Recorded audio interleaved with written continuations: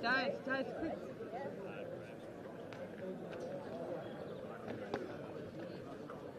Okay, these socks are too sweaty. I have to try these yellow ones. People do that.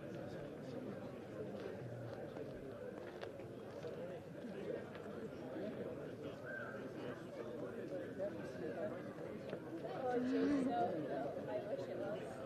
That's why I'm 15 year old. I'm no, oh no. You're not racing? What? Give this to me. It was up until yesterday I was running. Is Eva Quill here? Yeah, she's racing. Yeah, but I haven't seen her.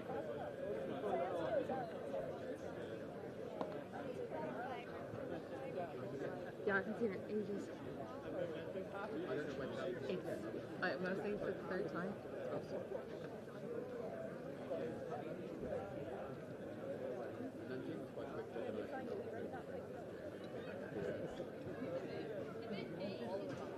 Yeah, I do.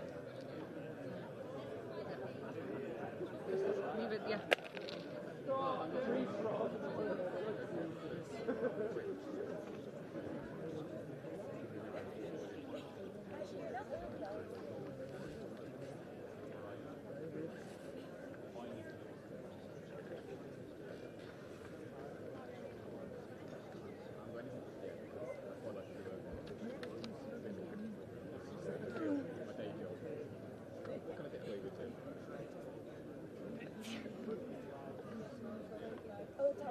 Oh, he does. You want to get a nice kind of light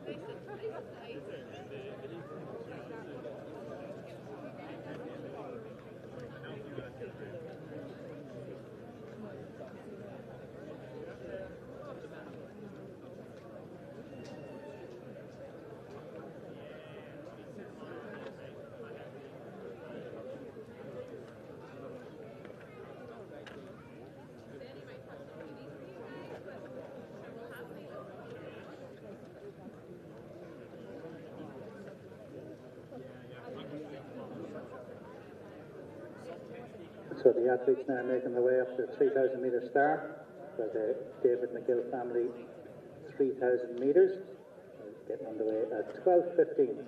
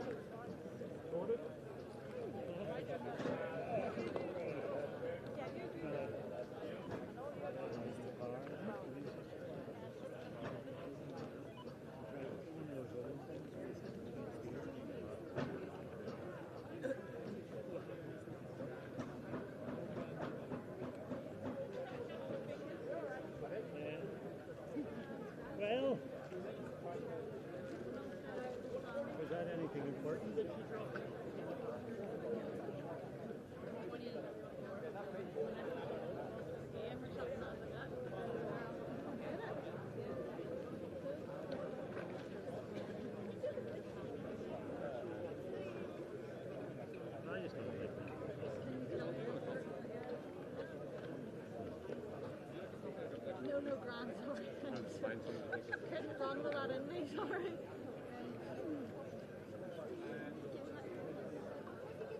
No, well, what happened was I got tea. Long story short, she gave me tea. Of course it is. I was looking at it, I was like, something's not right there. Ultimately, everybody got what they wanted. Now, Okay? Lucy, Is it one really? thing you just never There, there's your. Take that shot. Yeah, exactly. I'll never forget, I remember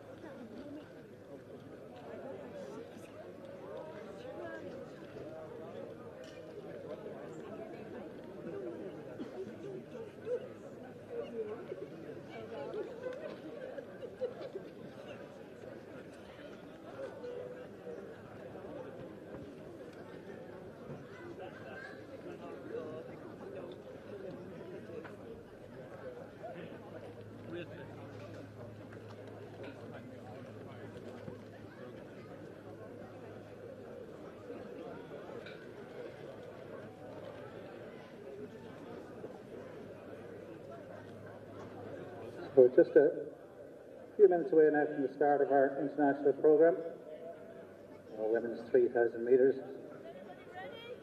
And one of the stars here today, Gabriella de Stafford from Canada, going in this first international race. So fifth in the Tokyo 2021 Olympics in the 1,500 metres.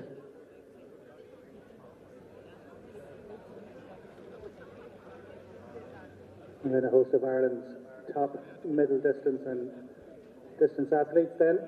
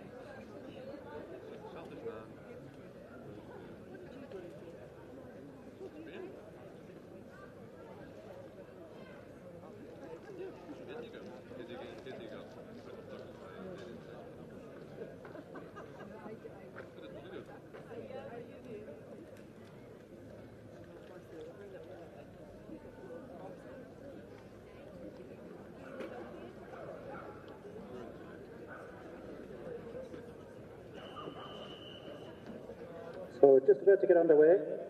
Pace for the first couple of laps will be 70 seconds. So we're looking for a very brisk. It's coming up, Yeah, we're on.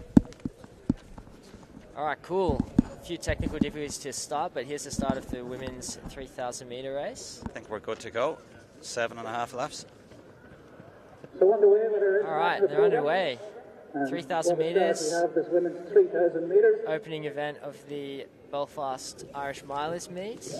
Pretty big field by the looks of things. I think there's 27 in it, Dan. Nice one. So I think they're going for 70s. Gabrielle de Stafford, obviously the class of this field. I'll break in down the home straight. So it'll be splendid isolation. And Gabriella, I'd say quite quickly. We're in 146. It's a quick first start, 32, 33, 34. 34 seconds. as you're saying there, Gabriella Dubois Stafford from Canada. She is a 14:31 5K runner. In third, Emma McAvoy just moved into fourth. Yeah, she's the most distinguished by a long shot here, being in an Olympic final. Obviously was with Berman Track Club before, trained with Laura Muir as well before that, with Andy Young. So she's the ultimate class of this field, and then there's going to be a lot of runners here, and if a young runner there in the greens in the top 10, Eden McDonald, Emma McAvoy, looks like Rocha Roberts, Hannah Gilliland, and then some of the more main protagonists a little bit further back, like Cheryl Nolan and Claire Fagan. Emma McAvoy, and then Fiona Everard, Hannah Gilliland then. Or Leah Adamson, apologies then, just moved in behind that leading group. Annabelle Morrison from Enniskillen going very well, one of our best underage athletes. Gabrielle Dubois Stafford, as we said, is clear and settling into the pace now. So 69.70 there was that split from the start finish line. We've got Eden McDonald then leading a batch of 3. She was stuck in a similar position in Clonmel last week, leading a batch. Cheryl Nolan in the white of St Albans is now shifting up to, looks like Gilliland, Roberts, McAvoy and Nick Donald. And then Amy O'Donoghue is then shifting up. So they're all trying to run cute enough. Pacer is now stepping off, and the first 800 metres is going to be in around 2:20 on the dot. So 2:20 there. No more Pacers. And the next group going to go through in around 2:30. So 3:07 per K pace. So 9:21 on that one. So Dubois Stafford, splendid isolation early on, Dan. Yeah, absolutely. Two separate races here. But yeah, it looks like that second group is really forming, and hopefully they can sort of work together a bit. 5 laps to go. Gabriella That'll be Dubois Stafford through the K marker in about 2:56. So really solid running out there. That'll put her just under 9 minutes for the 3K. She keeps that up. Yeah, and the second race we say 3:07, 9:21 pace. As I said, Eden McDonald unfortunately stuck in a similar position to last week she was in Clonmel, and that's where it's a difficult position to be in, where none of the other girls want to help out but take advantage of somebody doing all the work. So hopefully there'll be a shift there as Dubois Stafford is around, 70-80 ahead? Yeah. Solo effort here. That's right. 3:33 through 1200. And that second group is going to go through 1200 in about 3:41, 3:42. Gabriella Dubois Stafford. So comes into the home. Is that her preference to be running at the front like that, or she'd much prefer to just get a sit? Well, I think she knew from the start list she was going to be out on her own and start off in 70, so she already knew it was going to be pretty much a solo run. Obviously, ideal. 4 laps to go.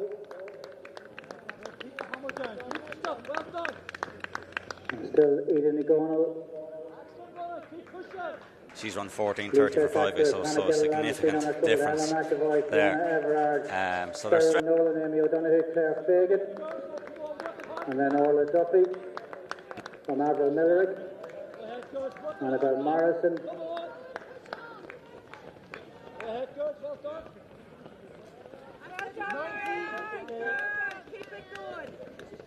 So through 1600 in 4:42.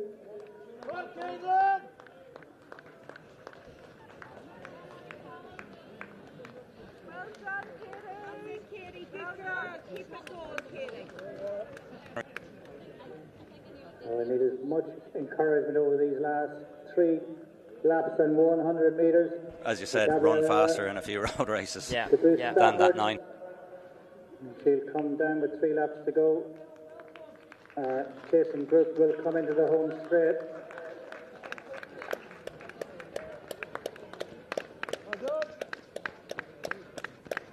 So we'll get our 2K split when she goes back around to the 200 metre mark. Eden McDonald still happy to take out that chasing group. And Gilliland in second place. Emma McAvoy Fiona Everard, Cheryl Nolan, Amy O'Donoghue, and then Claire Fagan just trying to stay on the back of that group. And then we have our two Dublin City Harriers athletes, Faye Durbin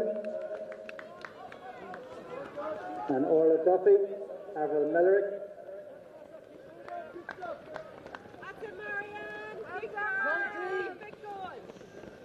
So it was around a 5:55, so just slowed to around a 2:59 last pace, so we 2:56, 2:59. So what can she do over this last 1,000 metres? But she will be expecting Santi sneak into the 840s. I'm going to say that, while she is at the front of that pack, she does seem to be making a bit of space between her and the people behind her, so just going to see what happens in this last K.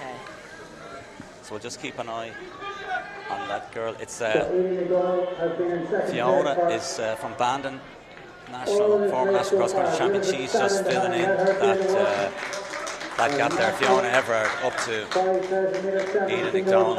Claire Fagan as well in there.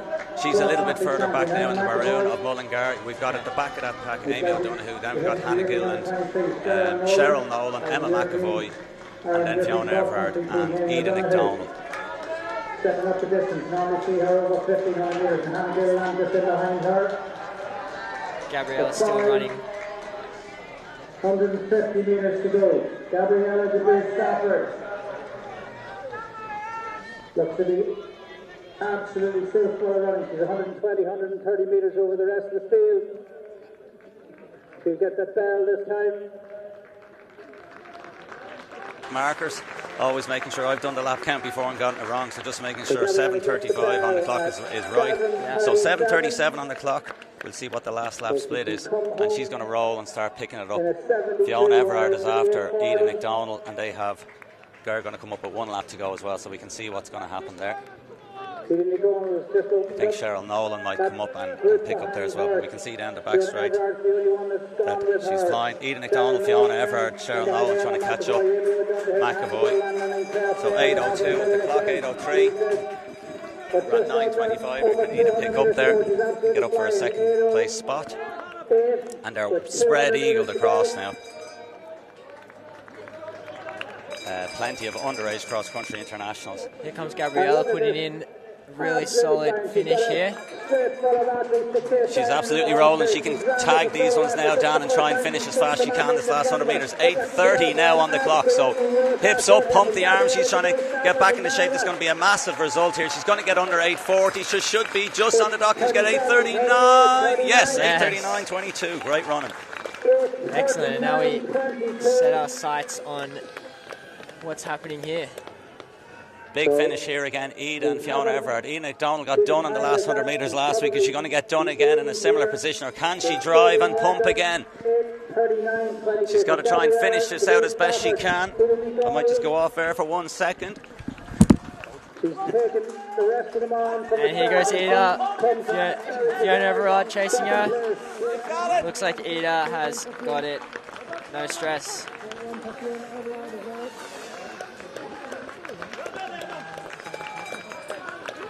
Get the finish there on that second group. Not entirely sure. I just missed that initial split, but what, 8:39? I've been around 9:10? Yep, sounds good. Sounds about right. There's so much going on, it's hard to... So from 9:25 last week for Edith. Certainly an improvement.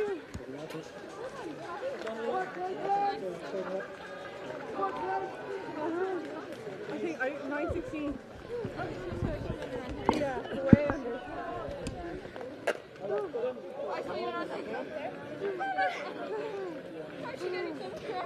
Yeah, I realized it was probably in front of my face the first time. Well done. Thank you for the help. Oh, yeah, that's good. Oh, thank you.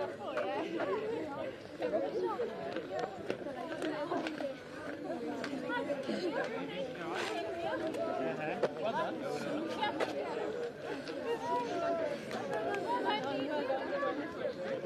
Well done. Thank you. Picture. Great. Yeah. Well done.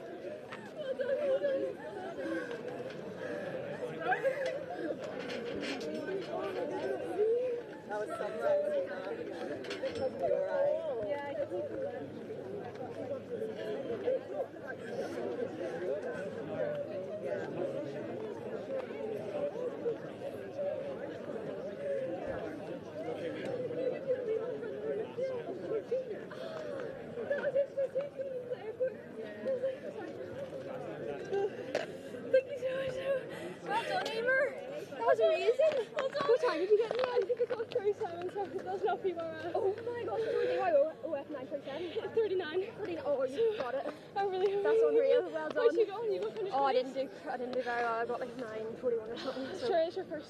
I know, but like I haven't been racing for ages, so. But that's unreal. Well done. Thank you. Thank you. It's so good to get it done and out of the way now.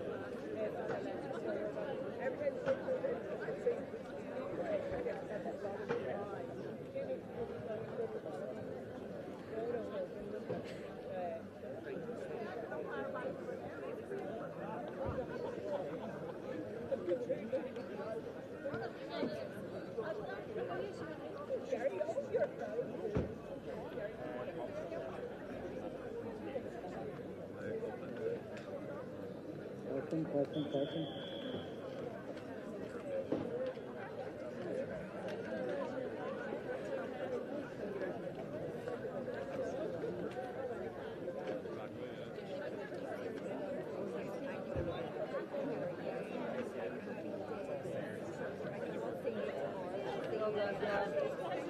Okay, no worries.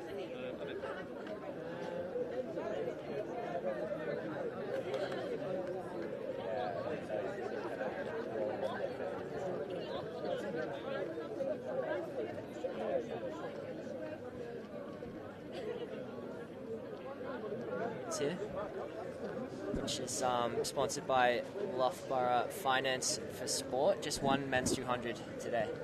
Oh, a false start. So we've had a bit of a false start in our commentary as well, so it's kind of like getting in together there. They had a technical issue, we had a technical issue. So we're just getting ourselves settled in here. Don't worry lads, they always shoot the messenger. That's my experience on the mic.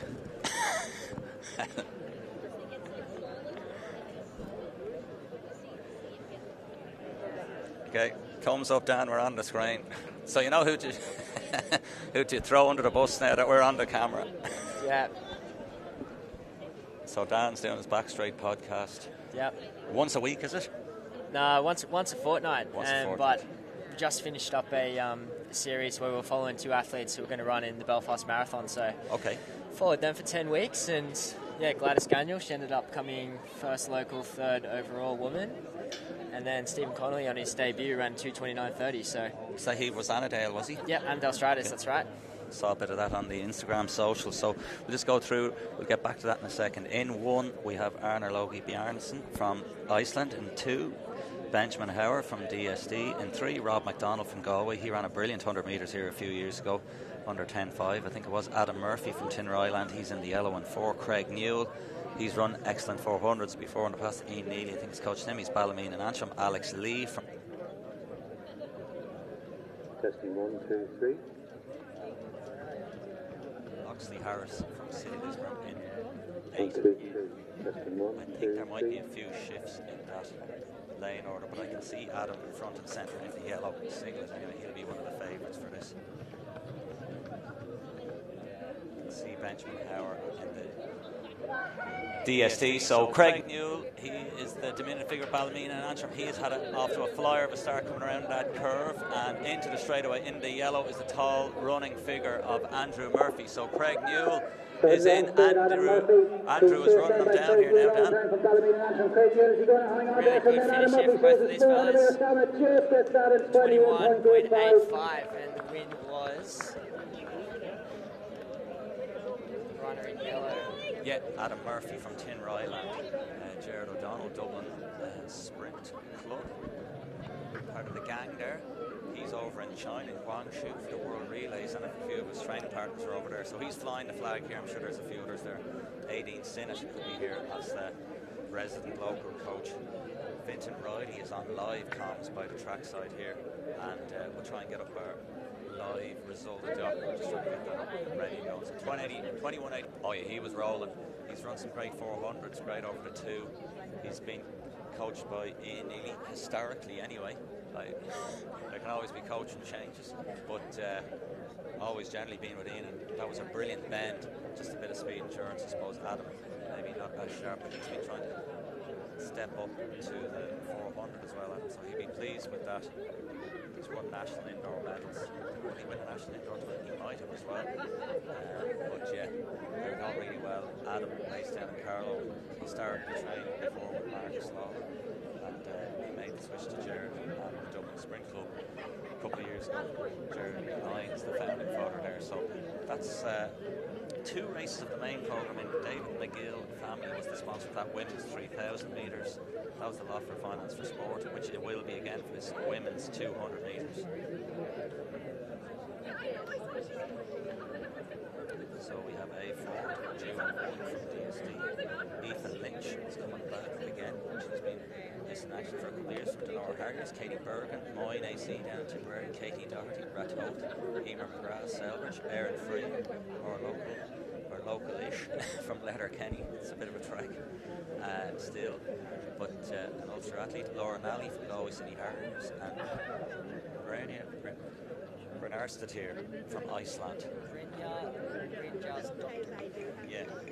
You fancy Icelandic pronunciation, or is that just a shot? I reckon that was pretty bang on. Okay. Oh, the Australian confidence never goes amiss anyway. Just own it anyway. I'm pretty sure it's definitely spot on.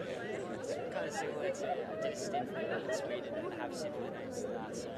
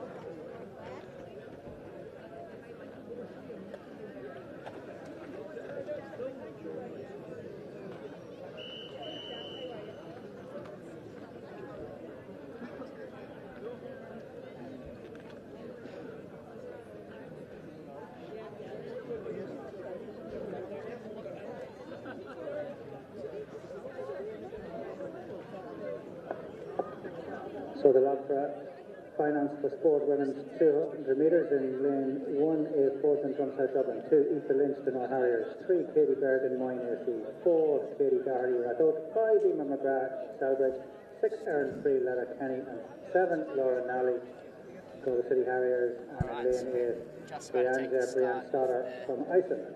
200 metre women's race, which again is race sponsor is the for finance for sport.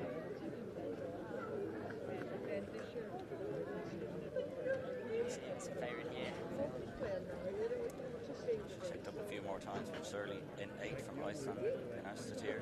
Katie Doherty. Katie Bergen has been in decent enough form from Moyne, and Aoife Lynch historically has been on Irish teams and Irish relay teams, world relay teams. They even have a medal, I think. But all will be revealed there. Belton out there now, early doors. Does look like in 3, looks like and then that is Katie Bergen. Katie Bergen from the last couple of national indoors. Our front on shot, you can see Aoife Lynch. And it's Erin Friel and Katie Bergen. Lane 3. Katie Bergen has it. On the move. So Katie Bergen. Erin Friel. Outside her, Katie Doherty and Erin Friel. Erin Friel is trying to use that 400 metre stamina to the back, but it's going to be Katie Doherty. She looks to her left, she sees 24-25. A spike step there from Katie Doherty. That was a little bit nasty. Hopefully not too hard of a bang there. It's always hard when you're sprinting at full pelt and if the spike gets stuck into the ground and then you got that classic stub and there's nowhere to go other than full force into the hard red Mondo shot. She's brave enough. Later, that was painful. Done that a few times yourself, have you found? At times, yeah, I've been shot by the lactic sniper, although they say it's not lactate anymore, it's the hydrogen ions. I got a hydrogen ion bomb into the body and I hit the deck 20 metres before the finish line and beat the turf. Embarrassed myself further with my outburst. So, how do you fancy the conditions today? Look, there's a touch of wind, but like you're always in a great venue. In the oval, we're just looking at the flags here. What's it? It's like crosswind. They're good conditions.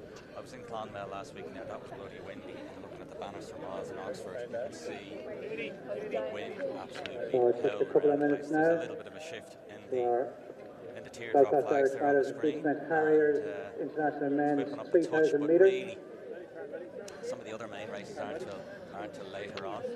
But you can't see a shift. It's so dry now. There's a massive shift of dust out of the forest, whipping just overlaying the grass. Not the best when you're about to start 3,000 metre international men's race. So this is sponsored by Belfast Irish Milers, featuring Harriers AC. Just pull up the start list.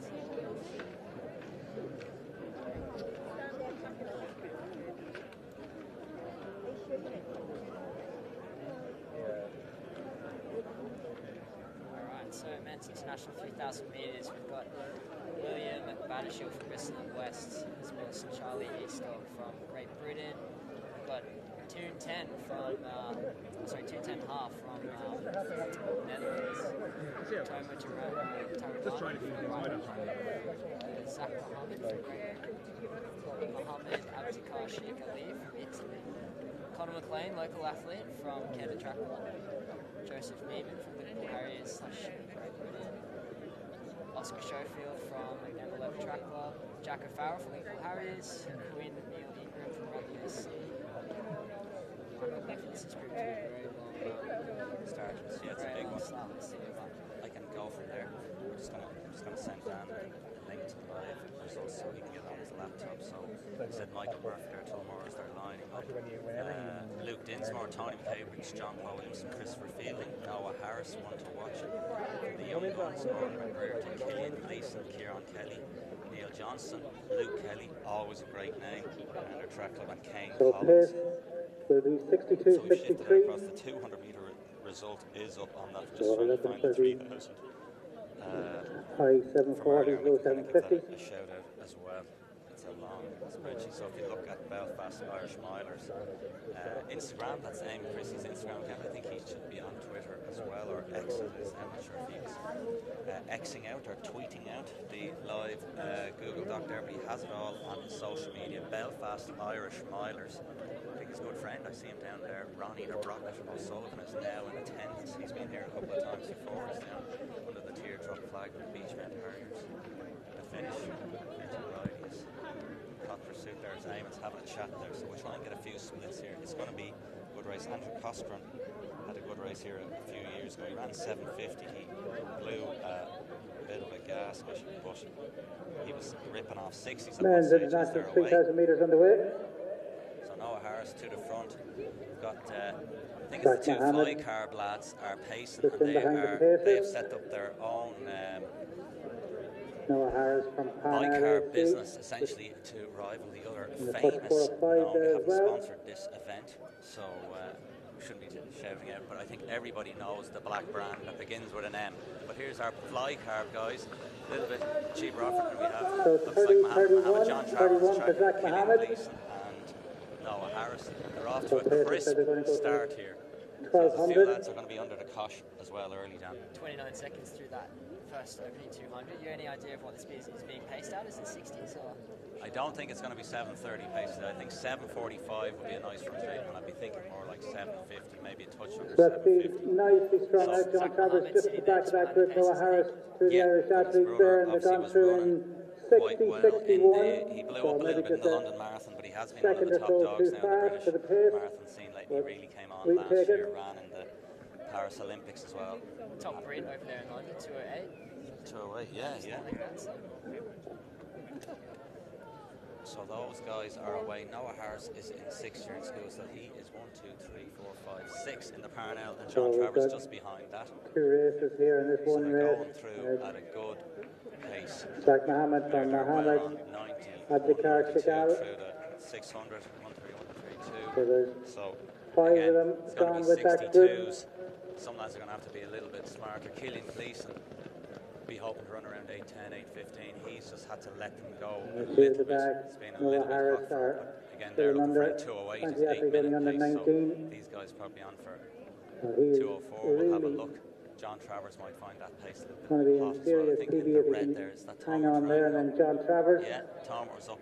So Right, Hove, he's in the red. He was training in 203, Fonterose. It's been a big batch training in Fonterose. And Killian Gleeson still has run 208.29 through 800, so 8-minute pace, and they're well off the front pace. So it is Mohammed hot, as they say. from Mohad. Indeed. Abdikar How many of you have Shikali. this front pack in So we get the 1,000 metre split. Jack Gray has got his fly carb in, and he's flying down through the first K just in around 2:33, 2:34. Aragano from Brighton Hove in the 2:35, 7:45 clear. 42 pace there, so. And Noah Harris, 2:41. as I said, the under 19 athlete from Parnell It is a AC. hot pace, yeah. So John Travers, can he Up down hold to it? the And I back of think that those group. lads are There's going to some reel in run John from him Travers. in the early Like stages. Still a long those way to guys go, are but what, it's a 8-minute very, pace, very aggressive run from Noah 2:40, Harris. 2:41. should As a hopefully close a little pacemaker, you bit as can see how well. hard he's working. Yeah, He'll get them to plenty 1200, to and play still have for. 1800 Johnson probably on found their own as they himself go in a bit through of an here. awkward There's position there, just being 305. between the two groups. So. Yeah. And at the moment, Noah Harris is on for a massive run. I think the under And 20 record pacemaker is just trying to get that 7:53 extra by 100 Nick metres or Griggs, so for them. the famous Nick Griggs, and Noah is Zach well Mohammed, on he's just here. looked over He is his a left hardy shoulder. He's buck. got He 2 or went 3 down on his metres cross. then. He goes out hard. He holds the pace. Over He Mohad, rarely dies that much, so Picard, he's on for a Sheikh Ali. massive time. And behind him then and Thomas Killy Gleeson is no slouch. He's Tarragano, an and under then 20. Noah He's still Harris. currently in around 8-minute pace himself, So and he's just about over 80 4 metres laps to down go. the track. So have a good look at Pacemaker now. still doing a great job here. Four of them down there, John Travers then in behind. 4 for that 800 metre split again. And then Chris Fielding leads out that. Neil Johnston, Middle group. Tony McCambridge in that second pack. So now a Tony's pacemaker teammate steps Conor out. McLean in there as well. And Zach Mohammed Maybe a bit of in a the local lead. battle Four of forming in them that have second pack. about 25-30 metres over Yeah, John 11 Travers. gang there as well, and there's a little bit of a gap forming So there. we go through So as the pacer 1600 steps and off, it's Zach 408. Mohammed takes So up the bang running. on these 62s. Yeah, so it might settle a little bit probably with the pacer. I think it was Jack Gray, fly So car we can flying. keep this pace going. There's a and we few can lads be moving up in the nicely. 740. There's still, John Travers is still a little bit away from that pack. So we'll see, can they hold And it Thomas together. Tarragano from Brighton and Hove now takes it on. He doesn't want that pace to Keep an let eye up on when the them. pacemaker has stepped off. About to get the 2K split here in a second. Thomas Tarragano, Brighton and Hove. See what they go through 2K in. From Mohad. No. 1800, that'll be some 2K Security World Record. Yeah, you're right, sorry. And water run in behind them from Noah Harris. John Travers. And then Jack O'Farrell from Liverpool Harriers. Second Leads group, that next group. going through 800 in 4:53 odd. Bit of a local battle with some of So the Thomas Canada guys Tarragano and Neil from Brighton Johnston and Hove. there. He took it on, but he that hasn't second been able group. to shake off.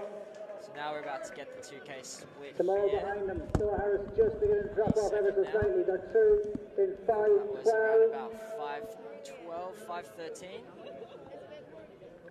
So 2 So seconds slowed a slower. little bit. Slowed a little bit. Yeah, it was always going to slow. It was a shit. It was a, Sub 7, pardon 50 my French, pace. it was a very hot pace. Expect a bit of a burn up over the last. So they are all splitting up, and that's where you've got to use your smarts and stay in the race and use the head. Zach Mohammed has Leads out Mohad. just found himself with a Abdiakar bit of a Sheikh gap Ali, to the lead. the Two Italian, runners there. looks very comfortable on his shoulder, but Thomas Tarragano also looks pretty easy. Zach Mohammed, Noah Harris, with 2 laps to go. He goes through in 5:50 with 800 to go. John Starting to Travers really now just spread being out at the closed front down of the field. by Jack O'Farrell from Liverpool Harriers. Straight run then in behind him then from Guys in Kelly that Gleeson second from group Selbridge. seem to be hurting a little bit. And John Well, it Travers looks to about be to a race connect with the second group again. between So the 2 athletes now as Thomas see what they go through. 2,400 metres in 6:16. and now he begins to move away. Comes round that top bend into the home straight. He'll hear the bell the next time. Thomas Tarragano from 500 Brighton and metres to Hove. go here. 10 metres over Mohad.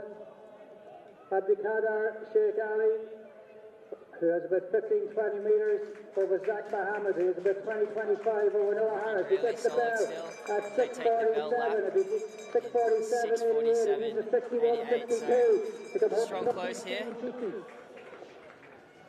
See if this is a sub 7 minutes. So down that back straight now, 300. Bell as well in about 7:07. And Thomas Tarragano absolutely flying, just over 200 metres to go, 200 to go now, and he's at 7:16, 7:17. 200 metres to go. So it looks as though he's going to be sub 7:50. Round into the home straight for the last time. To the home straight. 100 metres to go, 7:32, 7:33. It's going to be sub 7:50, Doing but quite well. there in the 40s, He's he's going to be going off to for a really land. good time here. Finish strong. It would be He takes that 7:46. 7:47, 32. In second, Mohad. Abiyakar Sheikh Ali. In third, Zach Mohammed. And then they're coming to the far Noah Harris for Troy and early on. It's a battle of the locals. Dave Johnson over Tony McCambridge there. Really solid running. With Johnson from Across the Annandale finish from Striders. Kendall. Finished very fast there at about Here comes Luke Dinsmore from Annandale Striders. Gritting his teeth, but looks like he's run really solid, so.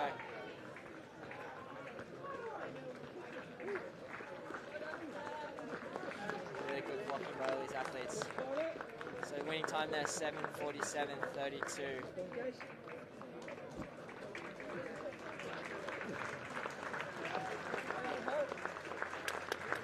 Just get the final few runners.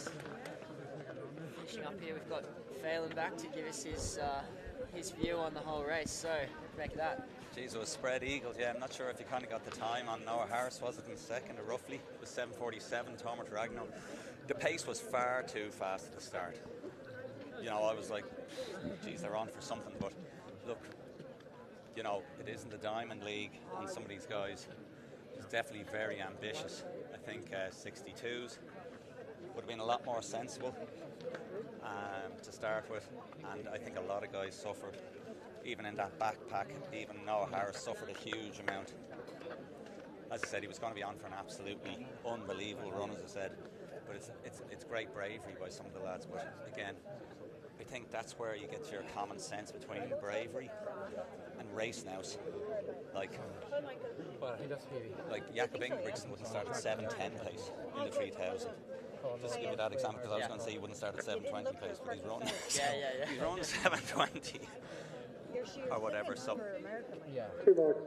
basically, I think that's where you've got to have the balance between being a racer and where the clock actually does come into your favour. Is actually a bit of common sense on the pace judgment and listening to the body. And a lot of lads suffered there, even like people as experienced as John Travers. He should know better, and some of the other guys should know better not to go with that, because there is no magic in the sport generally. Well, you're either in shape or you're not. They should generally have an idea. Like 8 minutes for a lot of those guys would be a massive run, and or a good stepping stone for the season, and they were way under 8 minute pace. So it was a little bit crazy, exciting but crazy, and you know that's where they need to look again. Where we've had our magic 800s, you can get away with a bit more, but we've got our B3K here then. Yeah. Yes, this is the men's A 3,000 metres. Maybe it's the B, sorry, as you said. So that's sponsored by That's Juan Ignacio and Francis O'Donoghue in second. And we'll go through that. But Juan Ignacio's pacing a number of races today, the Chilean Wonderbolt. So he was due to, he ran in the Bannister Mile in 4:11 and 3:49 in Clonmel, so he decided to pace today at the game and was happy with that. And he's out there in front in the light green. Francis O'Donoghue next. We've got our Mayo man in third. Adam Condon from Heaney Shamrock around 5th or 6th, and we can go through that list there now. As I mentioned, Adam Condon, Mark Cornett, Marcel Corey, Thomas McCarthy, Jack Donnelly, Francis Donoghue, Ethan Dunn, Mahad Mohammed Igal, as we can see him there in Clonliffe Harriers. Clonliffe, Jordan Walsh, Charlie Rettle, Reese Johnson from Denor, Robert Keane, Ross Kennedy, Jack Woods, Patrick Duffy, Darren McCarthy, James Traynor, Luke Merrigan, Darren Mulrooney, who's well up there in the green and white, Anthony O'Brien, Alistair Roger, Noah Watt, as we've seen him in a lot of schools races as well, Porth McGettigan, Rory Hollywood, Noah Harper, then we have Sam O'Neill and Ronan Toland as well. So now look at this. This is great pacing. Yeah, 71 through 400. And look at that beautiful line of runners. Look at that. That is poetry in motion. You can relax, and this is your, what is it, SMR or what is that called? ASMR. ASMR, meditative state. Here's where you can just relax now and let Juan, the cool Chilean pacemaker, tow you around, and the fans, we can all relax and enjoy.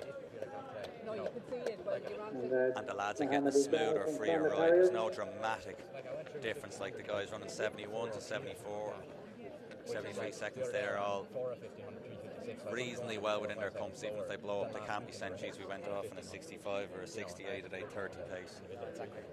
So just to let everyone know, Would you live agree results it's probably, will be up on for a lot of these all athletes, this is social media the platforms best way to get the most out of so the themselves, Belfast pacing Irish like this? Milers, I think so. Well, I think social Jakob media Ingebrigtsen has pages. kind of shown the way, and then even in a lot of marathon races as well, he can show even splits and a negative split. Like, it'd be interesting to see the last K for a lot of those guys in the first 3K. Like, you need energy to close, particularly in distance running, and you know, even to run a world record, you've got to be even. If you're over, you're in big trouble. You know. Yeah. So. Yeah, I think it's definitely the way to go. You've got to run even. There are days where you have to be a little bit more aggressive, or like, look, there's sometimes in some kind of championship style race, you let them get too far down the road, even if they blow, you're not getting them. So you kind of keep somebody within an eye shot. So as I said, it's a balance between the clock, the body rhythm, aggression and racing, and then using your innate, like, listen to the body, like there's a sting in the quads, am I overly puffed? Means they're in trouble. And then again, using the visual of, like, right, I can't let them go, you know, you can't let them go 50 metres or 100, or certainly if they get round the bend and you can't see them, you come into the back straight there and they're around the bend. Mentally, it's very hard to say, oh, I'm going to close that in. So unless there's something crazy going on. But yeah. So I think that first group there, Payson went through the K marker in about 2:53. Yeah. So looking at 8:40. Yeah, 8:45 kind of pace there. So so 70s we should be 8:40, yeah, on the dot. And again, some of these guys, you'd hope, young lads, you'd hope even a 65 second 400 is a decent enough close. Francis Donaghy's been on the scene for years. He's much more muscly than he was, obviously puberty hitting in, and he's a former schools champion and All-Ireland champion, so he's in the South Sligo yellow singlet there. So great job being done by Juan Ignacio Pena. He should be able to bring them for a long, hard race, 3,000 metres. Like an absolute monster here. So it is minute 3K athlete himself. All right, no bother, mind yourself. See you later. All right, drive safe. Yeah, sorry, thanks for coming. One of these athletes in the front pack. And Luke Merrigan has just gone step back onto Seems to be back sitting in there group. quite happy.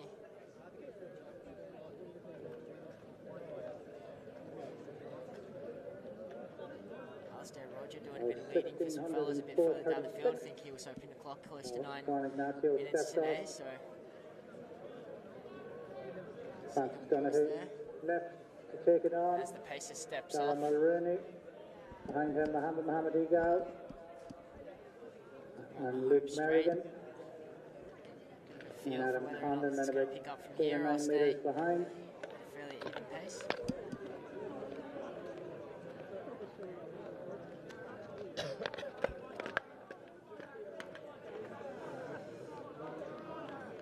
Three laps to go. See there.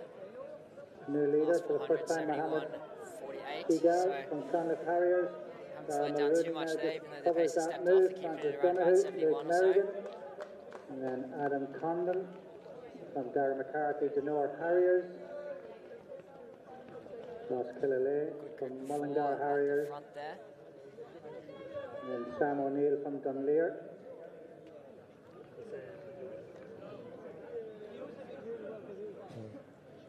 Head down the back straight.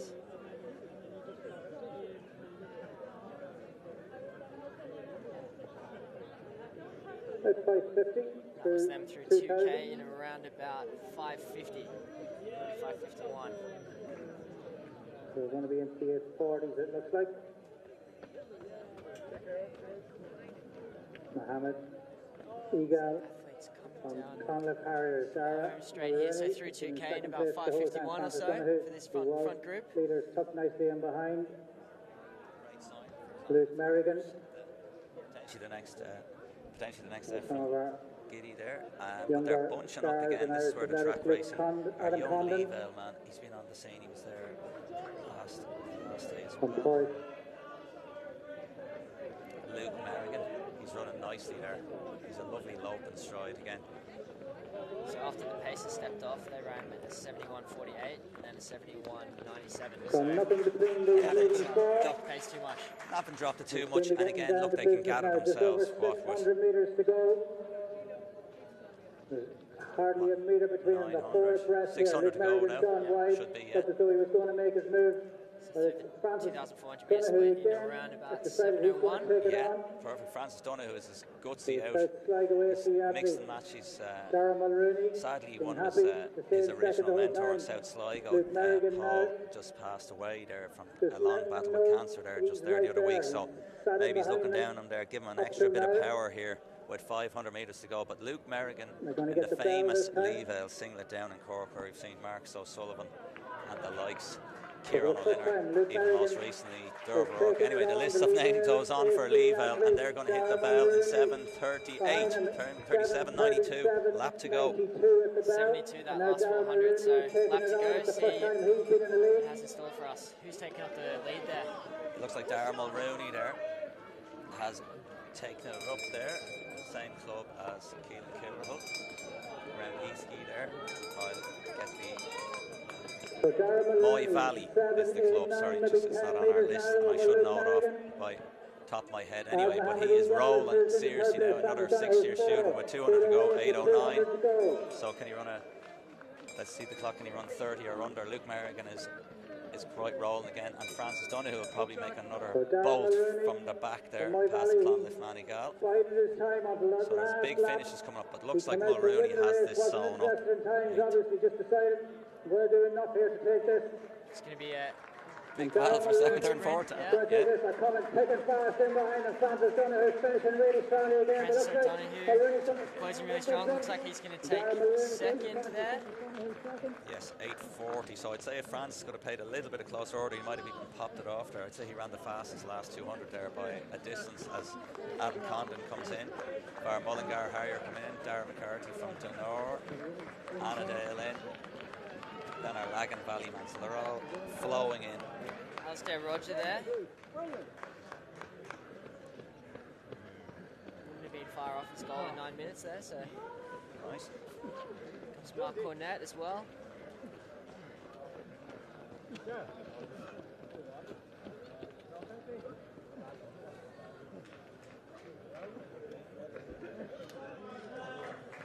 Marcel Corey here.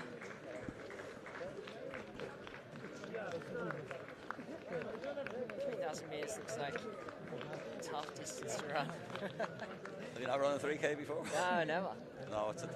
No, it is a tough distance, but it's nearly like the best distance in Irish athletics, historically, internationally, when you think of Marcus O'Sullivan, Eamon Coughlin, Frank O'Mara, even Sonia O'Sullivan, and even Sarah Healy, obviously European Indoor 3,000 metre champion, Alistair Cragg, European 3,000 metre champion, and the aforementioned lads are world indoor 3K champions, and even Paul Donovan has a world medal indoors in the 3,000, so it is a great distance. Mark Carroll still has the Irish record of 7:30, and Sonia still has it at an exceptional 8:21, I think it is, 8:21, 8:22, so obviously that was one in 8:41, just to give the context of how good Sonia's run is, and even how well Boo Stafford might have been a bit faster there. She was 8:39, so she could have been in a serious battle with the lads there. So a great running so far today at Eamon Christie's Belfast Irish Milers meet. It looks like an association with obviously Tripadvisor, the main sponsor, Beachman Harriers, the club flags are flying, and there's lots and lots of sponsors. It's great to see. He does such a good job. We have our next 3K up as well. Should be our day. Yeah, the men's A 3,000 metres, sponsored by Cedar Mount Dental and Aesthetics. A few runners in this race as well. We've got Eamon Millade from Team Tribal, John Black from North Belfast, Jordan McDonald from Beanie Shamrocks, Ben Brunton from St. Bridges AC, Adam Spratt, teammate of mine, Annadale Striders, Luke Johnston from Moy Valley AC, Vinnie O'Connolly from Mullingar Harriers, Kian Law from Tullamore Harriers, John Durkin from, I'm not sure if the club there for him, Tom Fleming from Lockview AC, Jamie Gahan from Kilkenny City Harriers AC, Aaron Smith from Kills AC, Jimmy Sloan from Annandale Striders, Oisin McGloin from Lagan Valley AC, Dara Crossan, City of Derry Spartans AC, Dylan Wright from Lucan Harriers AC, Michael McCarthy from Belgrave/Ireland, Harry McKenzie from Enniskillen, Darmid Maloney from Nana Olympic AC, probably put that, Matej Osachi from Clonliffe Harriers, William Hughes from Thales Crokes AC, Jonathan Spratt, Johnny Spratt, brother to Adam Spratt, Annandale Striders, Paddy O'Donnell and Sean Malarkey from City of Derry AC Spartans. So it looks like Jimmy Sloan is taking up the position there from Annandale Striders just behind the pacer. There's a funny character, what is it, Jimmy Sloan? Anyway, that's an aside. Through the first 400 in about 67, so... Yeah, they're well on here. Hopefully this is a little bit more of a sensible pace. What, 67, 68's 8:30, so 67's low 8:20. I'd say a lot of these lads are good for it, but there's still a lot of 8:30 men in there. So. And here you got just behind Jimmy Sloan there in the white and blue. Yeah, we've got Tullamore Harriers there. I think that could be Keane Law. Yeah, Oisin McGloin just behind him. Yeah, we've got Nina AC there in the orange. Dylan Wright is in the red of Luke, and then just holding up the back of that pack is the famous Clonliffe Harriers singlet with the orange diagonals. You see his teammate just crossing the track. That second group looks like Johnny Spratt's found himself leading the charge there. His brother is also in the pack, Adam Spratt. John Black, seasoned warrior on the track, Belfast Harriers. He's just Sorry, stuck in the race there.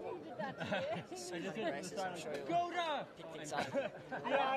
They're running nicely enough. Now, is it slightly hot? Potentially, but probably not too detrimental as some of the other blow-ups we saw in the International 3000. But they're on for big PBs. A lot of these guys, even in that main pack, I would think would only run around 8:30.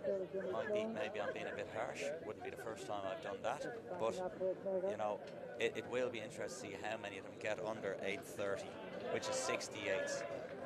But running nicely there. That fly car was obviously rolling in. 2:47.98 through the first K. So, as I said, not that detrimental. In fairness, it's a tidy start.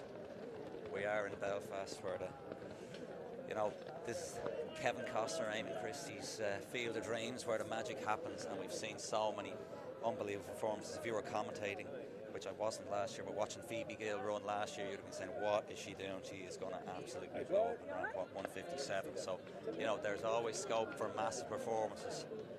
Absolutely.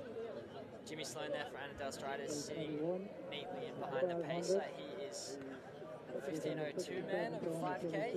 His PB over 3,000 metres is 8:30.9. So, that wasn't fair. Handy enough.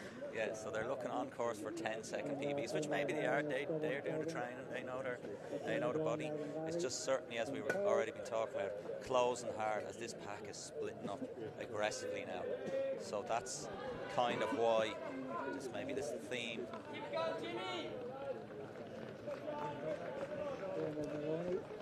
Just have the screen for my clubmate there. No, it's good, yeah, we can hear the 4 minutes. There's good mics actually here as well, so we'll know when we're going off to give somebody a shout. We might step 5 feet further.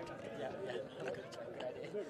Well, it means that I was on earlier as well. But anyway, they are well clear now. That's Jack Gray wearing his fly car branding singlet, which is one of the race sponsors, and I said that's that magic bike car stuff that's kind of doing the rounds lately. And he said that was Jimmy Sloan, was it, from Annandale? Jimmy Sloan, yeah, from Annandale Striders. Yeah. And then he seems to have just begun with. He's a really gutsy racer, Jimmy. He leaves it all out there. He's been actually... he looks like a tight, punchy, old-school distance runner who's getting stuck in, digging in right on the pace. He's the man from Kiel, actually, and he's been experimenting over the past 6 to 12 months with a bit of double threshold on the treadmill, that kind of thing, so he's taking his lactate.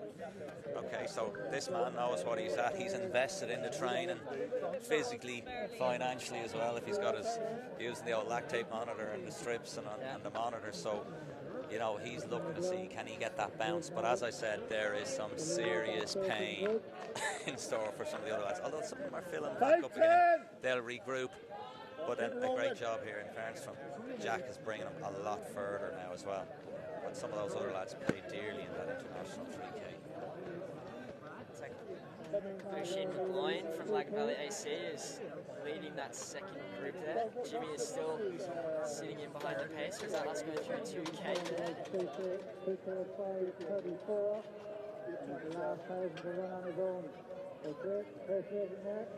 So 2K in 5:34. Okay, yeah, they're spread eagled. Yeah, let's see what they can do. This is going to be a massive PB for Jimmy if he can pull this off. Oisin looks to be breaching the gap here a little bit, so we'll see what happens. Yeah, he's looking good. He's looking poppy and bouncy in the stride, so can he get him in? Again, as I said, Jimmy just going to have to take stock. Going to have 2 laps to go.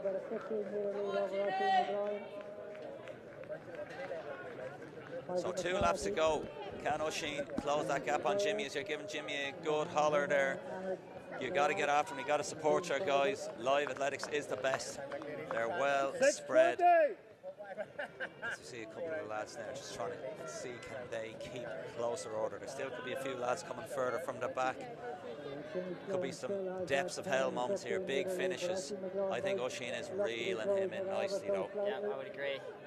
Man from Tullamore, as you said, a few people might be hurting out there, and he looks to have shifted back a number of places, but interesting to see what happens here with Jimmy Sloan and Oisin. Yeah, 600 to go. I think Oisin, he's got like that, he looks more like a miler at this moment in time. 1500 metre, look at those hips upright, he's popping. I'd make a bit of a guess here that if Oisin does move in front of Jimmy, Jimmy's just going to try and sit on him. If he's got any running left, so he's had a bit of a glance over his right shoulder there. Yeah, I think Oisin should have this all ends up unless he can get the hips up and sign some speed from somewhere, but he is good. He has gotten tagged on. He's tagged on, just as I predicted, takes the bell here. 720. See what they can do over this last 400, but this is going to be a huge PB for Jimmy at least. He's 830 man previous to this, so if he can hold it together, he hasn't dropped him, so. Yeah, no, he hasn't. Maybe I call it too early. He might be better in his time with 200 to go. And he's a teak, tough young man. He's popping it. I think they're still on for a sub 65 second 400, so they should be on for 825 or better. So a good PB is still on, but okay, McGloin probably gathered himself around the bend. Now he's pushed on again, but still a lot can happen with 200 metres to run. Absolutely. Jimmy's not out of it yet. He's going to dig in. He is a hard man. And Jimmy, here we go, Jimmy. He's digging in. What can he do? Call him home, Dan. Oisin. Lagan Valley, Oisin McGloin from Lagan Valley, Jimmy Sloan coming up on the inside there. Who is going to win this sprint finish here? Jimmy looks like he's hurting a little bit. Oisin's hurting as well. Who can slow down the least, it looks like. But look there, look at the clock. It's going to be a fantastic time for both of these lads. Oisin takes the win, 8:25. Jimmy just behind him, 8:26. Might have just dipped under 8:26, so a 65-second last quarter. So yeah, it was tough work for the gang, but great running from the lads.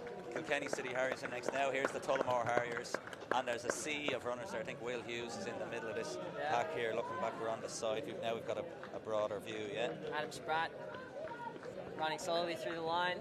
Dylan Wright coming in the red. We've got our Raheny Shamrocks in. We've got North Belfast Harriers in Clonliff. And they've all rounded out. That was a nice little tight field there. Fantastic bit of racing. Is exciting when the men's A race has more drama and action than the international race. And potentially a bit of personal investment yes, as well. Yeah, a little bit of that too. But look, all politics are local, and you know what I mean. It's like even setting up a fight. Sometimes like Eubank and Ben sells out. They're not exactly the best fighters in the world, but they can sell out arena. That's what it is. Matchups and excitement. And that was a great race as well. We might see can we get up those results.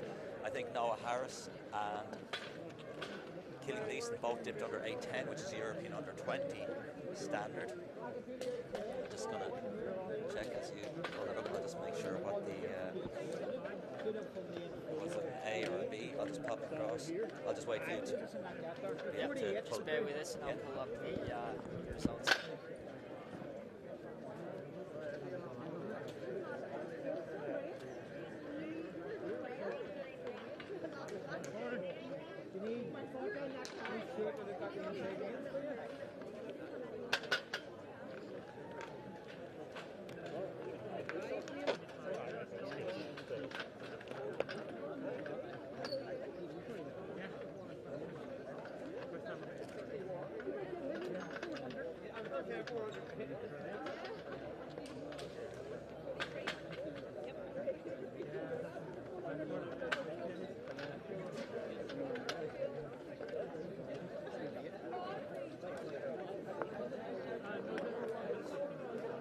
Beautiful day here at the Mary Peters track in Belfast. Good run of sunshine at the moment, plenty of spectators sitting over on the banks in the back straight there.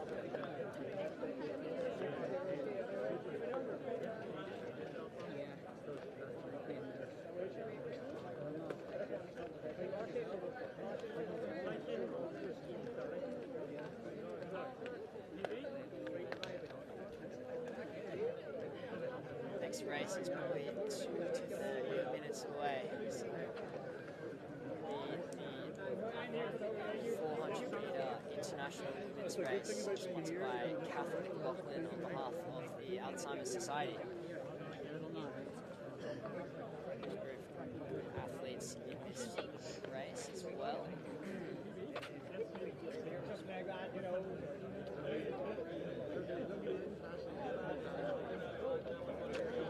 I just ran 353.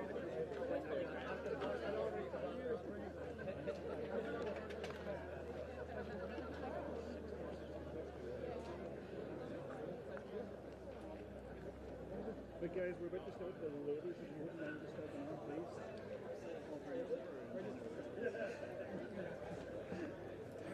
2 minutes, ladies, 2 minutes. We've got 2 400 races in the program today.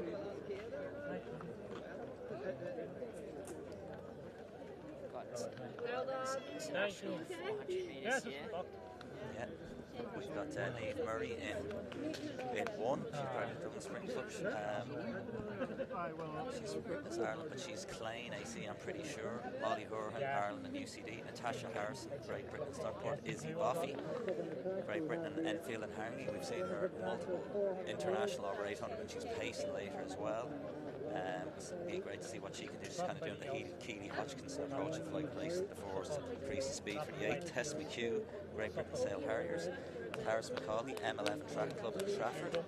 Jenna Breen, City of Lisburn and Northern Ireland. And Daisy Walker, Monaghan and Phoenix. I think she was 100th of a second outside the European under-20 standard last week. She ran 54, 99 or 98. But yeah, don't know, were you able to pull up any of those results? Or? Yep, got the results right here. So Katie Bird, yeah. Let's see, can we get to 3,000 later? But just Adam Murphy won the first 221.85, Craig Neal 21.94, 22.36 from Bjarnes, and then Katie Bird 24.25, Katie Doherty 24.79, 24.79 Erin Free in third. Just go to the international 3Ks, just have a quick look at what Harris ran as well. He's ahead of Keane, both ran standards. So Tom Dragno next on 7.47, probably has more than Abdikader Sheikh 7.54, Mohammed 7.58, then 8.08 for Noah, Jack O'Farrell 8.08, and then all the way down 8.08s, 8.09s. So the whistle has blown for international 400. So Murray in 1, Hurhan in 2, Harrison in 3, Boffey in 4, McHugh in 5, McCauley in 6, Breen in 7, and Walker in 8. Do that famous sprinter's tuck jump and try and get the endorphins, the elasticity, phosphocreatine system, all the rest, all that jazz, and rip around this track. Again, we've seen some brilliant 400s here from the likes of Phil Healy, Sophie Becker last year on her PB here, Sean Doggett in the men's as well, so always see some brilliant performances here. What can they do?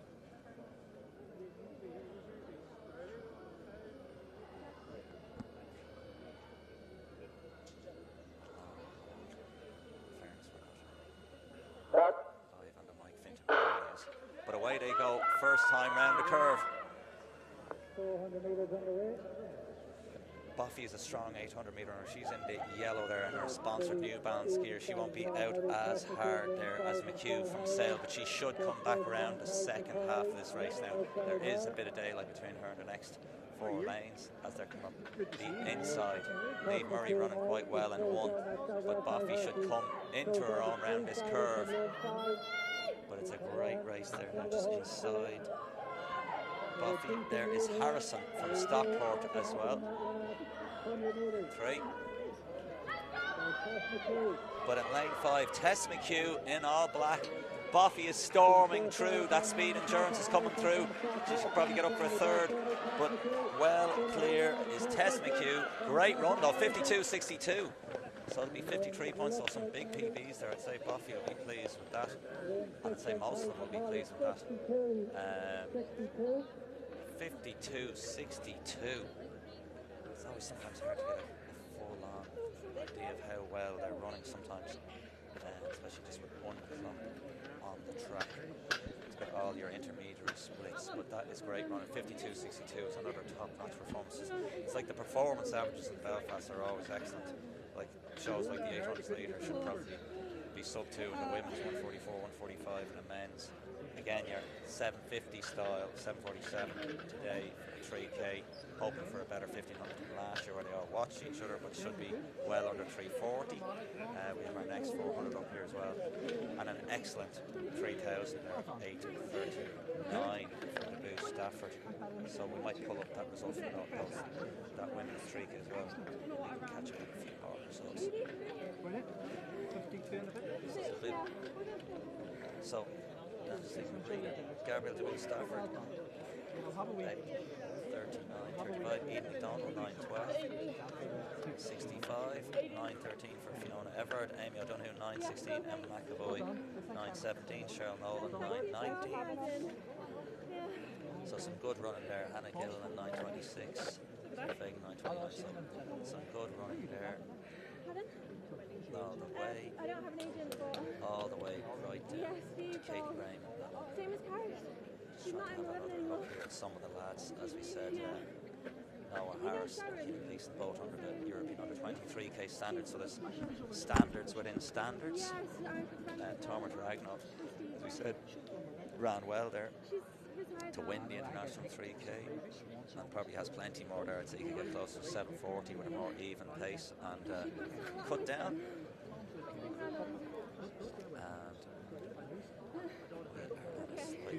So the 400 metre women. The likes of Clean and Manning in this one again, so another great field in this A. So 2 great fields, the 400s. My thing reminded me to remind you about that.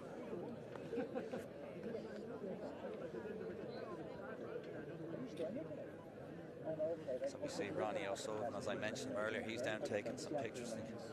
Shane Healy's in there, a 96 Olympian, and one of the...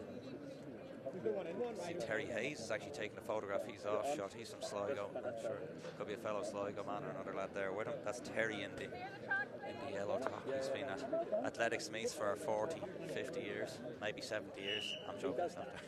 Oh, so we're getting ready now for our next 400 metres. Set up really well.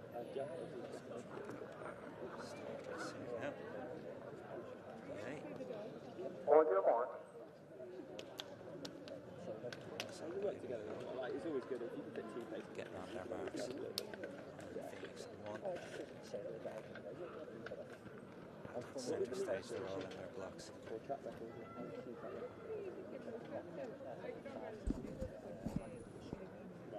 So never mind. Just in the nick of time, Dan is here to pull up the start list. Not good on the old Max. 400 metre A, so there's been a shift in the lanes. Let me see. just have to call this off. Quiva Cronin is on the outside lane there. There's been a shift in the lanes. I can see Lena Manning is in the... She'll be the favourite for this race. She's rolling early doors. She's close up to Stagger Muscle. That is our long rangy figure. She's been on the scene since, I think, Ireland 16, 17 in the World Juniors, over 200 metres, but she is right up on the Quiva Cronin in lane 8 there, and she's rolling around that curve. She's run some great races here. She's gone out aggressively past the 250 mark, and we'll try and get a semi 300 metre split. Anything around 38, they're still on for 52 second speed, so 37, 38. She could be on for around 52, 53 here herself, so she's rolling out. The other girls are closer in, but it's a great aggressive run from Cliona Manning. Lots of talents, been on multiple relay teams, Olympic teams, slowing down a touch, so probably going to be just 53, 54, 54.02. Okay, just tired maybe that last 60, 70 metres, but a good run with 54.02. Leah Bergen was on the outside there from Clonliffe as well. Quiva Cronin in 8. See our UCD runner there as well. That was Hannah Murray. So there was, and Orla Lear was on the inside lane from Monaghan Phoenix. So Brian Peppard is here. He's coaching multiple of the athletes there, so we'll try and find out that international 400 metre official result now in a second. So 54.02 for Cliona Manning. Probably would have loved to have been just up a grade. Always can step up, but a great aggressive runner, just tied up a little bit, but that'll bring her on hugely.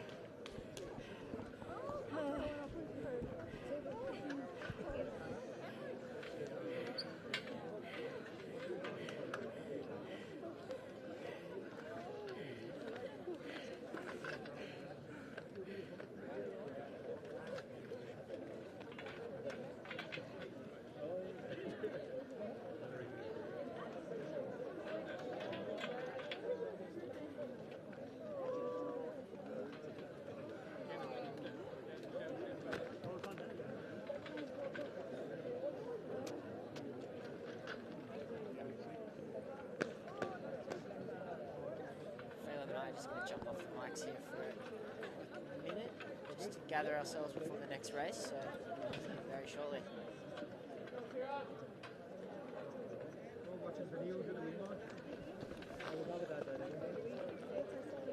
Definitely easier doing this guy than racing, isn't it?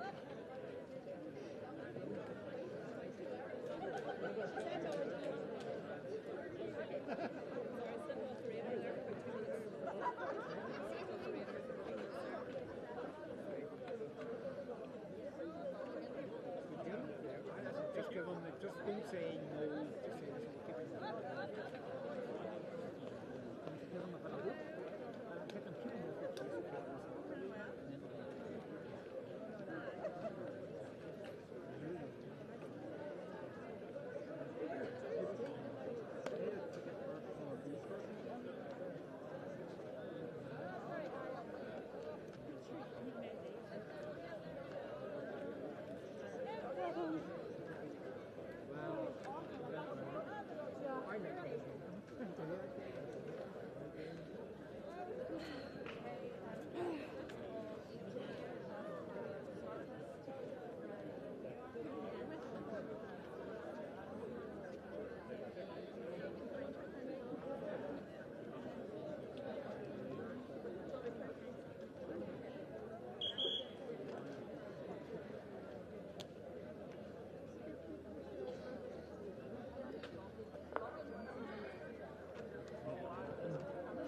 On your mark.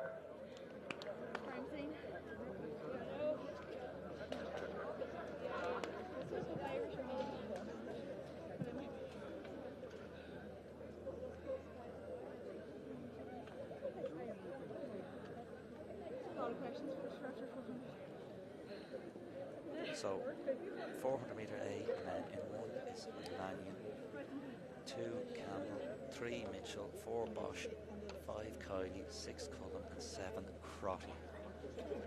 Now again, that isn't, as I see now on the camera, as red. So we've got DSD on the outside, we've got Kilkenny in 7. I think we've got Bosch right there in the middle though of DSD. You can see him closing that stagger up on all the other athletes there in the famous DSD single with the red triangular or diagonal trimming with a bit of blue for the Dundrum South Dublin. South Dubliner, he is up and rolling, and he's right on pace with the others. And we'll see can some of the other guys come through. So it looks like Alex Cullen from Kilkenny, and we've got a few of the other lads, but it's Bosch. In 35 seconds. Yeah, so Bosch is boshing it, but is he getting Bosch back? He's getting chased down. Looks like he should still have enough. It's going to be very close. It's going to be very close. Oh, 47-18. Might be a photo finish there between the two of those. Oh, I think your man got him on the line. You can always tell. Again, we're at just slightly the wrong angle, but he's, regardless, 47-18, he's happy with his performance. Got Sean Doggett and the lads up next. So 78 on here is Alex Cullen, Kilkenny City Harriers. He's not wearing a Kilkenny singlet though, so it might be slightly off. We'll see. Whereas we can zoom in on him there, he has a different club set on there. But anyway, we'll correct some of the names now shortly. Sean Doggett, front and centre, ran in Rome on the relay team. Breakthrough performance here last year, ran 46 seconds. Can he do the same again? And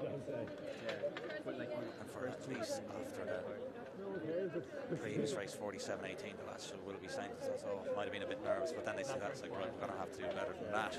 We've seen 47-18. We're going to have to dip below that 46. Can we even see a sub 46? That might be ambitious, but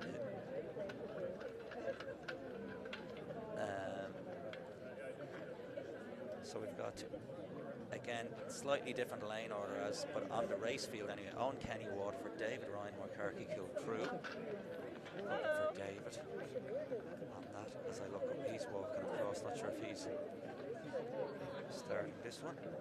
Sean Doggett, Alex Cooper, Paul White, Adam Courtney, and Hugo McGee. Hugo McGee, so he's 8th for Fast Twitch Athletics, which I think is Adam McMullen's group.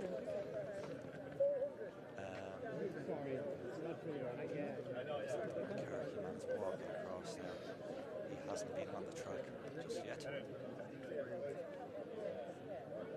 It's the block set up there. Yes. I never did.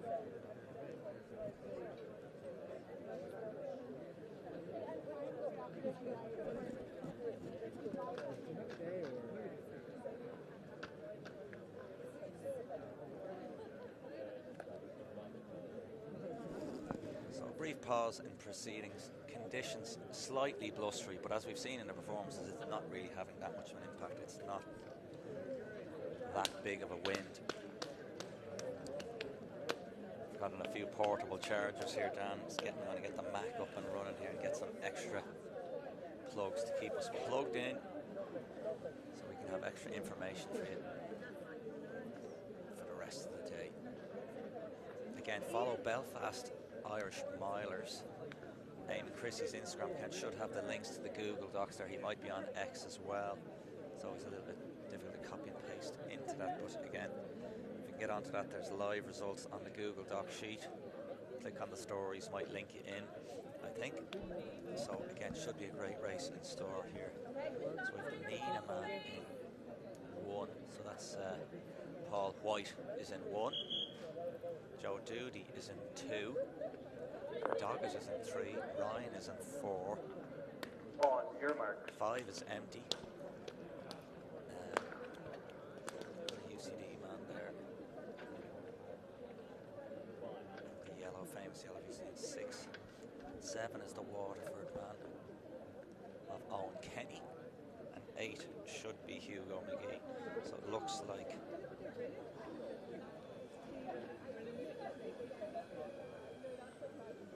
Alex Cooper could be missing here. Set.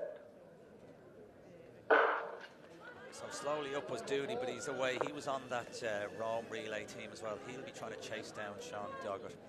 Always had some great debates. Is he a 400-metre man? Is he an 800-metre man? But he's good, tall and rangy.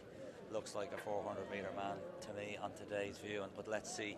Sometimes runs a little bit too tight up top, but he's running loose on the outside lane. They should be able to track down the Fast Twitch Athletics man. He's still running well. Hugo McGee. So they are rolling through. Doggett looks like he's on the lead. Ryan is always a strong finisher, was a great multi-eventer as well. Fast Twitch is up there. Duty is closing in nicely. Can Doggett hold on? Ryan is coming. Our Fast Twitch Athletics man Hugo McGee is going to hold out. 46.96. So they tied up that last 80. Very aggressive running, but both races evenly matched. The previous one, what, 47-1. These guys had a lot to shoot off.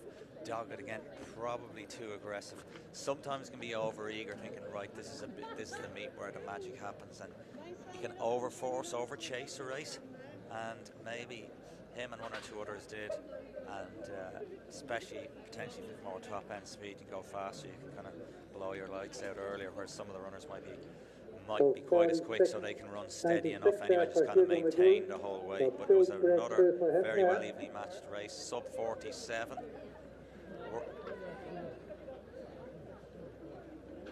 Work done, more to do.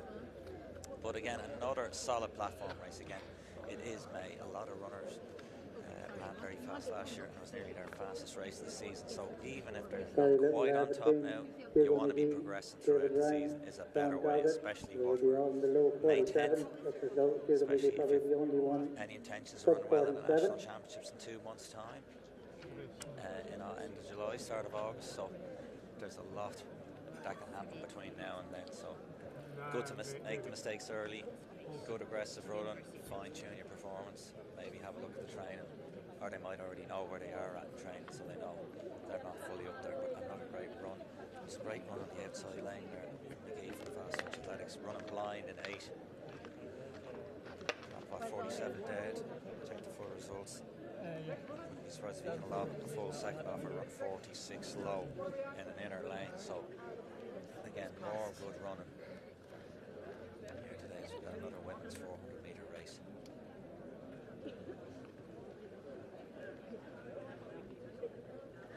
So the wind is settling down again as well. So looking good for, obviously, Eamon's baby really is the women's 800 metres. It's really put this meet on the map, and even more so last year. It went viral with Phoebe Gale's 157 announced herself on the world stage, and even then a potential.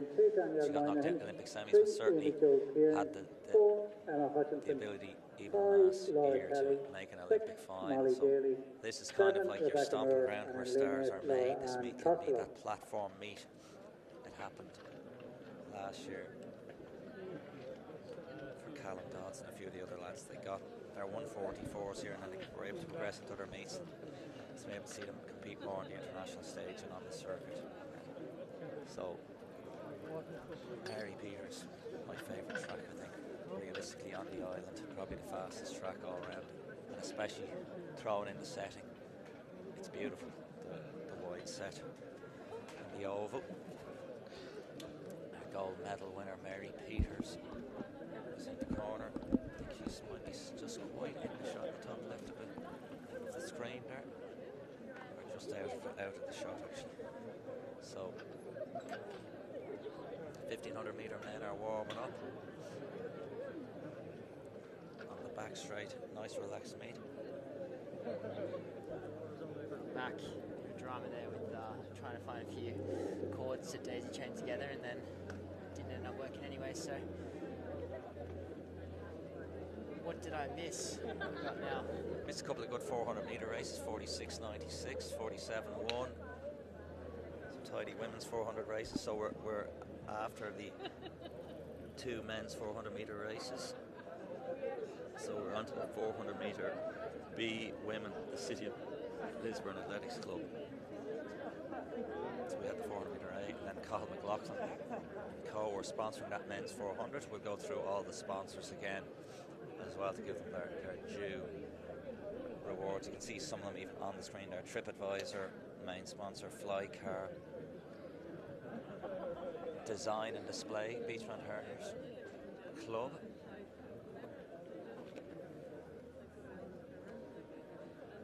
Ladies, another couple of minutes before we start. Some permanent banners here that are always around the track, but again, it's a stunning location.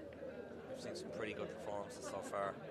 We've seen stunning performances before. We're waiting for going to really light the boots of this meet, but it has been an excellent meet so far.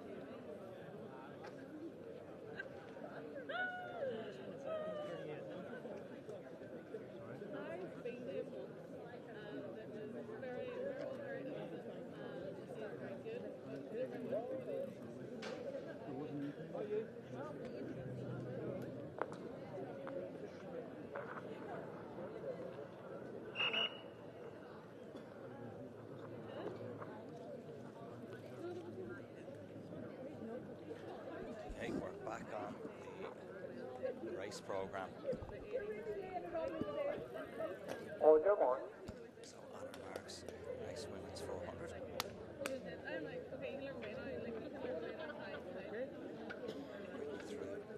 See Mark Kavanagh, I think it's Barry Clavin, BC Vision, and Mark Kavanagh Photography. So a lot of the guys, Keith McClure, another resident photographer, here's just off shot, and Eric Bellingham. So there's a great crew of photographers here as well that are going to take all the action and all the athletes. I'm sure we'll be flying them all over Instagram, as well as our mobile media TV crew who are bringing us the live shots. Most importantly, of course. So they're away here. So we're in our women's 400 metres. Our women's 400B. You can see just more of a steadier start. The clock is working, everything is on point. So The wind has settled. So into probably, it's a swirling wind, it's hard to tell. They've got the tailwind now, and the wind has changed. So they're fine now. Back straight. Clinton Riley on the mic over 24, 25. 25 to the first one. So a tidy start and a very well matched race. It's nearly like an 800 there. A real speed endurance test. And a lot of stayers rather than 200 metre runners.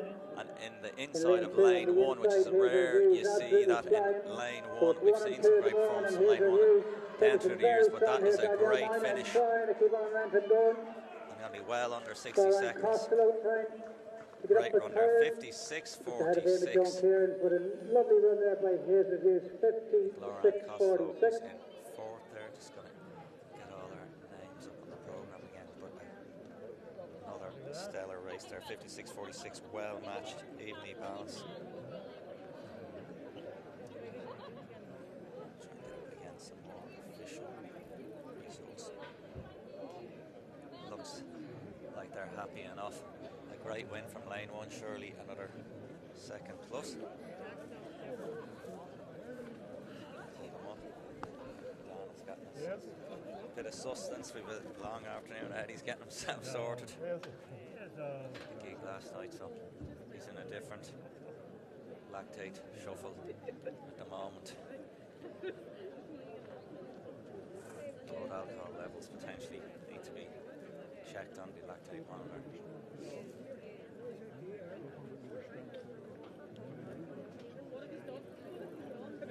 and we keep this wee team together. Oh, you'll be happy, wouldn't you?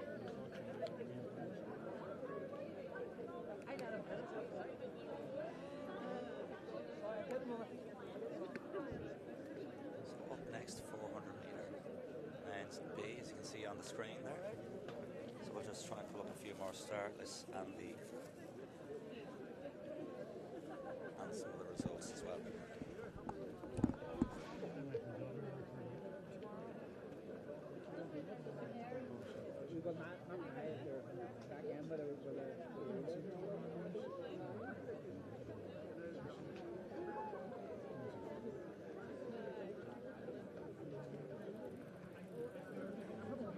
So which race are we pointing to now?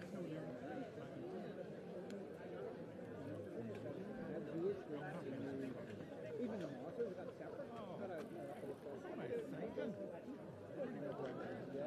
Rosie's asking for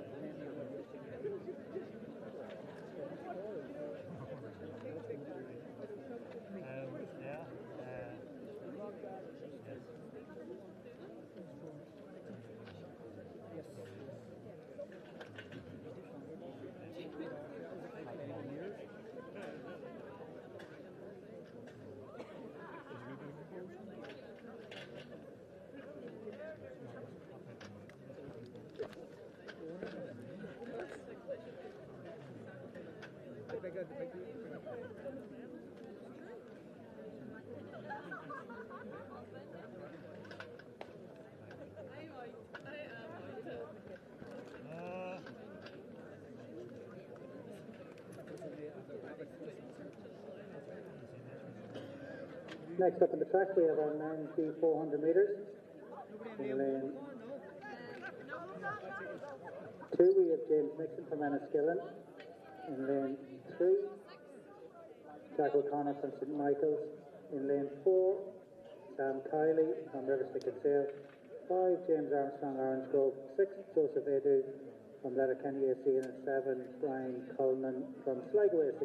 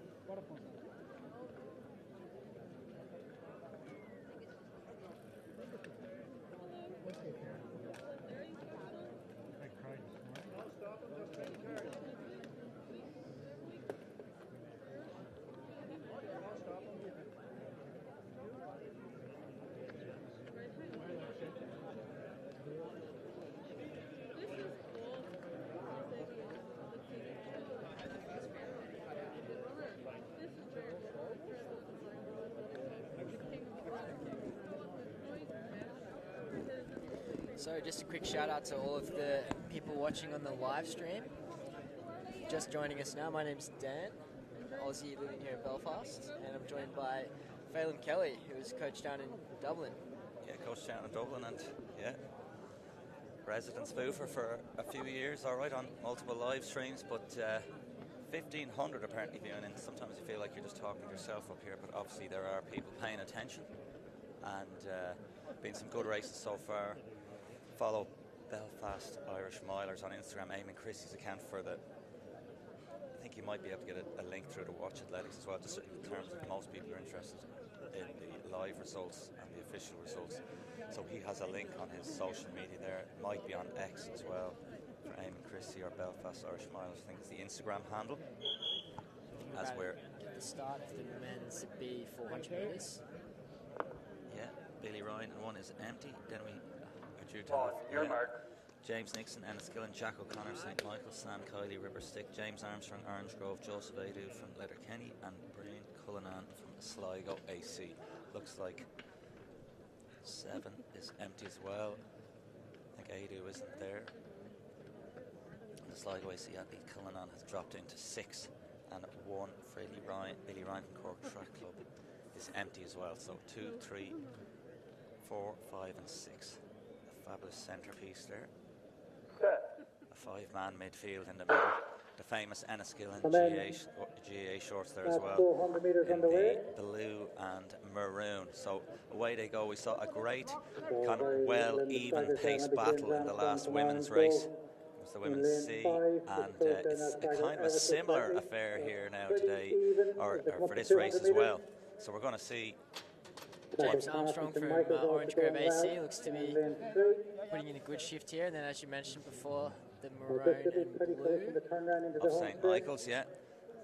The famous school team there as well. So as we said, it's front and centre, the 3 lads right in the middle. Can anybody do some damage with a bit of speed insurance? Who's going to tie up the least? But it's the Orange Grove man. Yep, James Armstrong from Orange Grove AC, moving well clear of the field and gets the clock in 48.86, unofficial.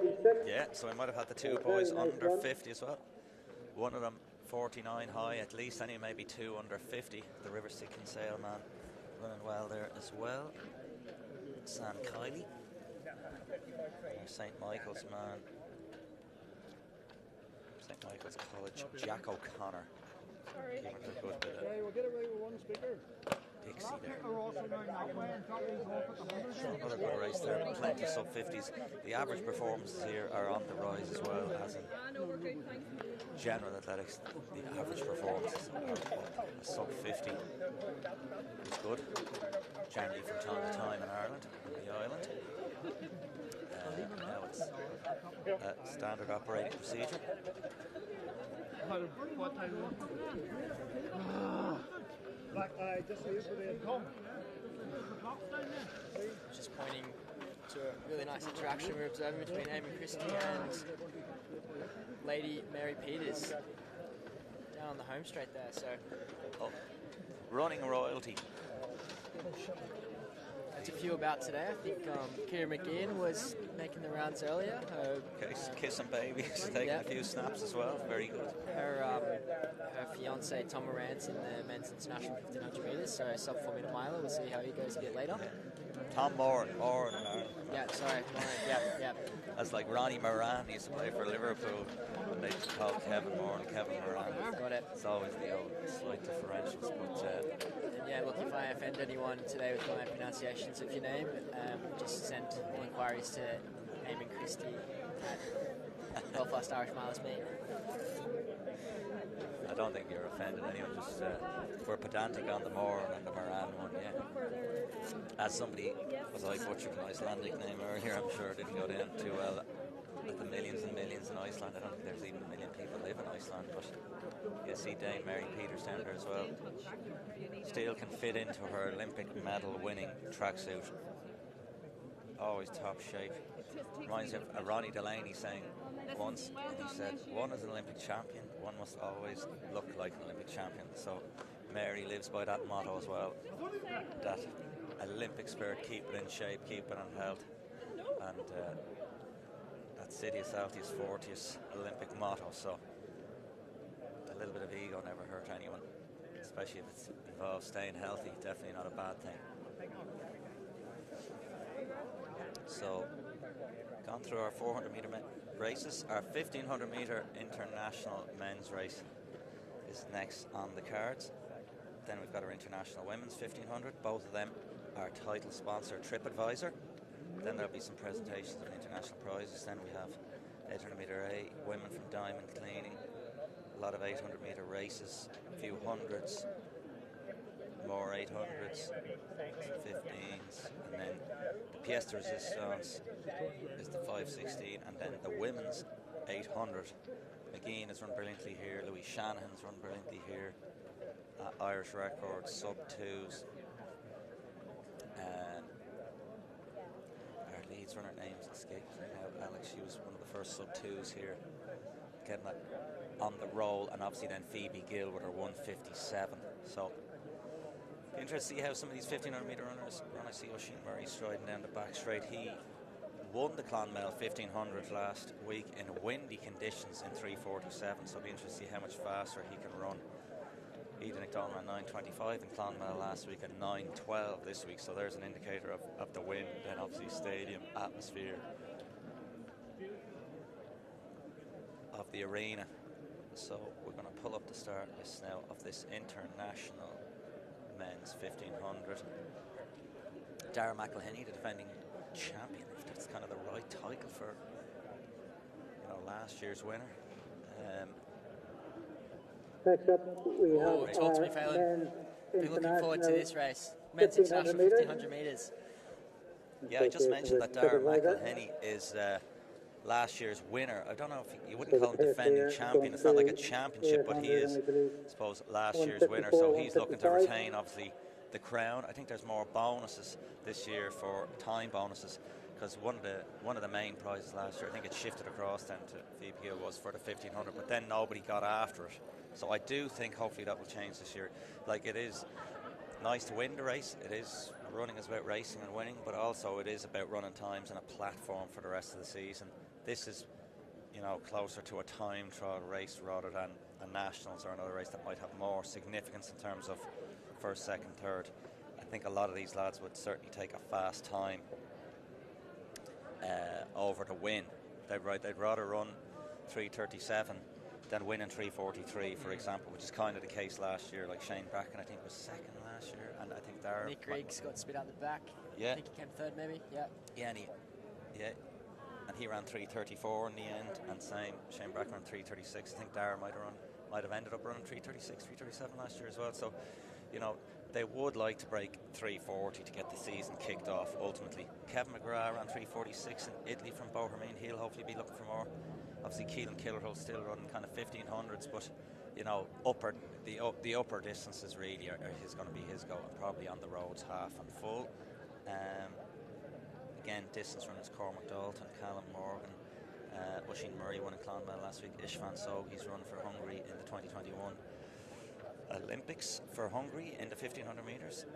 He won a 5,000 in Rome, where Kevin McGrath ran the 1500 just a couple of weeks ago. Cathal O'Reilly will be one to look out for Kilkenny City Harriers. He can run really well. Obviously, Jack O'Leary, the national 10k road champion. Again, these guys, they'd be happy with low 340s. Even a 3:43 would be good for them. They might run significantly better, but certainly it's a speed day to get their top end speed for the 5Ks. Like Cormac Dalton with European 10,000 metres he ran last year. Cross country is his best international result, 8th, wasn't it? I think. That's right. Yep. So again, trying to get their upper end speed up for the 5Ks and 10,000.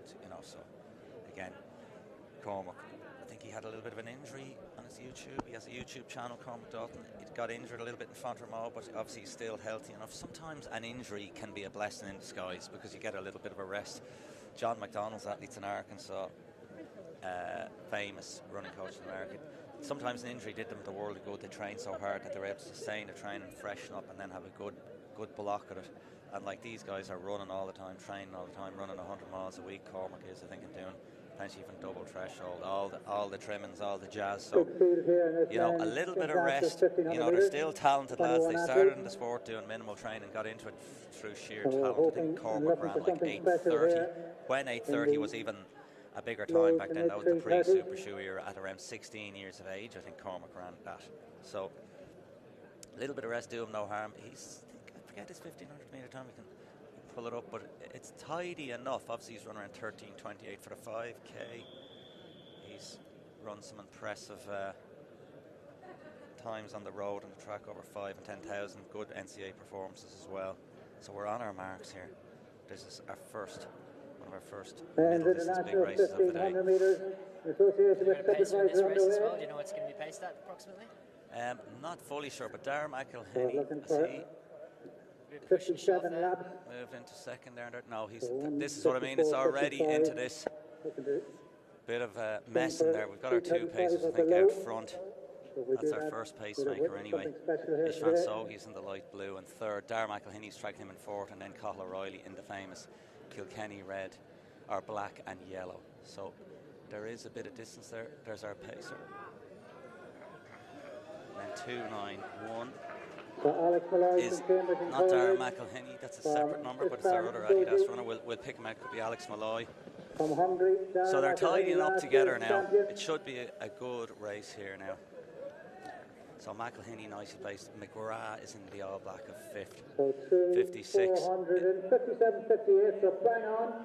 57 through that first. 57, 58, yeah. In 4 in the race, Cormac So they're Dawson, going nicely. second, The then pacer is just fifth, pulling five away a from touch. Munga Maybe should Harriers. have a little look. This could staccato a little bit and bunch up again. It looks like they're bunching again. So McElhinney So just a little has bit of a pushed on. gap I think he between the means pacer and business the now. field. He's really trying to get his season moving forward, and he needs to Darren take risks. Like McElhinney this doesn't matter to him. He's a doesn't want to let that go 5,000 too metre much. man, Last but he's year's not going to be champion, really going to the 3:43 last year. championships Let's say that's a in lot faster the than 1500, whereas final he's this looking to year. make the world He moved championships into in the second place. 1500. Ishvan So Sogi, Sogi keeping an eye there. McElhinney, they're back with the pacer. Alex Malloy There's a from little bit of a Cambridge and battle there. Colgate. Malloy and McElhinney. He's wearing 291, 292. Ishvan Sogi. So the numbers are a little bit off. They got into a little bit of a needless battle there, but they're well up. McElhinney, 800 metres this is where you straight like to line. see him. The man is a bag. He's lots of talent. He's free flowing. He should be able to run smoothly now. It looks like those two getting a little bit away 1:56 for Darren from McElhinney. Ishvan Sogi now. So not far and the off fourth there for runner. Darren. So a little bit of a battle there. Might have knocked Pacemaker and take it on. two of them off. Went through 800 in about From Cambridge 153. and Colgate, Okay. tucked in behind him. Ishvan Sogi So from maybe they're Hungary. And absolutely then we rolling. have McElhinney, this could be our Brian first Martin magic run of the from day. University Athletics Can they in hold it four. together? The two Adidas men are there. Kevin We're McGrath just trying to then get that in right there. Our five, numbers, I Cormac know I should Dawson know, but the six. numbers are off on their bibs. So we can't get it quite right. They're into a little bit of a headwind So here. come up this As we're going time, to try and get get the the bell. bell. 2:30 so far. They should be in around 2:40 at the bell. Callum Morgan then in 7. So this kid is in the post here. 2:40 at the bell. We're going to be in the Bell in 3:30 division. 2:40.58. Darren McElhinney still out in front. Darren McElhinney. Looks like his Leads out. Alex Adidas Moore. teammate there is right on his shoulder, so it's going to be very interesting to see what happens in And this the clear last on the side 300 by here. side. Yeah, 300 yeah, go. they're going very 3:50. well, yeah. So, yeah, they're getting spread eagles now. Much different race from last year. No, it's much different. They're much better. I think McElhinney's still probably holding a bit now together. We've got our third runner coming to join the party with 200 metres to go, 3:10, so they should break 30 seconds. We'll be under 3:40 here. McElhinney looks like he's timing this quite well. Ryan Martin. Can he just hold on? I still think he's looking to wind it up with 100 metres to run. And he's going to pull away. Yeah, he's looking to defend his title. Big battle on it. Looks like he should hold out. 2:94. There's Max Wharton from Sale, just looking to push in. 37.84. Big PB for the man in second there. Yeah, massive. So those lads are happy. A couple of lads struggling in there now. So a real dominant display there by Darren McElhinney. Fantastic race.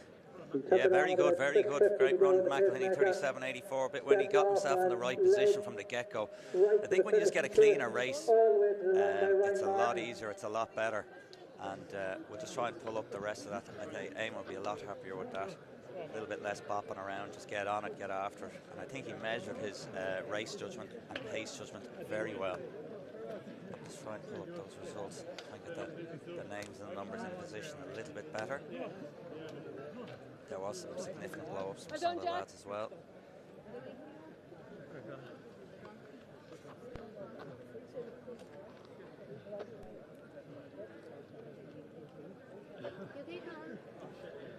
He's too strong. We dropped out for half a second there. But that man, that Sale Harrier man, he was further back and came through, so a little bit of aggressive running, a little bit of messing as well at different points, but that's 1500 metre running really. It's always going to be a little bit more push and shove. It's got to be the most exciting distance on the track. It generally is, isn't it, really? Yeah, I think it is. It's the best race, certainly. I think, as you've said before, Jakob has nearly made it back into one of the most exciting. Has been technically a few time trials, but still, it is pretty much. It's got the four. What is it? You know, like they say, the miles got your 4 chapters, your 4 verses, 4 stages in it. It's got the perfect time. You know, there's enough time to watch it and watch it unfold. Not too short, and then it's not too long. So it's a little bit of like the Goldilocks events and the blend between speed and endurance. So. Yeah, very good. We'll try and see, can we pull up a few more of the live results. That one will obviously take a few minutes probably, I'm sure, to come through. Let's just quickly while we find these results, what do you make of the Grand Slam track? Are you a fan? You know, sometimes when you see on Twitter and or X, you can kind of see the comments are nearly better than the posts. I think it is, number one, the pay is brilliant, isn't it? And the direct counter to that is there's no crowds. Which can't be mistaken for. So if they're changing the game, you know, Eubank Ben can sell out Wembley Stadium. They have some of the best athletes in the world, and they've had 2 meets so far. You know, I mean, I don't think there's that many more people than here in Belfast than there are in Miami. Maybe a little bit more, but I mean, if you had that same calibre of athletes here in Belfast, the place would be packed, as we're up here getting ready for this women's international 1500. So it's quite good. I think it has some good ideas. Some of the doubling, I don't know, it's semi-interesting, all right. But Andrew won, you know, beat some good guys, and he's in line for 100 grand. That might kind of makes it exciting, like an Irish lad. Somebody's in line for 100k. It has a lot of merit, but you know, it is. And there's a couple of guys famous. You know, there's a couple of stories of a UPS guy, a couple of the American sprinters. They're making a few bob. I think Michael Johnson made a good point. Like, you only make money in athletics if you're kind of the number one guys. And yes, the number one guys are making money, but like that's how people gets the eyes on the screen as well. We'll go back to that. We might just go through the start list of this, and then we'll get back into our Grand Slam. Is it the Grand Slam or the Grand Sham? I don't know yet. Or will it last? Yeah. So our start list anyway: Lauren Church, Ty, Broccoli Langford, Zoe Gilbody, Fanny Zaldi. I've seen them see again. Swedish name, you might do that better. Yeah, I think you nailed it. Okay, brilliant. Eleanor Stevens, Eastbourne. Gemma Galvin, Ennis. She ran a grade 800 in Clonmel last week. Ellie Hartnett, Lucy Holmes, Niamh Carney, Jennifer O'Leary, Niamh Markham, Emer Cooney, Emily Bolton ran a great race last week as well. She's think she might even still be under 18. And Maisie O'Sullivan, Amy Wallace, Hannah Kyo.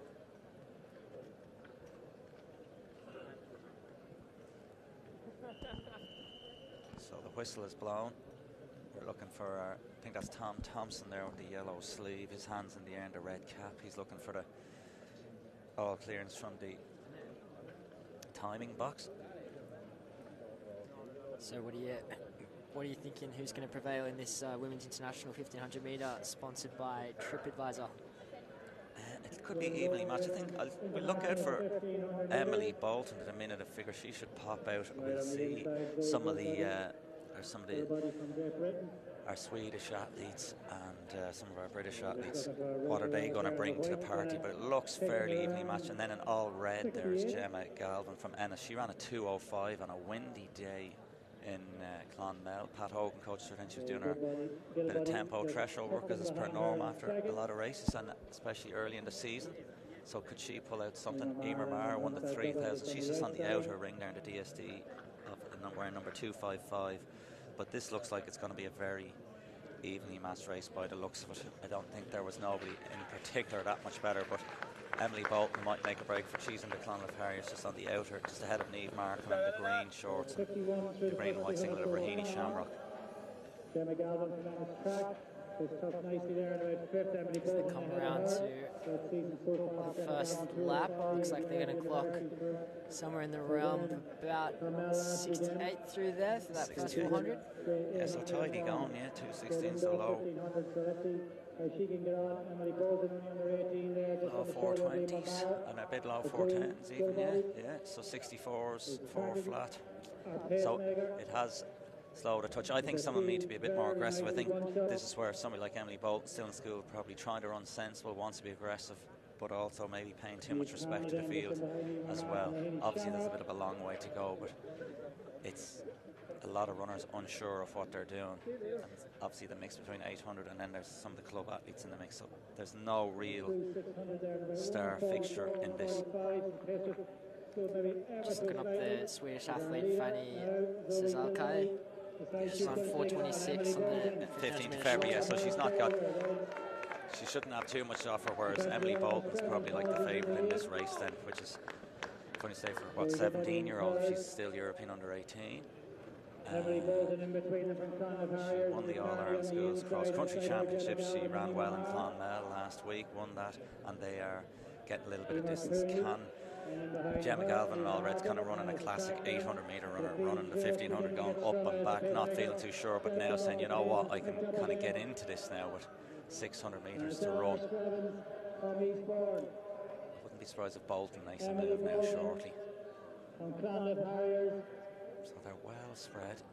Gemma Galvin from Ennis Track in third, Steve Carney, Wayne Shamrock 4.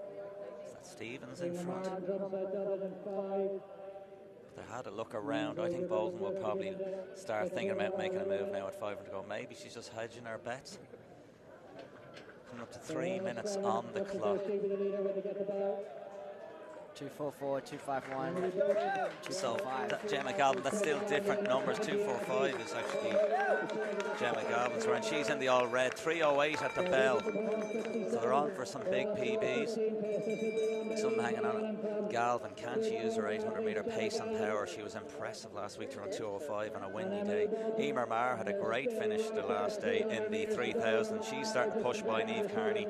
Could she come back from very far back? She's a real tall, rangy runner. Probably has huge scope for improvement. A little bit more condition, and probably has way more in the tank, because she is really closing them down again. It's nearly a wash, rinse and repeat of Clonmel. Look at her closing in on Bolton and Galvin. Galvin's pushing away. Has Marr left too much to do? Galvin is closing in on our leader in the All Black, who's had a look around. I think she's going to be poked at. A little bit. She's tying up. Maybe she'll get that surge and look into the finish. Watch Marr swinging around. She is really leaves too much to do, but she might have enough now. Bolton's trying to pop around, but Marr, she passed Eden McDonald last week at 70 goals. She left herself too much to do. I think she's going to get it on the line. Can she get it on the line? She's going to run out of track, I think. Just runs out of track. Should have won that race, but it's a massive PB. 4:14.60 and 4:14 points. So Emer Marr, massive PB. I think she has huge scope, Emer Marr. She's good enough to run at least 4:05 for 1500 metres. Keeps training, keeps improving. What a finishes. Emer Cooney's over the line. Ellie Hartlett. We've had our Nina Olympic athlete as well. We'll try and get that. Our English runner there. It could have been Ellie Stevens there. I'm not sure. We'll try and get that name up as quickly as possible. That the match with the bib number and the name isn't correct. So we'll try and get that back for you. But she ran a great race and held on at different points. She looked like she was struggling, but she held on and really was able to measure her effort. A bit like McElhinney. Well, Dara probably a little bit more in the tank, to say, for a bigger finish, but that type of ready to be shot at and still being able to close out strong. So she did look like coming around into the home straight that she was maybe tying up a little bit, but then put in an extra little surge and got the job done. So yeah, they turned the corner and ran into a wall a little bit, but Emer Marr was way back. Again, easily ran the fastest lap on that on the last 250. She had a brilliant last lap in the 3000 in Clonmel last week, ran 9:22. So yeah, I think that looks like an athlete that has huge scope. You know, there's always kind of hidden gems of athletes in athletics, and maybe she's one. I'm not saying she's going to be a world beater, but certainly a runner who can run, you know, well under 9 minutes and compete on the international senior stage. She has in the European cross and once or twice different things, but I think the type of athlete, if that should give her more confidence. Donald Hennigan coaching her, nursed her along lovely. So again, these type of results can kind of encourage you, you know what, I'll train a little bit harder, maybe I'll take it easy on some of the other things. I'll either run a little bit more, maybe not go out as much, you know what I mean? Not go out with Dan Squires on a Friday night till 3:30 in the morning before a track meet. Luckily I'm not running, I'm just you're just doing here the for the banter. commentating, So. You're leading people astray. So should we go through those results from the men's 1500 metres international race, sponsored by Tripadvisor? So Darragh McElhenney, 3:37.86. Second place, Ryan Martin from Stirling University, 3:38. Was Alex Malloy in third, Yeah, Alex Malloy in third, 3:38.98. So I think that could be slightly off, so because it was the Sale Harriers man in the green. Maybe I'm wrong, but we'll hold that. But that's on our official anyway. Cormac Dalton, Alex Malloy, 3:38.98. Cormac Dalton, the best of the rest, 3:42. He'd be pleased enough with that. And Callum Morgan, as I mentioned, he was 6th, 3:42. Meal from Loughborough, 3:42. Colin Riley, 44. O'Leary, 45. Murray, 45. Mallon, 45. Hanrahan, 46. Zogi, 47. Kevin McGrath, 50. So a few guys blew up at went with it at the first 800 and kind of tied up a bit, but I think McElhenney be very pleased. Obviously Martin, if he was in second, I thought I saw it was a Sale Harrier, Sale or Green as well. Again, I could be wrong. I might check this start list of that, but again, great running.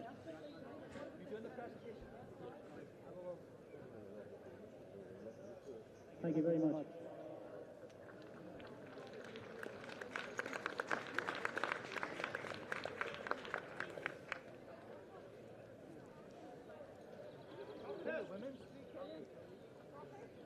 Max Wharton, I thought it was from Sale Harriers in second. That's who I think it is. I could be wrong, but again, just if there's bibs and bib number changes, they could be tagged on the, according to name to number, could be correct. He's not on the results as well, so it could be just a little update that's needed there. We'll see. Yeah, but I could easily be wrong as well. Just Sale are definitely green. There's been a lot of Irish athletes, Sale Harriers. There were some famous British athletes when British athletics was in its pomp in terms of the club athletics scene in the British League. There was a lot of good Sale Harriers running down through the 90s and early 2000s, and even before that. It was one of the clubs when you were opening up your Athletics Weekly, you'd always see Sale to the fore. Obviously Newham and Essex Beagles and a few of the other clubs there, Birchfield Harriers and all that type of stuff. They don't quite have their lustre as much anymore. It's a lot of like universities and training groups there rather than that old school club scene. Like you'd know them by their club name, even Steve Cram, the Jarrow Arrow and all that type of stuff running for Jarrow AC. So yeah. Whereabouts is Sale? Sale is Manchester. Manchester, okay. Yeah. So, you know, I'm normally brutal at geography, but if it's football clubs or athletics clubs, I have a better idea of where the geography is.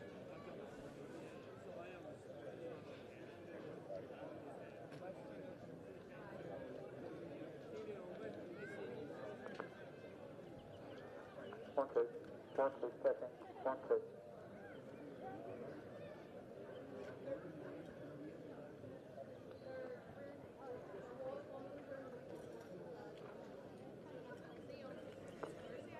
So, just for all the people watching on the live stream, we've got a little bit of time before the next race, about 10 minutes or so. So we're going to get some international prizes presented here, and we might take a little break from the commentary. We'll see you in about 10 minutes or so.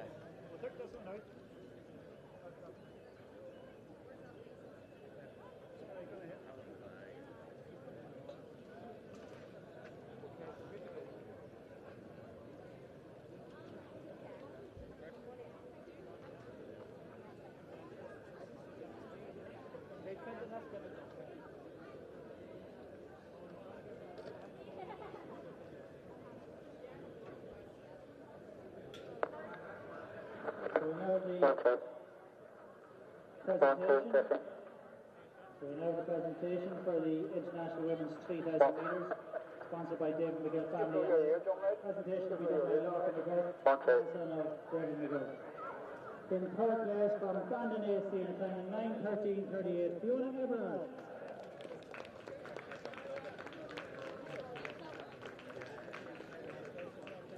In second in a time of 9:12.65 from Limerick AC, Eden O'Connell.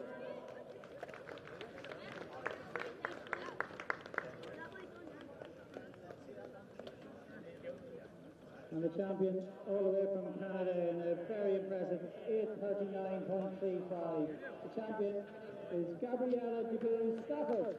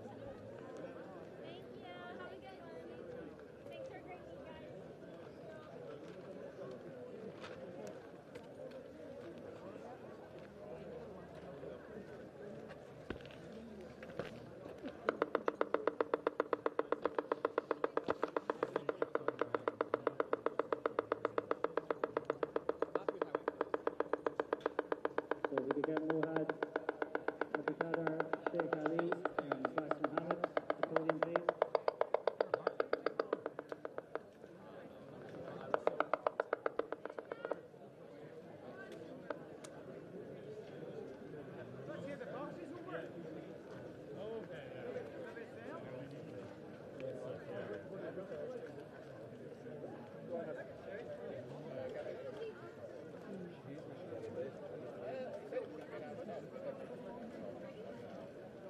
I assume it's so they'll have half an hour to not then say you be late.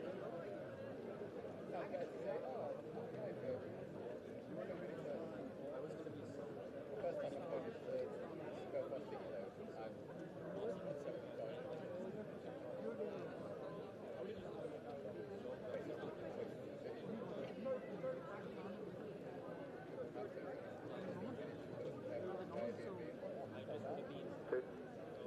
One, two, second. On your mark.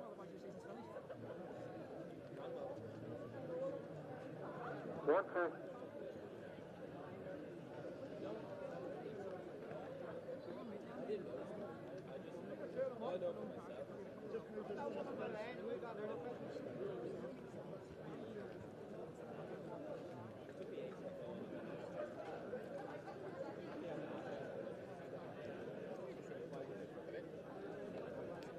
So we could get our 400 metres medalists as well if they'll make their way in. David Bosch from UCD, David Ryan, Waitaki Coco, and Hugo McGee from Past Switch Athletics,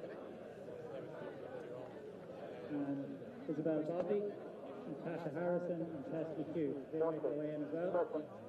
One, two. On your mark.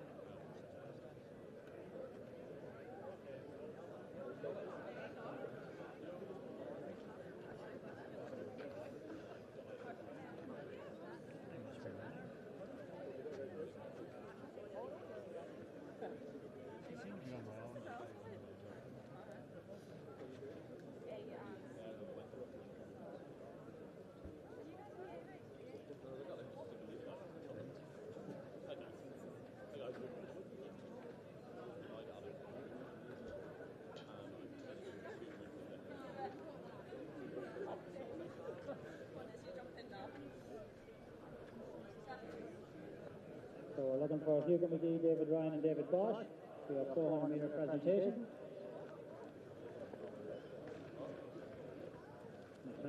Harrison and Isabel Boffey. We have 400 metre presentation.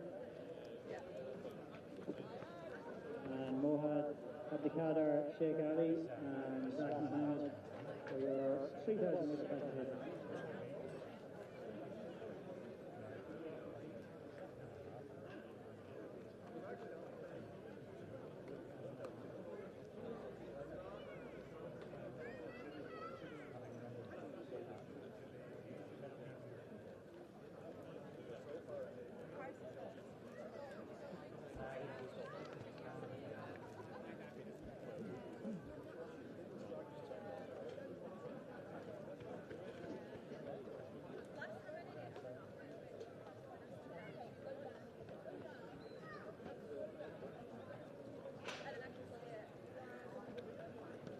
Ladies, Irish, check in, please.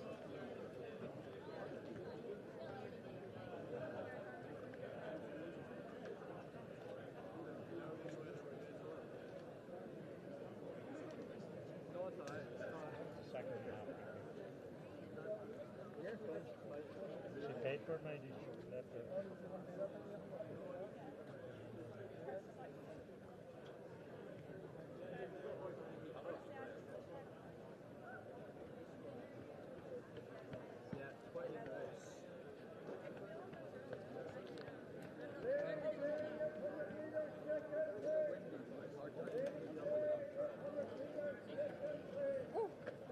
I've got 10 minutes. Oh, got 10 minutes. Yeah, you take it off. So yeah, I'll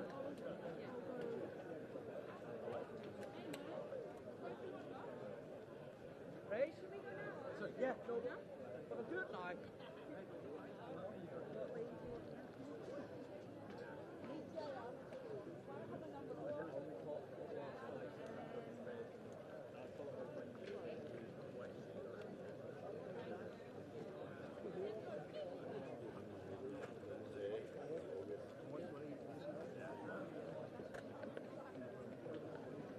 Right, ladies, listen up please for your numbers.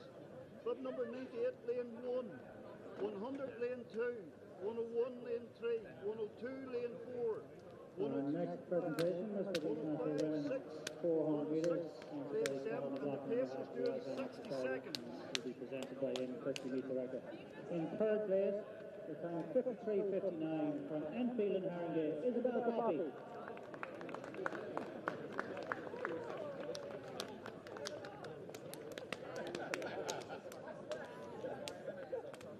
In second, in a time of 53.04 from Shockwater AC, Natasha Harrison.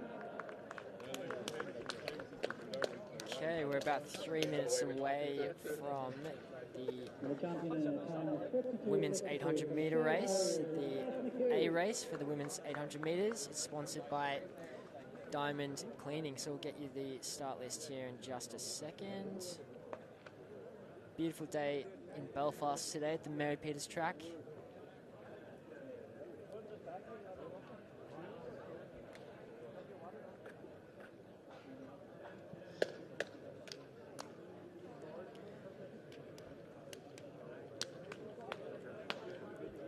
So we are looking at, for the start list here, the women's A race for the 800 metres. We've got Saoirse Fitzgerald, Jill Cherry, Elena Kluskins, Nell Van Opstel from Belgium. Also, Elena Kluskins is from Belgium as well. We've got Pia Langton from Kilkenny, Emma Moore from Galway City Harriers AC, Susie Nestor from UCD-AC, Mary Horgan from UCD-AC, and Jana Kluskins from Belgium. So maybe Elena and Jana from Belgium are sisters because they're both last name Kluskins. I think you could be onto something, Jeff. Unless it's a really common Belgium name. Get your fingers out, Cammy. Get your dictionary out. But Saoirse Fitzgerald in one had a great race against Gemma Gavin last week. She ran 2:07, under 20 athlete. She'll be looking got a little bit quicker. Pia Langton, there's a good batch of them. And Pia Langton's in the famous Kilkenny strip there in the black and amber. In 4, Saoirse Fitzgerald. She ran a 400 hurdles in the schools as well. She's in 1 in the red. 800 metres underway. Yeah, so away they go. 2 laps. The 2-lap tango. This is Eamon Christie's baby. And then Emma Moore She hasn't been on the scene. She had a great indoors run, 2:05 indoors. Hasn't been seen too much. I think she ran a 600 maybe in Italy. She's cut across a little. That should be a little bit more of a gradual cut across, but she's up and ahead, and she's an aggressive runner. She was like a superstar 12-year-old, 13-year-old at one stage as well. She had a little bit of a sabbatical, and then she's back on form again. Joe Ryan coaching her, and she is in her nice position there. Through 200 in about 29. So not too bad. They like to run aggressive. About 43, 44, 45. Through the first 300 metres, a lovely. So we've got our straight angle shot. Sometimes always hard to kind of get a good reading on that of our pacer there. She was in the presentation box, but Emma Moore, 61. Emma should just let her go by. I think that's one of the close sisters, and a big paces dropped off there and knocked over a racer there. They basically all just nearly came to a halt and settled there to watch the pacer. Saoirse Fitzgerald and Pia Langton are looking to close it. This is where you've got to be calm. 300 to go. They're going to chase it. Emma Moore is striding out sweetly again. There's 3 away, and Langton and Fitzgerald, one of them should really just let the other, they're just out of shot, just let the other one lead and chase rather than have a fight and let them get further away. But it's Emma Moore, the Galway City Harrier. She is still in the lead, but it's tough running, being shot at an 800 metre runners, but there's 2 to go, 2 left in it. Saoirse Fitzgerald and Langton trying to get up for that third minor spot. So Nell Van Opstel, the Belgian, right on Moore's shoulder here, Dan. Looks like she's going to take her. Can Moore battle back? Looks like Van Opstel, if it's as per thing, looks like a 2:04, potentially 2:03. Almost looked like she could have run another lap there, the way she was finishing. Yeah, 2:03.74, but a little bit of a messy race. Mary Horgan rounds that out. But again, sometimes runners just need to relax and run in a line. They all start to gaggle around each other sometimes in the women's races and in training. They all want to get a shot and angle around. There's 400 metres to run. You just got to relax and stay in your spot, and then kind of, you know, there's a lot left in a lap. They kind of nearly hear the bell and panic and think that they have to get going, but there's still a lot of running in 400 metres. I think it might have been something to do with the pacer there stepping off, and then just ran up the back of the pacer. So bit unfortunate for whoever that was that didn't make the end, but yeah. Emma Moore looking to go to the right, then the other athletes making a move at the same time, probably felt the stall, wanted to go forward. So yeah, it could have been a little bit smoother, that transition between the pacer and the racers, but still 2:03 isn't bad, and then we'll try and get the official results of some of the others.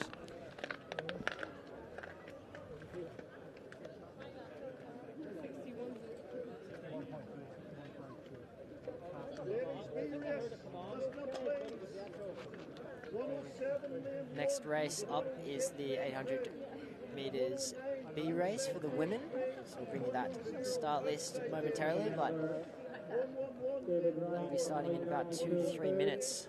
Inside lane 6, 114, outside lane 6, 115, lane 7, and our pacer is doing. Okay, so for the women's B race, 800 metres, we've got Renee Crotty from UCD AC, Faye Mannion from Ennis, Eve Marie Nocta from Lucan Harriers AC, Ava Diver from Beachmount Harriers, Ava Downey from City of Lisbon, Holly Kilrow from UCD AC, Sarah Lane from Nana Olympic, Deirdre Murray from Nafina, and Charlotte Myers from Crusaders AC. So this women's B 800 metre race will be brought to you very shortly. See, the A race there was won in around about 2:03, so we'll see what these ladies can do.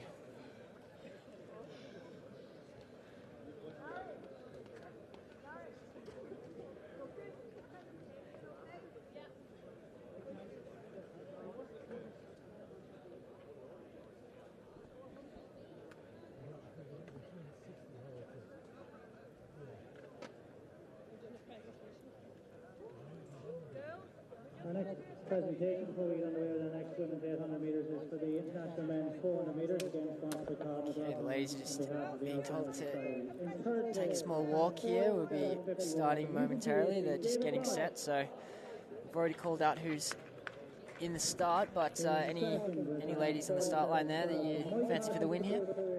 Yeah, I think it's like Sarah Lane is another one of these athletes who could, from Nina Olympic. Let's see, she's wearing her Nina gear, 113 on the bib.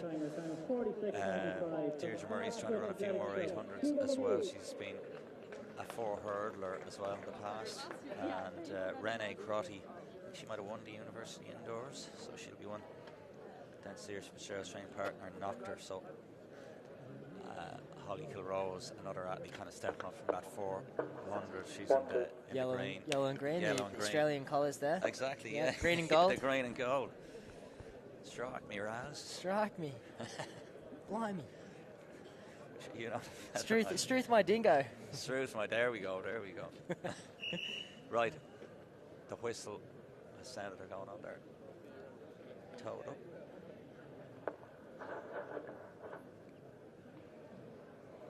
So the A race won in about 2:03. Do you think that these ladies could run similar time to that? 2:06, 2:07, probably.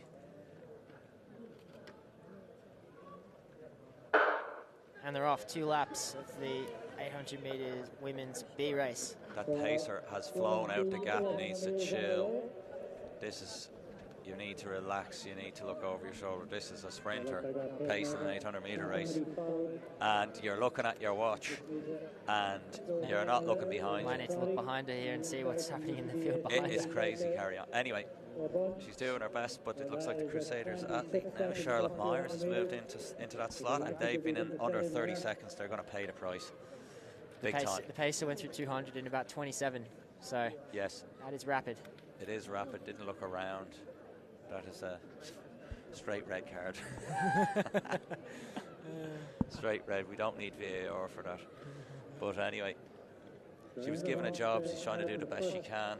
But definitely... Charlotte Myers is at the front of the actual race there, so she's from Crusaders AC. And she's regretting her life choices at this particular moment in time, as Gary Neville might say. So 61.59 there, more like 63.64. So again, be lucky if they can run 2:07. Some of them might have gotten a bit lucky, but again, 30-31, they were in a lot of debt early. You know, they would prefer even splits. But Myers still out in front, and still some of them maybe from being at the back will get a benefit, but it's nearly like a tactical race here now. It's slowed down. They've still got 2:50 to go. Renee Crotty is now chasing Myers there in the yellow. She's pushing it on, and then they're getting spread out. A few ladies in there, they're wishing they had an extra hit of fly carb. I think they want a fly carb and the other brand, a double dosage, I think, of the hydrogel version. But look, they're getting back into their running. Nice shift of gears there from third and now into second. But this will be some win for Myers of Crusaders if she can hold out. That's Faye Mannion from Ennis Track Club having a blinder of a finish. But if Myers can hold out, it's a brilliant run, really, because now she's just going to be tagged on the line. Or is she? 2:10 flat. But she's got to be... I think she might have come back. Looked like the Ennis Track Club athlete had it, and then just like as if her jockey was on her, just pulled her up on the nose and pulled back rather than... Always got to run through the line, right, Phelan? Yeah.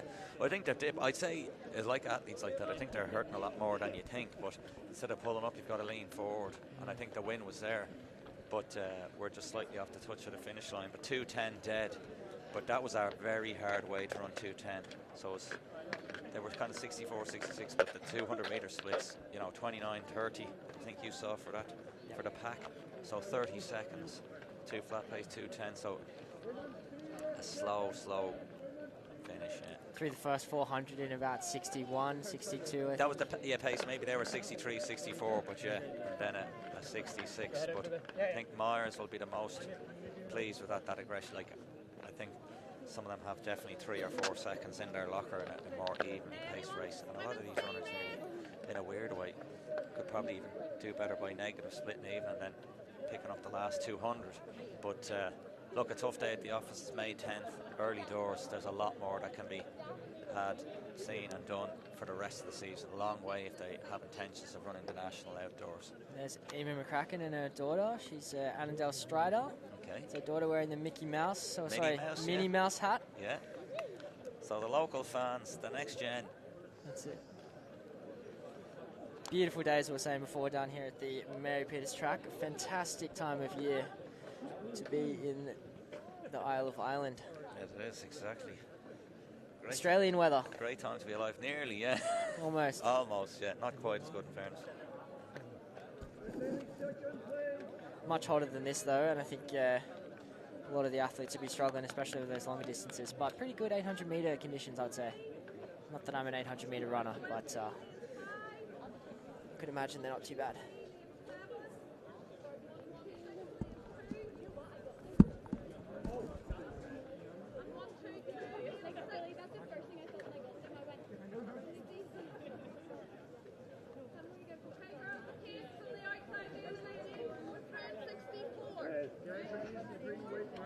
She did well, like, I mean, it's a tough, fast pace. Yeah. Oh, yeah, you thing,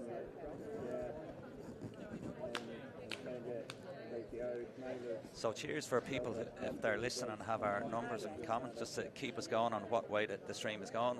And we're, I think we've gotten that now on the volume of the mic. Good to hear that people actually want to hear us talking as well, which is always a bonus. Yep, unfortunately they didn't want to put our faces on TV for this meet. They just need our voices, so. Exactly, yes. Face for radio. So I was going to say, has anyone ever said that to you before, Phelan? Or? Not to my face. You have now. All right, so I think we're just about to get into the C race for the 800-metre women. So start list here.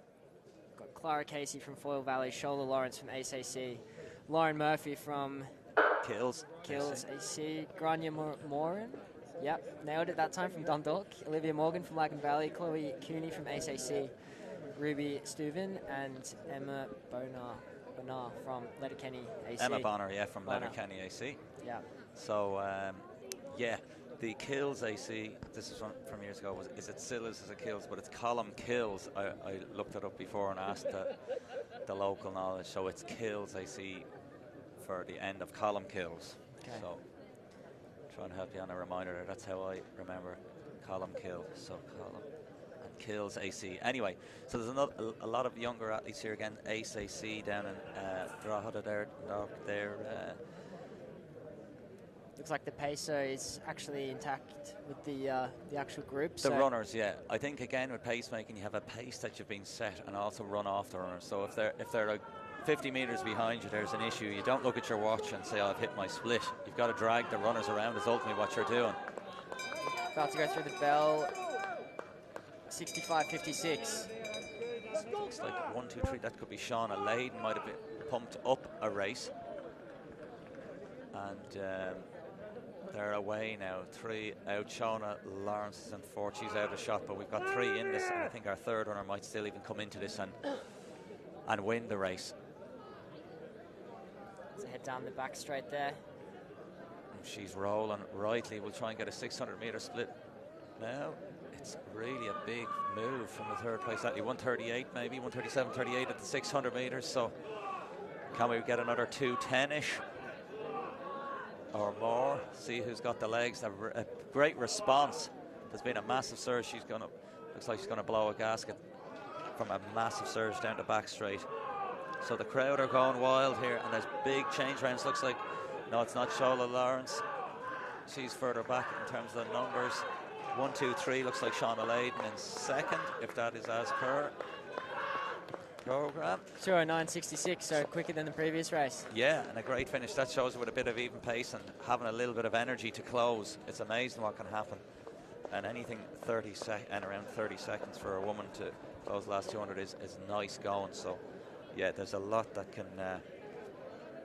Negative split for that race as well. Exactly. Look, you can lose your race in the first 400 metres of an 8, and certainly even in the first 200 nowadays. So, you know, you're, especially at this level, you're not going to, you know, going a little bit slower through the first lap is no harm, especially when they're actually able to close in 30. I think we're just about to have a slight change on the mics here, so just going to turn these off really quickly.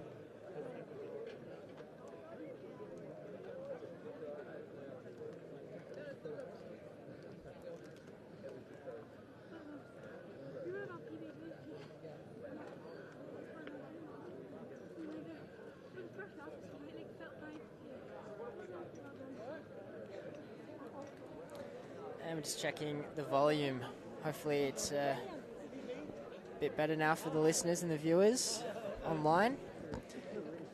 Be interesting to hear how many people we've actually got watching these 800 metre races right now. We had 1,500 earlier, just before the 1,500 metres started, so hopefully we've only improved since there.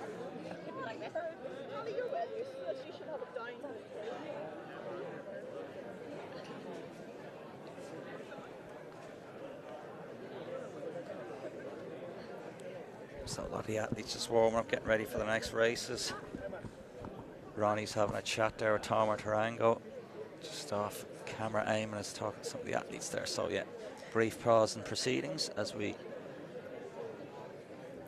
get ready for our 800 metre men's A. I think the lads are walking over now.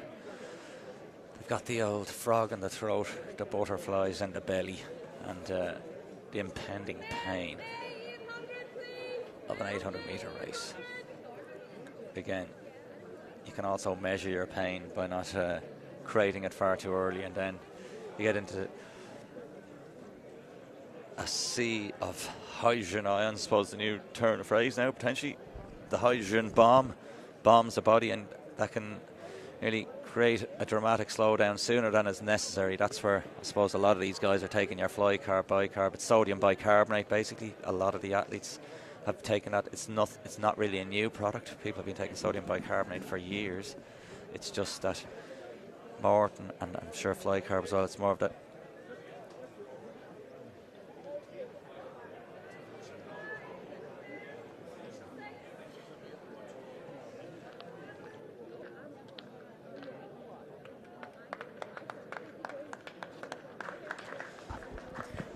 So we've just been informed that there's around about 2,500 people watching online. So thank you so much for joining us today. It's a beautiful day here in Belfast. We were just chatting about how hard it is to run an 800 and all of the technologies of today. And we're here with Phelan Kelly, who's actually a pretty decent 800 metre runner himself from 2009. Yeah. 152, man. I've actually run... That's the new World Athletics profile. Some of those weren't World Athletics things. I'm actually 150.77 2006 in Watford. Still a bang average club runner, over 800 metres, but yes. You can see that on the Telestopia site. Sometimes I've always thought of emailing World Athletics and getting in touch, but then you're like, you know what? Does it really matter? Yeah. The ego. But basically, what we're seeing here is like lads will want to go through in 52 here. For example, in this next race in the A, where we have Jake Bagg, Neil Culhane, Robert Hewson, Callum Hurley, Ben Nolan, Henry Fisher, Roland Surlis, and Finn Woodger. I don't think all those guys there. And we had, was it McGee, I think, on the outside from Fast Twitch Athletics. It's going to be our pacer. There's a few changes there. I don't see Surlis. I think I see Neil Culhane. So as we have on our directors here, the two-lapper. It's the two-lap tango. Away they go. But basically, the lads are too eager all the time. They're going to run around 149, 150 more than likely. Maybe a touch better, but realistically, a 54 and a 56 is about what you're doing. And again, 54 seconds is 27 zeros. Again, if you could run 27 zeros the whole way around, you're running 148.0. So that's where you're trying to get in the sense of your even pace. And we're going through 24.25, and we'll see what happens next. Bit of push and shove as the fellas try to get position there. All bunched up, so nicely well-seated race, this one, by the looks of things. Yeah, so Robert Hewson is on it, but I think he needs to relax behind the pace. I think the pacer's done a good job. They're over-eager. There's a lot of runners here. They're over-eager to get a performance and justify themselves. And I don't think he should have gone around the pacer. And the lads, they're getting overly aggressive to fight for a slot that doesn't really matter. 52, 53.28. The pacer actually did a good job, and he'll be thinking he didn't, but he did. So let's see what happens next. If they prove me wrong, it's not the first time I'll eat my hat in humble pie. That's the line I ride every day. So look, Robert Hewson in the red of Kildare. Then looks like we've got Hurley. Finn Woodger is generally the smartest racer on the club scene, and he's in the famous Metro St. Bridget's in the luminous yellow and blue. So Hewson coming around, he's still in the lead. Hurley watching. It's a cleaner race than Clonmel, where they all tagged each other and nearly slowed everyone down. It's going to be a brilliant finish as we come into the home straight. And it's Robert Hewson from Kildare still in front. but the athlete Callum Hurley is going to put in a bit of a challenge here. And Hewison is going. Humble Pie is on my way, I think. 46, 47, 48, 49. He's pulled up quite early there, but 149.37 unofficial. So good running, but I think a little bit more relaxation. They dip under 149, like 53. So essentially a 53 and a 56. A 56 dead. So that's where we're trying to say, how do you, again, you've got to be aggressive in an 8. Obviously there's testosterone flowing and all the rest, but there's got to be, it's like, not that I was ever an assassin, but you read about a shooter, you've got to be cold-blooded. You're going to kill somebody. You've got to lower the heart rate and still be ready to take somebody out. And that is kind of like the line you're riding with an 800 metres. You've got to be ready to pounce. You've got to be ready to take people out, and that sense of aggression. But then, like, Mark English, I think, does it very well in trying to really measure the effort. On one level, the faster you are, the easier it is in terms of that you can run 145, you can run more even. Like a lot of these guys can run 23 seconds easily, but then they're trying to run a 4 seconds slower, whereas Mark English's top end speed is probably 21.8, and in training he'd run 22s, and then he can go through in a 23.7. There's only a 1 second differential. These guys are really trying to make a 2-3 second differential in their splits to nail the race. And they're all obviously all these guys have been there. You think you can run 146, 147, but generally these guys have stacked consistent times of 149, 150. Robert, I think, might have run on 148. He ran a great race here before, but you know, every little bit counts. They're fighting with the pacemaker. They could have taken the edge off, would have been 54 dead, and they could easily have run a 54.5. You've run 148.5. It's a different picture of confidence. Whereas they're again running 149, 149, 149. The counter is they'll get that breakthrough and they'll run their 147, 46, which is semi-true. But statistically, it's week after week, year after year. We watch these races. You can predict. You ask me what the time will be. Safe bet 150. Super spikes and all this type of stuff gives them that little bit of an edge that's normally a 150 dead. They're running 149 low, so that's kind of your 149, 150 style. Whereas they should play around and say, you know what, let me see if I can run 54.0, 54.5 or 53 high and even. Like, it's mad to think they lost a lot. Their fastest 200 in the whole race was the first 200. It's crazy, isn't it, when you think about it? At what point in an 800 would you be suggesting that the athletes sort of try to put in a strong finish? Would it be 200, 150, 100 to go? Well, I suppose the more you try in an 800, it's just actually maintaining speed, unless it's a real tactical race and a championship, and obviously they can accelerate and they run a 26 or better in the last two. But ultimately, you're actually trying to nail your first 200. That's the one that tees it up. You obviously can get off the line first 50 metres, but down that back straight, they've got to be relaxed. You know what I mean? It's a fine balance, but at the same time, these guys should go the other side of conservative for a while and then come back to being aggressive. And I think that pacer was doing a brilliant job, and he was on a right line of, like we saw, the previous pacer was too fast. He had run a 47 dead. 400 was in his legs. He couldn't go any quicker. It was actually perfect. Just sit in and relax. It's when you run the races, sometimes I probably rarely ran a good race in 800, the truth be told, maybe 3 or 4 where I actually just said, right, when I ran my PB, even, 150.77, but that day I'd been aggressive in those races, says just stay and relax and stay in behind the pacer and wait till at least 300 metres to go. That's when you really get going. You've got to be smooth to that point, then you get going. But like, even for a previous race, even here, Andrew Coskin, I don't know, was he second? John Fitzsimons might have won on the line. There's Harry. But anyway, Andrew ran 146 and Brian Fay ran 151. And on that Tuesday before they did a session, they did a 500 metres race. Time trial / hard 500. Brian was actually ahead and was ahead of them. And he ran 151. I think he was in the same lane maybe as actually Kevin McGrath. And the two boys got in a serious battle. They were sharing the lane in the first 100 metres. There was so much aggression for him, who's obviously a 5k guy, but just that example. And Andrew is still not a thoroughbred 800. Just that smooth line. He was able to run 146. That is a massive swing. And now Brian's PB is only 150, but he certainly was able to run a 147. So that's what I'm talking about, and it's an example of a massive swing. As we get ready for our next 800, I see Jack Kelly from Tala in 2.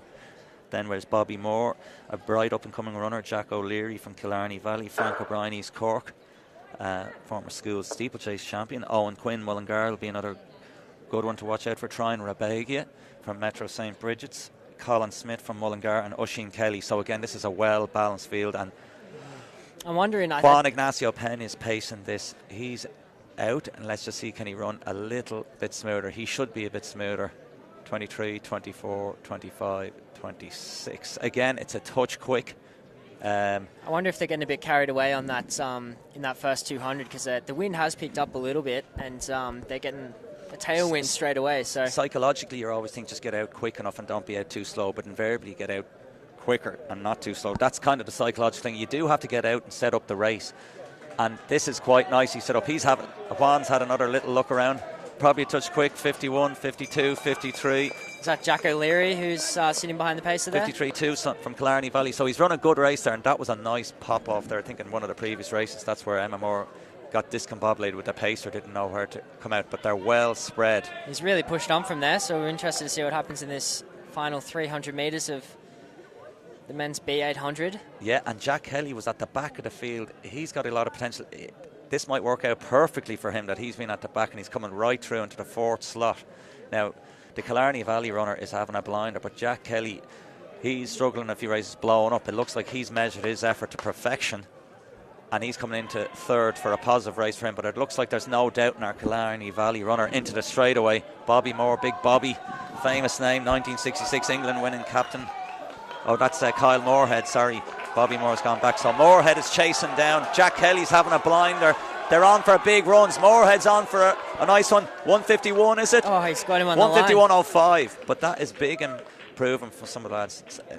For example, Jack Kelly tactically ran a smarter one there, and Moorhead. But again, 151. Again, Juan Ignacio. Again, they're all getting edgy. Just get out quick enough. We want to set it up. Again, 27 dead there. And you're talking those lads can run 150. I think 26 high, 27, makes a difference, the smoothness. As you said, the headwind takes into account, but again, they really need to start readjusting. It's a common theme in national level 800 metre running anyway, and you'll see that again even more so as well in the women's. There's dramatic split differences. Again, the lads can run that bit faster. They can all run 50 seconds-ish for the 400. Again, so there's a 4 or 5 second differential per lap. But again, look, I'd say they'll be pretty happy. Jack Kelly, I'd say, will be quite happy with his one. He had 1 or 2 races I don't think didn't go quite his way, so I think he ran. There's where you're looking at when we're watching the race regularly. Who's learning their lessons? The famous rugby term lessons learned. Yeah, that's where how many of us are running off emotion, and how many can have that kind of assassin thing of like, right, we're running with intensity, but getting the heart rate, getting the head right to actually think our way through the race and not force. Everybody in athletics always wants to force a breakthrough. I'm one race away from getting this type of performance, but really stacking up performances and then letting it happen for you on the day is a better way of going about it. And how can you do it, especially when you've run a lot of races? You're generally not too far off your average.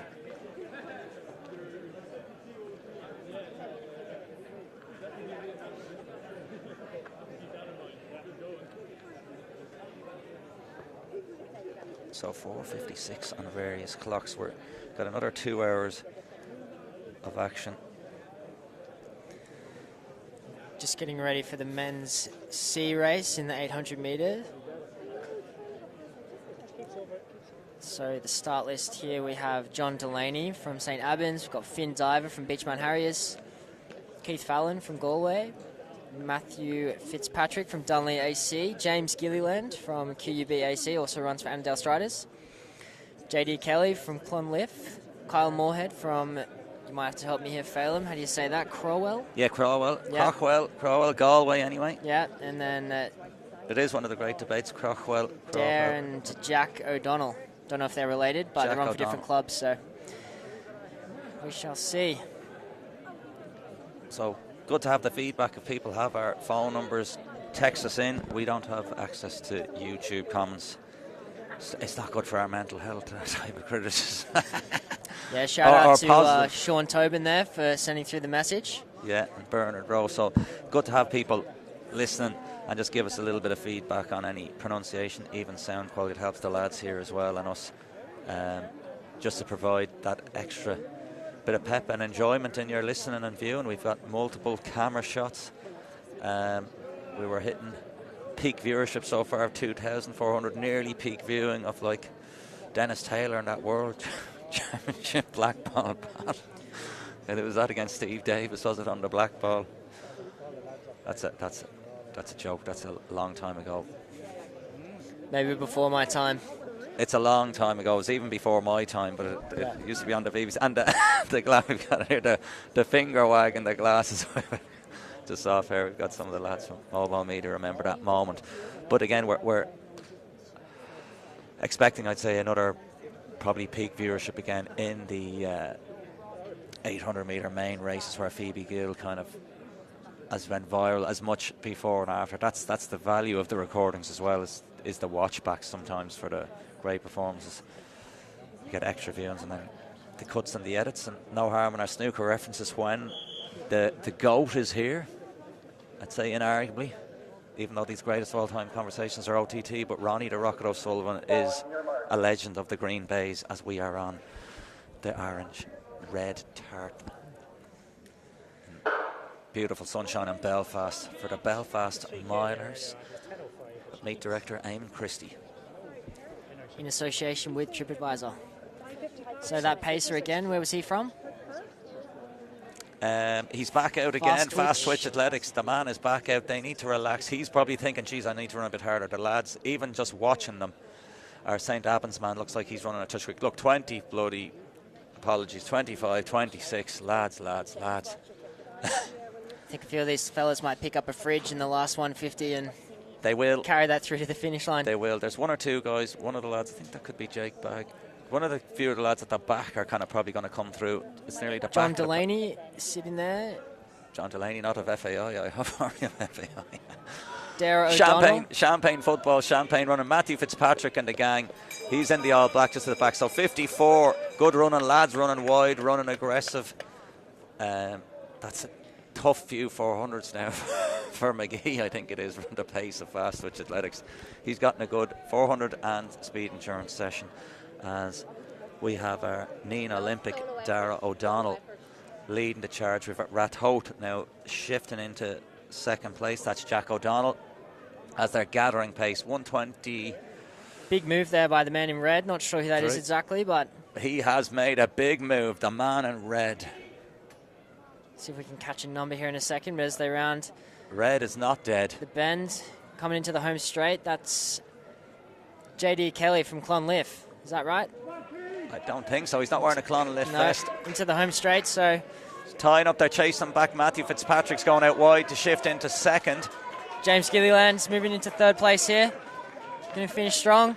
151.80. Massive run, though, in fairness. All of these three races been within about 2 seconds of each other. So yeah, so they really held on well. It shows the conditions are great. And he really times after. I think he was at the back of the back. I think that's Ennis Track if he's there. He's not in there, all in red.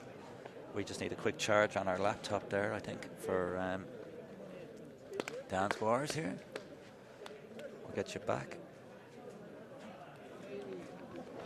It's like the famous red of Ennis Track, but that is a massive run of 151. Not fully on our start list. He is buzzing as well. You can see that hand clap. You can tell that that is a big PB. Matthew Fitzpatrick, I think, has had a great run there as well, all in black. He was at the back of pretty much at the back of the field in the first 200. So the kind of Kelly Holmes, the Dave Wattle type of stuff to the back. So these lads have big performances, even bigger performances in their locker with a bit more even pacing and pace judgment. The old conclave Cardinals, a bit of a cardinal sin there by a few of the lads there. But look, you live and learn. Go big or go home, isn't it? The Belfast Milers, it has happened. And they've held on for massive performances. So look, they've done well.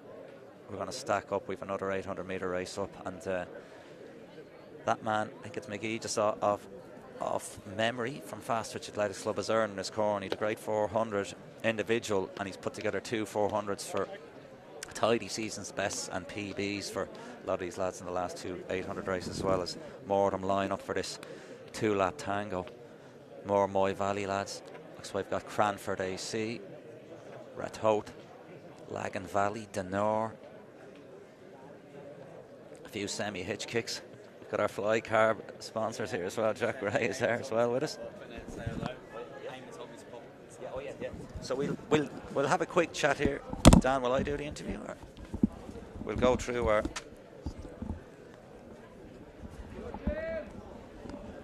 So we're having a pause. I think we'll keep an eye on the next race. And we've got our interview. Just step into shot this side, Jack, just around the corner. We can get your colours. I like the colours anyway. It's like the Man City. What's that? Fruit salad sweet. You know that old wrapper. Yeah, I like the colours. Yeah. So the Man City third strip. So you've been doing a good bit of pacing today. Your brand is Fly Carb. It's obviously rivaling a famous brand, but a more cost effective. Tell us how you've come up with basically it's essentially sodium bicarbonate with a hydrogel, as far as I understand, and it's kind of for the cliches, it's a lactate buffer essentially, and it's helping performance and delaying that kind of blow up in a race. That's pretty much exactly it. Yeah, so it's as you said, it's a sodium bicarbonate supplement. It's very similar to the famous brand that you may or may not have mentioned.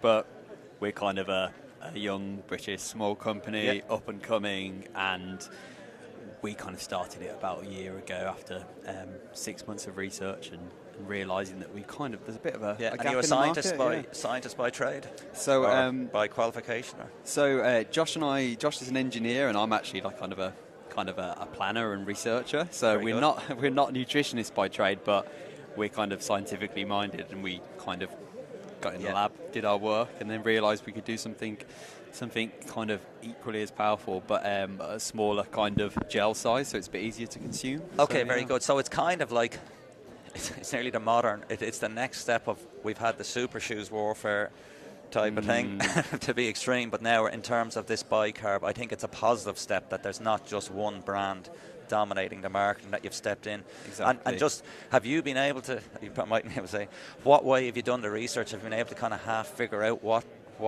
special bit they have with the hydrogel, or just kind of trial and error yourselves, and kind of obviously, you know, there's the obviously general guidelines of, I don't know what is the hydrogen, oxygen and H2O type of stuff. Yeah, so essentially what it is, it's you're combining your fructose and glucose balance, which you typically get in an energy gel, which is kind of ideal for carb optimization, with a binding agent. That binding agent creates almost like a protective vessel around the bicarb, so it gets the bicarb through the stomach acid, which is highly acidic, and the bicarb's highly alkali. So over the last 40 years, people have been taking bicarb raw.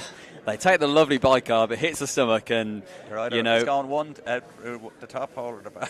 Exactly. Well, it's fair to say there's a few bushes around athletics tracks that have been well fertilised since Steve Cram's days. But but we've kind of solved that issue. The innovation is around the actual protection of the bicarb and optimizing, and we've actually found that binding agent acts almost like a stomach settler. So we've been working with marathon and ultra runners as well, who have found that by taking the bicarb, they're actually able to load far more carbs up during a race without any kind of GI issues. So it's been really interesting. Yeah, and it's kind of like, obviously the other brand, which they're famously known anyway, like they're dominating the market.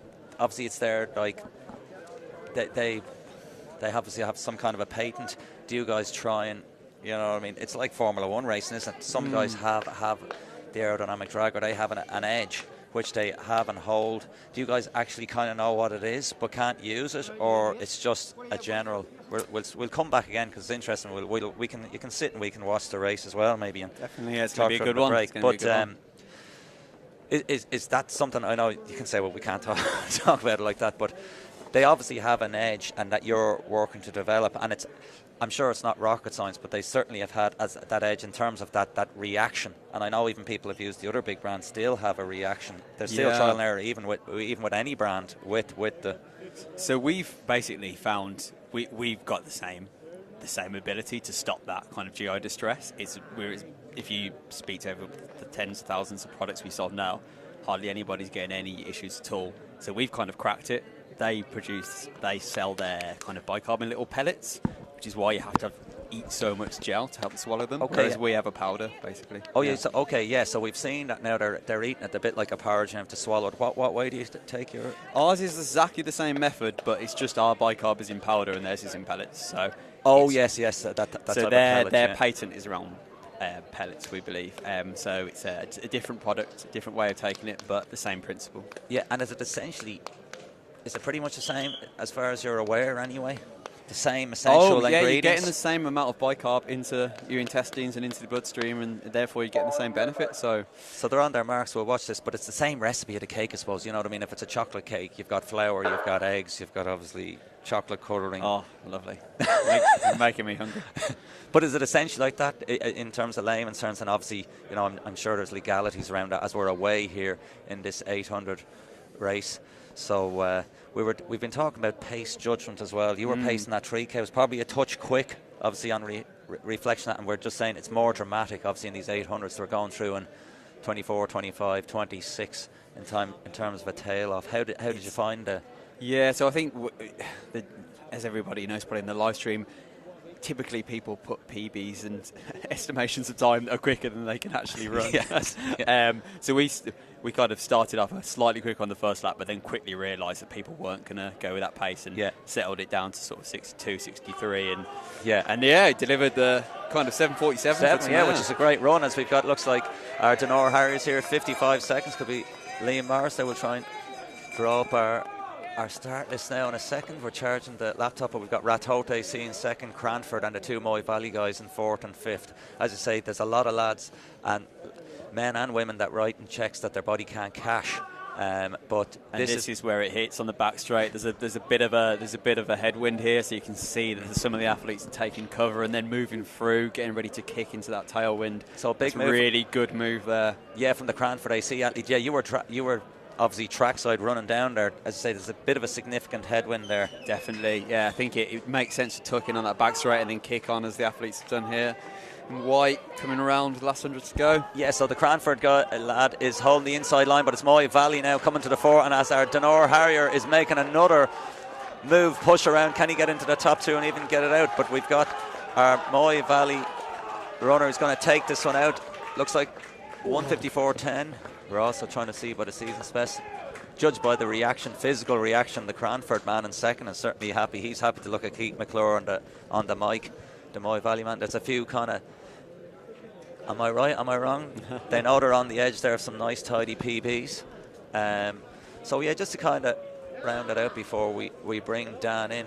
It's an interesting, obviously, you know, you guys are obviously they started small.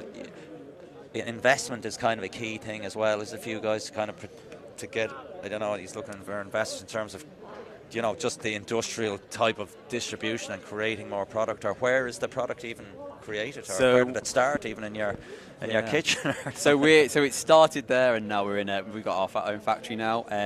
The key thing about our brand and the ethos is that we want to keep it kind of athlete owned and athlete funded. So everything about our product is being funded by the athletes buying the product. We're not going to take any capital investment from any venture capitalist, and we're going to keep it grassroots. Yeah, and it's it's at a, as you say, a competitive price, because, you know, running has been, you know, famously, you used to say, like Steve Cram, cheap. It's like all you need is a pair of runners, but now obviously runners are now like whatever, 300 quid, a couple of £100, couple of €100. Then you're getting into the whole thing of nutrition, extra cost of nutrition. Obviously it has an impact, so you're kind of like, you know, you'd still be, I've watched you run for years, well, you're kind of in that, like, the old school, can we say, runner's mentality. And as you said, that's what you're saying there, the ethos of the brand is like, okay, it's a competitive product, it obviously has a benefit, but still kind of, as you say, not pricing people out of, like, kind of that creative, you're basically not going full board in this kind of cycling triathlon, so it's how good your bike is and how much money you have to be able to afford everything, and that's kind of keeping that kind of edge. 100%, yeah, that's what we want to do. We just want to make it, because unless you're really at the elite level in athletics, you can't get stuff for free. No. You can't get shoes for free, you can't get kit for free. And it adds up. And the whole ethos of the brand is keep it nice and affordable. Make sure like everyone today can probably afford it. We say, just use it for racing. You don't need it for training if you don't need to. £5 a race is probably better value than your carbon shoes. Yeah. You reckon it's that? You reckon it's that good? Yeah. Well, the research says kind of up to 3% performance gains for the kind of middle distances, and then a kind of like around 1-2% potentially for longer distances. So if you actually divide the number, if you divide 250 by 5, then you might find that value for money wise the bicarb might be a bit better, but. You're right. We'll see. You can still try to pick up somebody's old super shoes or spikes as well, and there's still a bit of wear left in them. So I think that's brilliant. Thanks for coming on, Jack. And lovely. It's interesting. We'll give you the plug. So FlyCarb, so you can follow us on @FlyCarb on Instagram. Visit www.flycarb.com, and anyone listening to the stream can get 10% off their first order if they use the code TRY10. So that's TRY10. Just to redeem that on our website. Brilliant. And FlyCarb, FLYCARB. Was there 2 R's at one stage? Or? So we rebranded as FlyCarb from Bicarb. The co-founder Josh's second name is Carl with 2 R's. So Bicarb. I know, but I know it's very good. I was wondering that, but it is good that it's even easy to spell, and probably people doing the search and the phone and all that type of stuff. Don't get sad on that. So anyway, great to have you on. Well done, and cheers for the pace. And we'll still keep got 2 to go. So you've still got 2 to go. What's next? Josh is doing 2 800s, and I'm doing the B 1500 and the D 1500. I think. Okay. So brilliant. Better go and warm up. Exactly. Lovely to meet you. And get more bicarb. Exactly. I'll let everyone enjoy the races and stop listening to me. Okay. Cheers. Thanks very much. Cheers.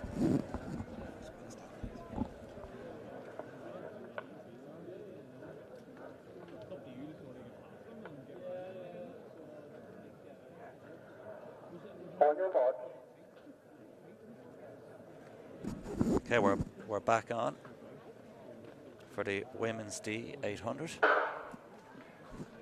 Away we go. Let's see, as our pacer learned a lesson a touch. She has gone off quickly, but looks a little bit more sensible in her approach here. She's not 50 metres down the track, so I think instant lessons have been learned here. So they're coming nicely in.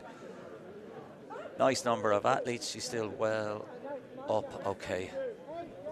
27, 28, 29. Okay, it's still exceptionally quick. So we'll get Dan back on to join us. We're on another fast first 200 here in the 800. I'm really on my hobby horse here. I'm going to be like a broken record, like I am 365 of the year in general, but generally that's in private. But anyway.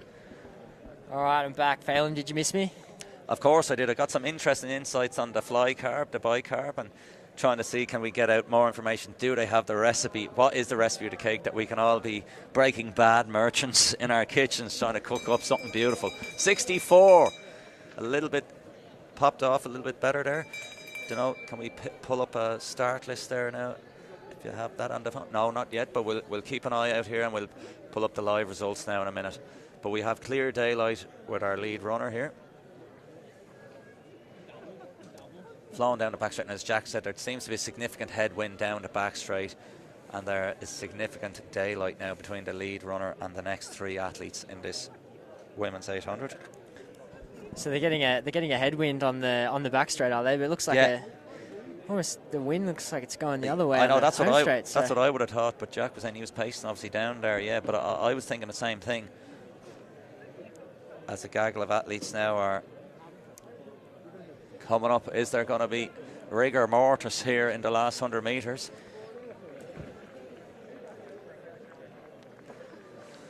So they're closing in, the feet are going down, but they're not going too far, and this is the proverbial death of deaths. This looks painful. That it was tough going. She had made such a good move, 2:14.56. 64 and then 70. Yeah, that was torture. I think I saw from Keith McClure there. But fair play, she got after it. Great effort. At Galway in there. Looks like we have Tullamore Harriers there. Lucan. There is a bit of a beat of the track frustration. Nearly a great performance. that's the thing, you never know in an 800. You're flying. You're Frank Sinatra, you're flying high in April and shot down in May, especially in the last 50 metres there. I've been there. At least you got over the line. I've fallen before the finish line and lay there. Just gave up running that day. I didn't. Well, the body gave up more than I gave up. I just hit the deck. So sometimes when you see the runners saying, "Oh, they're giving up," they're not actually giving up. They have to slow down to stay upright. Otherwise, they're going to hit the floor. So we'll try and pull up the next start list here. But another great batch of races. Dan's going to go and get the laptop. He's charging it up.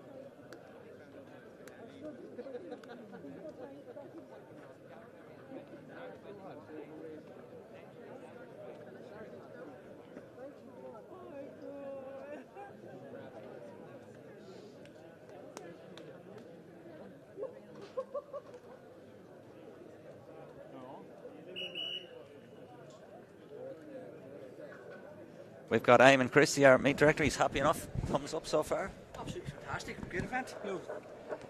We'll put you on now, Eamon. Oh, we'll do the race and then we'll talk to Eamon, yeah? So that's why we have directors of communications here from Mobile Media. Okay, we're just pulling ourselves up here now for our next Women's 800. I know we've got a couple of interviews coming up. I think we've got Darragh McElhinney and Eamon we'll have a chat with after this race. So he'll have a little watch here, and we'll see, can we get a few more PB performances here. So it's the last 800 women's race until the hundreds. Obviously we have the pièce de résistance, Eamon's baby. The women's 8 is probably the main, being the main attraction of this meeting, gotten the most headlines. So looking at our first split, Darragh's here with us as well. He's going to join us as well. Again, it's a rip-roaring start. These 800s, 30 seconds, and then a hell of a lot of pain for 600 metres. So yeah, we've got our Crusaders athlete there in second, settling in. I think that's Annie Hughes. Again, Saoirse McGrath, Lucy Cawley, Hannah Cochran, Molly O'Riordan, Aisling Cunningham, Annie Hughes, Rachel Jez, and Neela McKenna. Pacer just glancing at the watch there. Seems happy enough. Yeah, so they're after it. Again, it's just that balance between measuring your nerves. This is a smoother race. Yeah. Hannah Cochran from Lagan Valley AC just sitting in second behind that Crusaders AC athlete in front there, you said? Yeah, that was Annie Hughes. And Daniel Scully is watching on with interest, yeah, as she's leading there. And as we said, you have your Lagan Valley, Hannah Cochran, I think it is. They're right on the back there. So two are well away from the rest of the pack. So stretch it out, got 2-3 metres, but still a lot to play for. There'll be another lift with 200 metres to go, psychologically. So she's closing in there now, Dan, yeah? Yeah, Annie Hughes looks like she's still got a bit of running left in her, and yeah, Hannah Cochran's still with her there, so it'll be interesting to see how this plays out in the home straight. And Molly O'Riordan is making a shift in the green of Killarney Valley. She's gone from one end of the country to the other to make this meet, but whipping around is Cochran from Hughes, and she's shifting in as Jez in fourth and Molly, as we said, in third. The athlete from Lagan Valley. Yeah, that's Cochran. She's going to Hannah take Cochran. it home. Fantastic time, 2:15.75. Very happy with that by the looks of things. She can't believe it, so that's probably a big PB for her. Okay, so yeah, brilliant running. Should we get Darragh here for a quick chat? In, yeah. So Darragh's going to join me, and then Eamon is next. Eamon said get in there, 1,500 metre. Defending, I don't know what the right phrase is. There, you can hear us, yeah? Have a seat or stand, yeah. Nice. So I don't know if it stand up. You want us to stand up? Sorry, right. Tara, we're just on the camera here. Oh, I don't know, is defending champion the right word for a one-day meet? But you've won the race 2 years in a row, kind of two different styles. You're just back from Fontramau. You just kind of got a little bit cleaner. Just got on the pace today. How did you find it? Yeah, it was decent. Like I probably. Like it's the 15 like for the first race of the season is always an awful shock, like, do you know what I mean? So like even today now we went through in, I think it was 58 point, but like it felt quick, do you know what I mean? But then just going down the back straight I kind of noticed a small bit of a gap in behind the pacer, so I just said I'd get after it because I wanted today to be quick and just try and get like as much of a stimulus as possible. Now kind of didn't work out great. By the time I got to the pacer he was kind of dropping out down the back straight, so I ended up doing quite a lot of it on my own, but I was just trying to manage the energy really in the last 600, you know what I mean? You're trying to hold off boys, but you're also trying to kind of pick it up and run a decent time, but I'm happy with how I executed. Yeah, I thought you measured the race well. As you said, basically got on the pace, and then when you were kind of essential, I suppose, you're kind of there to be shot at with 600 to go to kind of keep the pace on, but as I say, not blow yourself out. You still had a lot to go. You still had a good last 100 metres to close out the race. Yeah, what I was trying to do beforehand, like if I found myself at the front, which I was kind of hoping to be, was to run the last 600 like picking up every 200, but the way it kind of worked out with the wind, obviously strong headwind from 6 to 4, so like I kind of pushed that one a small bit, but then when I got to the bell I was like, I'm going to need a lot in the last 2 because of the headwind, so I kind of relaxed it a little bit down the back straight and then hit it with 2 to go and then hit it with 1 to go again. But like at that stage you don't know I didn't know whether the boys were right behind me or a couple of seconds, so I was just like down the last 100, obviously I'm just kind of running for my life, just hoping that I'm going to hold them off. Yeah, you were strong. So sorry, just we had Jack Gray on from Tripadvisor. Where was the headwind in the home straight coming for you? And I think in the 3K it was down the back straight, so it's kind of swirling. Oh really? Yeah. It actually picked up for our race, to be fair, because I like just even doing a couple of strides beforehand, I'd done one down the back straight and I felt great. I was like, and I never feel good before a race, I always feel terrible. And then when I started doing it back into it, I was like, oh yeah, that makes sense. 18 seconds for 100 coming back up, and it felt like all out. So that was, as you said, really the 1500 just as much to kind of set up the season for 3K, 5Ks? Yeah, mostly. Like, you never know. I might, like, the 15's a weird one for me. Like, I kind of fall a little bit between two stools sometimes. So, like, I am decent over the 15, but like my training and my physiology and everything points me towards the 5. I guess 15, a lot of the time for me, I find it a lot easier to get right because, like, one, if you have a not so great race, you can run again the following week. Whereas, you know, on the 5, it's like there's a lot of build up, and like say like today now, for example, like it was a bit windy on the back straight, and I feel like if you had that in a 5K, like you're probably not going to be able to run a quick time. Whereas today, it's kind of like, all right, you run into the you can power like through 3 a or bit 4 more, times, it's grand, like, you know what I mean? It might take a second off you, whereas in a 5, it's like I for me anyway, I just feel like everything needs to be perfect, and you need to be or whatever. But yeah, I've got two of them coming up now, and then I'm going back to altitude. Okay. With the summer being so long, we're kind of just splitting it in 2. Okay. Are you running in the IFAM, is it? Yeah, IFAM, and then that 5,000 in Paris as well, you know, that fast 5,000. Okay, right. 2 weeks after that. So I'll give the 5K crack at the 2 of them, see how we get on, and then regardless, go up to altitude, come back down, and kind of have a cut off the second part of the season. Come down a couple of weeks, come down for like a couple of races at home, doing Wharton and potentially City Sports. Depends on kind of what I need at the time. Yeah, they're close together, I think, aren't they? They are. There's a few days. I'd love to do both of them, but at that stage, a lot of it is going to depend on, like, you know, if I'm kind of close to qualifying for Tokyo. Exactly, yeah. There's a couple of races on the continent that I'd like to do if I'm kind of still needing a few seconds or whatever. Yeah. But yeah, I mean, to be honest, this year, like, I obviously do want to qualify for Tokyo, but for me, after a kind of ropey last 2 summers, I kind of want to just get a good solid summer under my belt. Like, if I end up qualifying, great, but if not, it's kind of just about getting back to 100%. Yeah, get a platform, and you've certainly done that today. Well, it's a decent start, yeah. Like, even like the year I ran all my PBs in 2022, I only opened up with 340, and I was getting sick for about half an hour after. So like that first race of the season does usually kind of take a lot out of me. And to be honest with you, not that I had a load left over today, but it didn't feel as quick as usual. It actually felt a lot more controlled than usually. Yeah, you look strong out there. I was surprised to see 37, to be honest with you. I kind of didn't really. I was glancing at the clock, but I wasn't really doing any sort of calculations. So have you shifted mentally a little bit, I'd say, kind of obviously keep an eye on the clock, but more like just focus on just run the race. Well, yeah. Have a good race and obviously win it, obviously. Yeah, most and importantly. especially the way it worked out today was kind of like, because I was at the front, I was trying to obviously balance that between, like, I don't want to be running slow, but at the same time I was thinking of it from a racing point of view. Like, there was once or twice I kind of found myself, I think it was up here with a lap to go, I kind of thought I was going to slow down, but then I thought I heard the footsteps kind of going a little bit further back, so then I was kind of trying to press it a little bit more.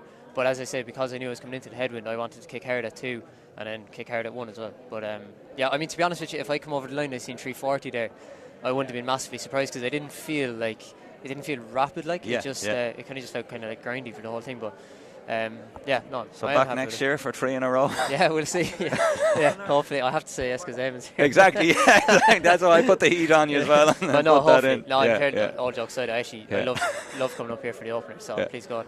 Okay, well done there. Cheers for coming up to talk to us. We'll pull Eamon in here for that goal.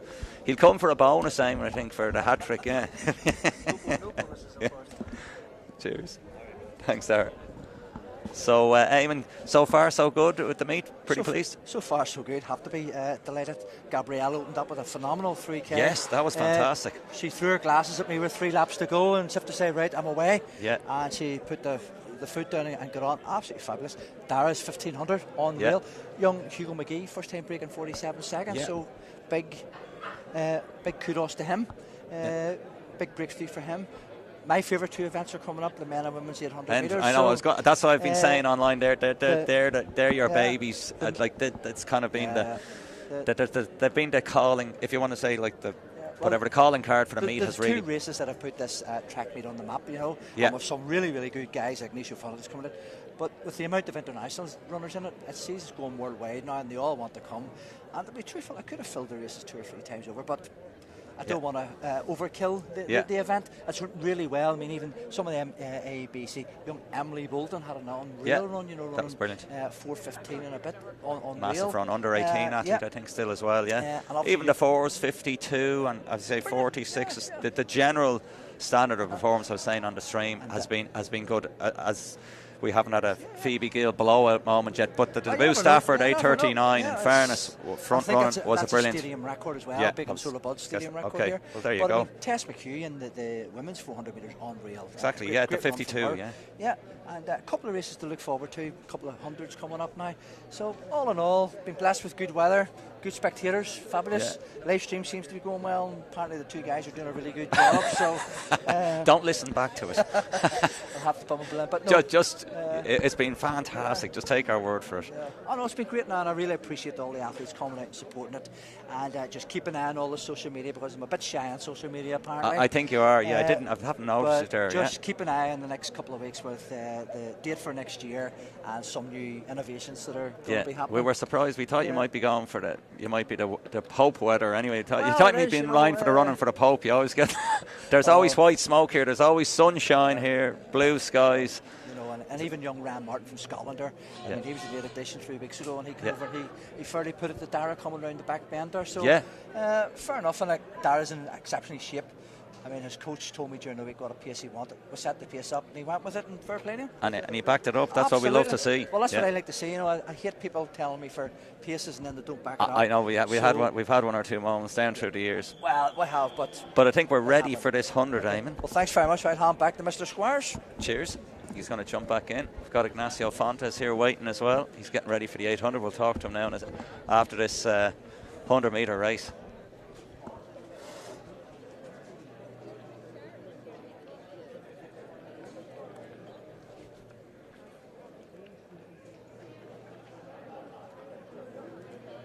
So again, we've had some great 100-metre performances here down. I think pretty much every race distance has nearly been covered at the Belfast Milers. The women's steeplechase, Michelle Finn had a great race before. We'll go through our 100 metres here. I don't think that's probably. I think we've got another one here.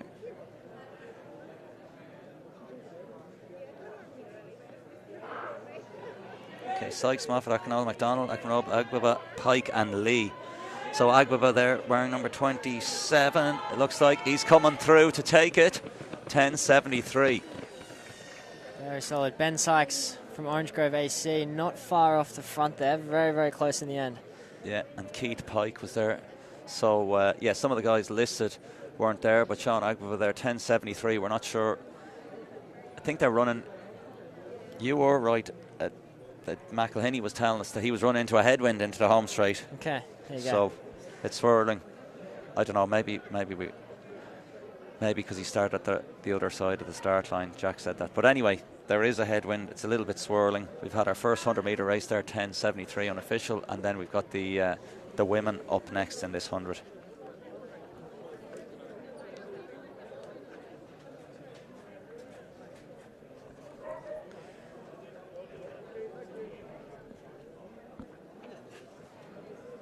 We've got the women's A race in the 100 metres. We're just seeing the fellas there who just ran the men's 100.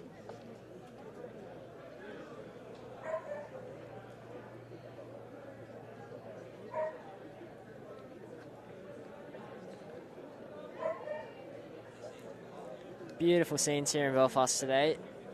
Blue skies, a little bit of swirling wind, but nothing too serious.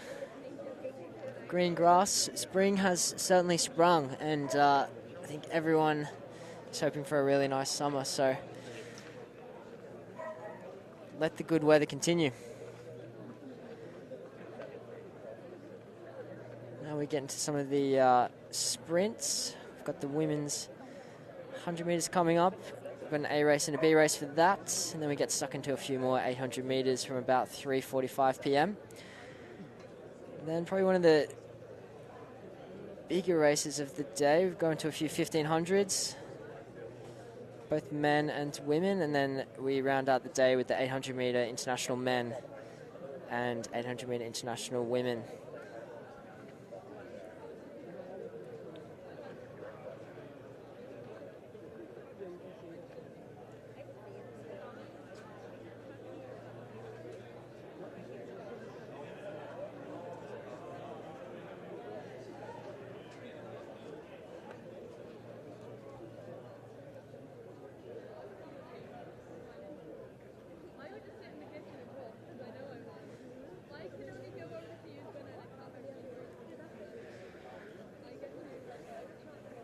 So we'll get a look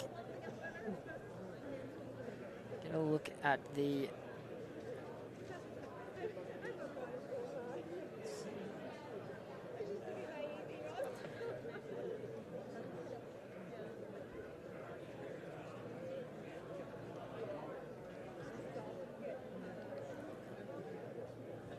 really nice fade in there from the camera crew.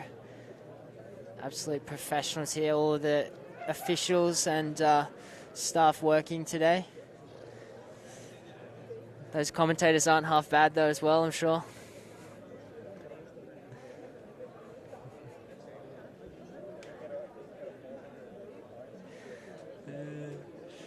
Oh. Now, they were telling me earlier I've just got a face for radio, but now they've got me on the stream. So hi everyone at home, thanks for watching. All right, women's A 100 metre race is about to go here. This one is sponsored by Design and Display. Here's the races here. We've got... Yeah, Boyle, Hempton, Neville.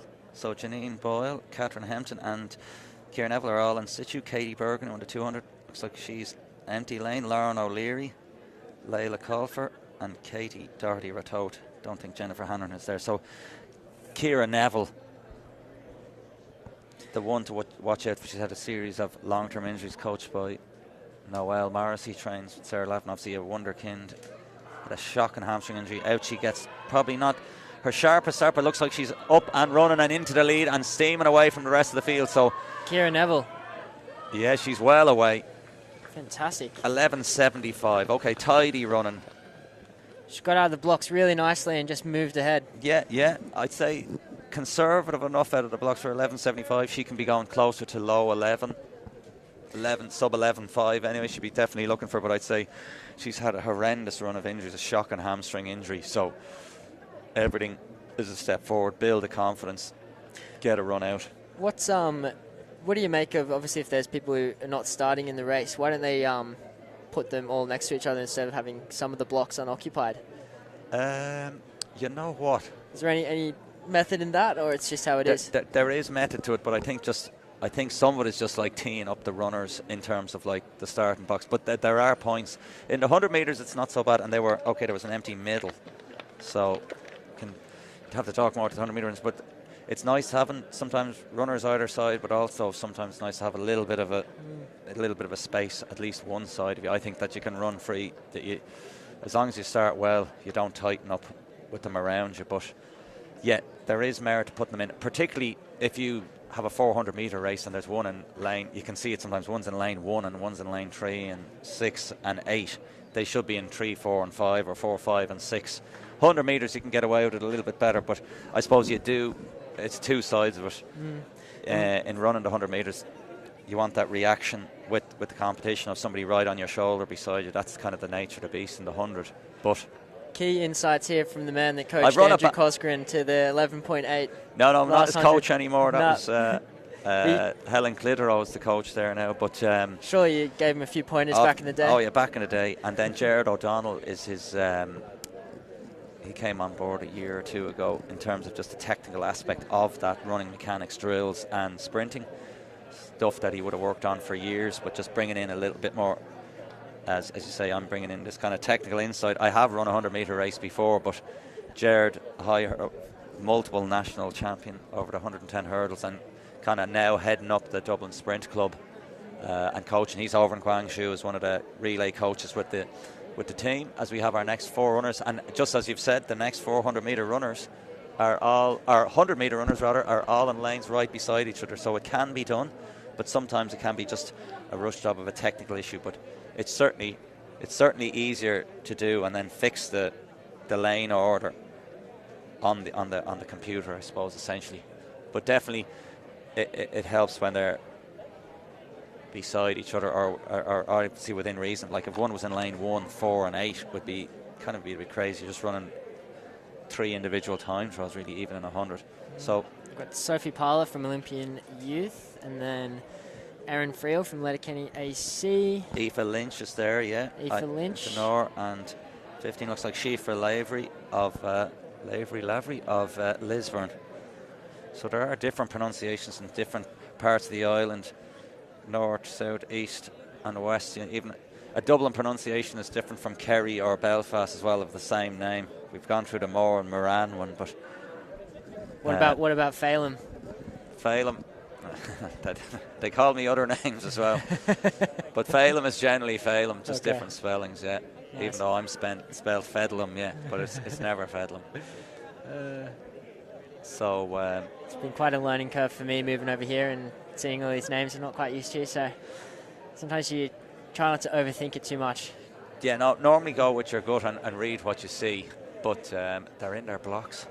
Go through the dialects again there shortly, but certainly a name like Walsh can be spelled the same way down in Kerry. Munster way could be Welsh, and it'd be Walsh even up here and in Dublin. Okay, out of their blocks. Looked like a bit of a stumble there from Lavery in our blocks. Lynch is out, but the Letterkenny athlete now, Friel, is up and running and going to take this home. Speed endurance of Lynch, no, can't take it. 12:23. Erin Friel. Erin Friel, they looked like they were left sitting in their blocks a little bit there. How much reaction timing, or like sort of how much reaction work would they do as a 100-meter sprinter? Would they be doing sort of drills with, yeah, well, you're doing lights and balls and things like that, like the F1 drivers? I suppose they could be doing stuff like that, but that's all fluff, really, isn't it? Like, I mean, 100 metres, you start in your blocks, you see the classics, you can see it on the telly when you see the coach. The reaction is you stand behind the blocks, on your mark, set, and then clap the hands or go on the gun. And then obviously they do their block work training where, you've got to, it's a completely different ball game just starting in a blocks on your own and then having people in your peripheral vision, and you've got to stay focused. Like Linford Christie was a great man for, they do their famous signature hand and in between the two eyes and point straight down the track to focus on their lane and go in, because again, a very bad 100-meter runner. I ran 11:85, I think, but I ran a 12 point, but got left in the blocks, and you can be left for dead. So getting that reaction and getting used to the training, just having people doing the block starts beside them essentially, and that's your reaction work. Obviously there's other forms of reaction work, as we have our sweeties. I think there's a funny Instagram reel, isn't there, of Chris Eubank talking to someone, would you like a sweetie? I think it's a smartie, but these are cola bottles and other confectionery. He's going to spread it out to the boys there in the mobile media sweet crew. But basically, a lot of training for any event is fairly straightforward. Like, and I think Noel Carroll famously said, if you want to be good at hill run, you run hills. If you want to be a sprinter, sprint, middle distance, all the rest. But In terms of block starts and reaction work, okay, there's different tools of a bit of crack. And I've saw recently in terms of like warming up for any race, just again to get mentally in the game, is like there's all these funny tricks, but like, you know, especially if you're struggling mentally, but like basically if you had a pen and a paper and you have a red pen and you write blue, but you have to read what colour is it. So it's obviously red, but it's written blue. Yes. So just kind of switch mental sharpness. Mental sharpness, exactly. So, you know, and then your state of arousal obviously has to be way higher in 100 metres than in a 15 3K5. You've got to be relaxed. You know what I mean? Darren McElhinney, like very thoughtful, methodical going through the race. A little bit of aggression needed, but still be thoughtful, methodical. And whereas this one, yes, you need even be more G'd up. Like it's like ultimate power event, phosphocreating system or whatever. The lads obviously have more testosterone than the women, and you're looking to your race is over if you have a crap start, like, you know, and you could see that with one of them. They just all got left in the blocks there for whatever reason, maybe just nerves or else whatever. The timing system and the gun maybe just got left and didn't want to obviously come all the way here and then maybe get a false start and get no run. That's the brutal side of the sprinting. You see people going all the way to China or somewhere in a Diamond League or wherever, they've travelled all the way over for this one race, bang, false start, you're gone. Nothing. It's a lot of travel for nothing. And another question here. So you're probably familiar with, like, you know, people who are trying to run faster over the marathon, they might look to get a bit faster over the shorter distances. Are people doing a similar thing for the 1500? Would they be trying to, like, maybe run 400s, train 400s just to improve their form, that kind of thing, or is it not as important? Yeah, well, even in the 1500, a lot of the guys like Andrew, they're doing some of the speed work that the sprinters do, so flying 30s. So that's a 20-30 metre run in. You run max speed for 30 metres between two cones or whatever, and then you decelerate, you know what I mean, for the next 30 metres. So that sense of a flying 30, it's top end speed. I think that's a new addition, like not new, but like for the mass market in terms of your speed work isn't necessarily as you'd think, like, right, do 2s and 4s and things, that's speed endurance, whereas your top end speed, like Jared would have done with Andrew and the lads, like a flying 10 metre sprint time clock using the lap run or whatever. Is that to maybe recruit some more fast twitch muscle fibres, things like that? And the classic phrase, I think we're back on here for this 800, I think Sean Carrick will go into that kind of maximum speed reserve and all that. The faster you are, the better your cruising speed, the more important it is. Whereas, like, for a marathon, or generally a few strides and stuff is good enough, and a bit of weightlifting, obviously. It's more to kind of, the shorter the distance, the more you have to be on one end of the spectrum. And then, as I think I said before, like Eliud Kipchoge's run 350 or faster for a mile, and he can run 2 hours for a marathon. So speed does kill in that sense, but Eliud Kipchoge's not out there doing flying 30s for the marathon. He's doing his 40k runs. I'm sure he's doing a few drills and strides and stuff like that. But same with Emile Caress. And what did you make of his performance in London? I thought it was quite good, actually. Yeah, me too. Because he's coming to the end. He's older than his age says as well. So we've Sean Carrick there in the inside lane, and we've Willowfield Harriers. Yeah, Willowfield Harriers. Got Callum Irvine from Annandale Striders, James Foote from Bray Runners, Ben Clavin from Corrin AC, Connor Liston, Mulligan Harriers. Yeah, so there's been a shift. We might try and pull up the next race as well. I think that's Finn Cross from Willowfield might have shifted up a race as well. So Sean Carrick that was Olympic spikes, weren't they? The release of that night, that was like cheetah coloured orange spikes. And we've got Josh, the other founder of our fly carb that we had on with Jack, 26, 27. So with our Clonliffe Harrier there, looks like Rory Quill is on the pace. Back to Sean Carrick. And then I think it could be Godwin Matthias potentially, or next in line there, obviously behind Sean. So there's Josh. We've got Quill, it looks like, in second. Yeah, the 4.46. He's there. 55, 56. Sean Carrick is in third. He's been pushing on lately. He's been getting back to form and better. He's in a clear, third and virtual second, and now into second. He's going to try and tag his mate now from Clonliffe Harriers. He's really pushing a long stride to try and get him, and then a tighter, more upright stride from Quill. But again, a lot to go with 2:50 to go. Can the Willowfield Harrier push up into third? But on screen now, it's the 2 Clonliffe Harrier guys in splendid isolation. 200 to go, 125 through the 6. Thereabouts. Looks like Quill's going to hold on. Again, Sean Carrick looks like he's reaching and pulling at the air to try and pull himself back in, as if there's some kind of a cord to reel him back in, like a tug of war here. Head's tilting back a little bit, but we'll see. Starts to open up. Could end up being quite close here. Both sticky, sharp running. Doesn't look like he's going to have it. The Quill has really held out as the other lads are coming in. 155 and probably 156 dead. Maybe just dipped under 156 for Carrick. And we have our third place runner there. Let's see if we can see him. Looks like he's gone to the well. He's 449. Finn. No, it's not Finn. Callum Irvine there. Really good run from him, from Annandale Striders. Very good. Be in and around 2 minutes for 800. So for an old boy, that's not bad. Always likes to sport a nice pair of shades Not for his bad 800 races. He's gone for the Josh Kerr kind of look, yeah? Yeah, that's it. Who are the other lads? They always wear shades. Yeah. Indoors, outdoors, rain, hail or shine. They're committed to the brand or just committed to the look. Bit of both. He said that he was given a bit of that fly card before the race, so told him.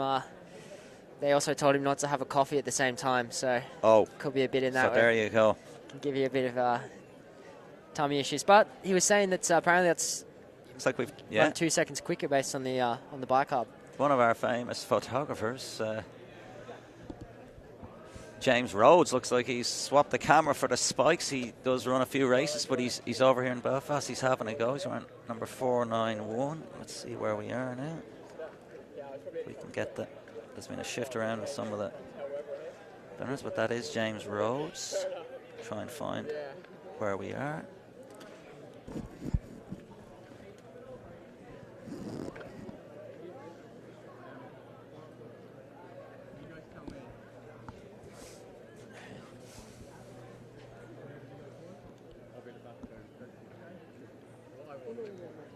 Next race up is the 800 metre men F race. St. Senans. We have St. Senans. We have ACC. Can we see them? I think we're here. That's Owen Ailyard probably. And is there St. Senans there? Daniel Hanley. Maybe they've condensed a few of the 800 metre races. Condensed a few of them. I can see James Rhodes there anyway. I pick him out a mile away. He's been on the scene the last few years, taking photographs, and he posts up his own performances as well. We've got Lagan Valley in there. Not a bad way to train the reaction times, hitting a camera shutter. Not too. Maybe not that important for the 800 though. No. You just get the fast shutter there as well. So we have St. Senans. Can we find it? St. Senans athlete on any of the start lists there? Tyke Ford, Dawn, Craig Ray. Grey runners, Ace, Michael McGowan perhaps. Don't see James Rhodes on any of the start lists either, so that's where we're.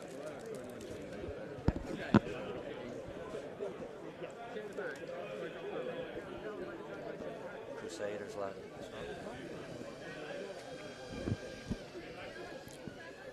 That is Reece McManus there from Lagan Valley AC and Zach Hall as well. So we're putting some of them together here. Adam Bradley, maybe Daniel Hunt. Yeah, Owen Ailyard, I think we are there in the G there now. We've kind of putting the names together. Rhodes isn't on the start list, but we see him on the start line. Looking for our Crusaders runner as well. No Clonliffe man there either. Looks like we're close enough to figuring out our little jigsaw puzzle here. I've seen some of the lower end of races. Some lads don't show up. They have to, on the spot job, shift some of the runners around and up the races and all that type of jazz. So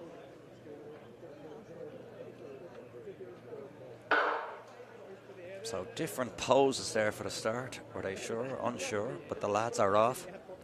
Full of adrenaline, no doubt, in the first 100 there. Yeah, fly carbon, the fruit salad style colours, that Man City, third strip style as well. Looks like the pace is going to have a bit of trouble trying to get across, we'll see. Yeah, but he can just relax, I'd say. Like, come across. James Rhodes is going to have to definitely do the Dave Wattle. He's out of shot, and he's going to try and slowly reel them in. 27 through the first. And James Rhodes is still going through in 30 seconds, which is good going. He's only in or around a 2-minute man. So can he reel them in? Can Rhodes do the ultimate Wattle and rattle right back? But anyway, the lads are up and at him. It's Rhys McManus from Lagan Valley AC. Just sitting behind the pacer there, and then we've got our Crusaders run. He's not on our start list here. Then St. Senan's, Lagan Valley, and it looks like Hanley then is it from ACC, Daniel Hanley. 57.40. James Rhodes running at the back of the pack. Can he reel a couple of the lads in and do a semi-wattle? So it looks like our 3 runners away. St. Senan's man in 3rd. Looks like he could be coming through nicely now as they go down the back straight. Pace has stayed in the race there. Helped the last guy out there. Oh yeah, so he has. He's helping Rhodes pick a few up. Rhodes has picked up 1. We've got 3 with 2 to go. 1:28 or so. So we're on for a sub 2. Rhys McManus still in the lead there. And as the man I picked out, he's coming around St. Senan's. He was at the back, coming through nicely. Can he power away now into the home straight? Bit of a headwind, as we've heard, into the home straight. Has been swirling, but the St. Senan's man is sending it. Pardon the pun. But he is now tying up a touch. He's hurting. Looks like they're all hurting a little bit. Yeah, but 158. Right, come on, get under the 2, my son. Well done. 159.36. Then there you go, the fist pump. Sub 2 still lives on. It still matters. That sense of sub 2, you see that 1:59. It's a beauty of a time. Rhys McManus from Lagan Valley AC. Very happy with that. What's her name? That's the other photographer. There's so many photographers now. It's John Glover walking around there with the camera on his chest. The Glover man, Danny Glover, John Glover. He's handing out a medal there as well, is he? Obviously, John heavily involved with Lagan Valley AC, so he's just congratulating the athletes there. Yes.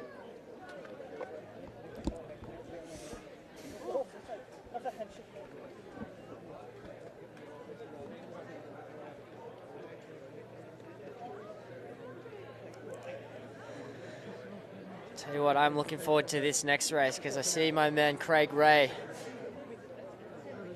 He's used to be a top shelf, top cyclist in Ireland type fella. Okay, right. Now he's moved over to a bit of running. Had a few injuries, but now he's trying his hand at 800 metres. And I tell you what, he's not the man to go up against in a 200 at the end of a session. So okay, yeah. I was going to say he's not a man to go up against in a bike race anyway. Yeah, definitely not. He's got a bit of strength about him too. I think the first half marathon he did, he ran about 76 minutes and just coasted through. So what did he run? Sorry, about 76. Not bad, so yeah. Not that aerobic crossover, if you will. Yeah. Exactly. Nice transition. Although obviously it's the physical pounding of the ground is different. I think the heart and lungs might be willing, but the body or the legs. I think it was soon after that half marathon he ended up getting quite a bad calf injury. So yeah, as you say, you can be quite aerobically fit, but if you're calloused or whatever the word is, your body's not robust enough to deal with the impact, then it can be found out. But yeah, I'm looking forward to seeing how he goes in this race. That'll be good. Watch the man with the man bun.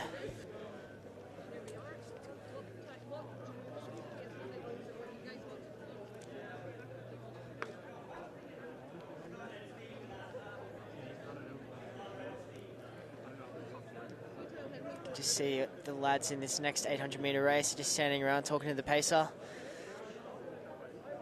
giving him his marching orders.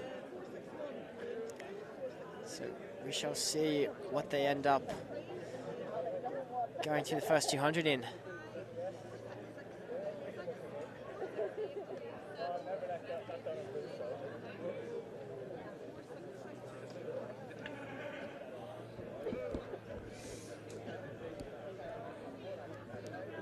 Fantastic day as always here at the Belfast Irish Milers Meet in association with Tripadvisor.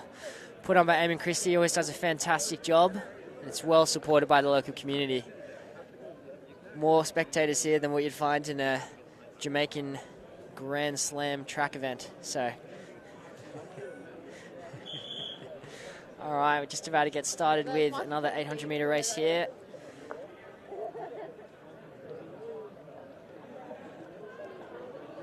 This could be Evan Lynch, Ian Morgan from Lagan Valley, Ian Staunton from Tribal Castlegar, Coleman Wash, Craig Ray, and Tyg Ford Dunn. So here we go. The pacer gets out. Looking pretty good.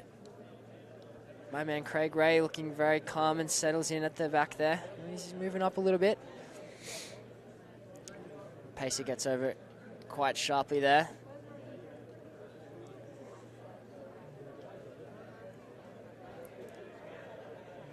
We shall see.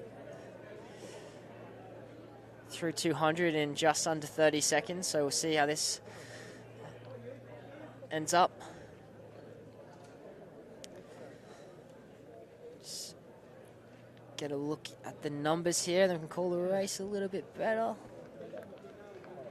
474, that might be Ian Morgan. No, it's not Ian Morgan from Lagan Valley. That is Alex Ainsworth. No, don't think so. Some of these numbers have jumped around, but see the three going out together there. Craig Ray sitting in third. He's looking fantastic. This is a much faster race than what he's ever done before, but he's been training well down here at the Mary Peters track as part of Annandale Striders and the Wasteland Truck Club group. So see what he can do here over this final 300. Down the back straight, lovely shots from our cameraman here. He's absolutely on fire today. So they've got 200 to go. Go through 600 in about 1:33. So what can they do here? Craig Ray making a move up. Can he close the gap? This would be fantastic for him if he can pull something out in this last 100 as they round the bend onto the home straight.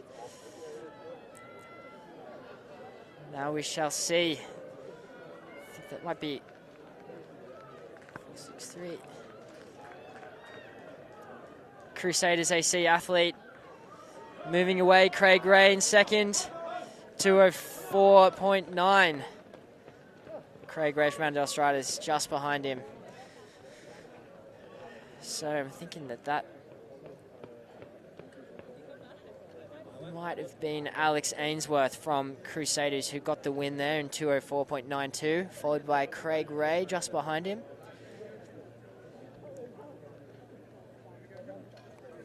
Sure, all of those lads are flooding with lactic acid right now. A few handshakes from the pacer.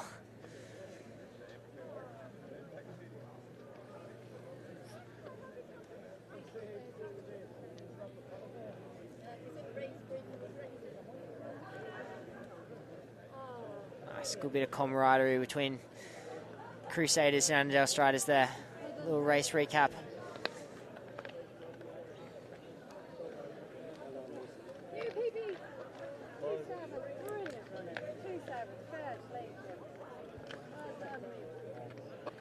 We sincerely hope that wherever you're watching from today on the live stream, you've got as nice a weather as we do here in Belfast.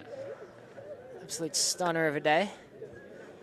To be getting the SPF out because I'd be not long getting burnt, sitting out on the hill over there.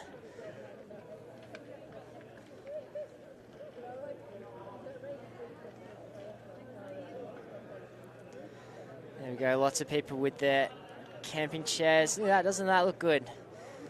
Esky full of ice and a few cold beers. You got yourself a day right there. One fella's asleep on the grass. You can see that's how relaxed he is. Look at that. A few too many tinnies.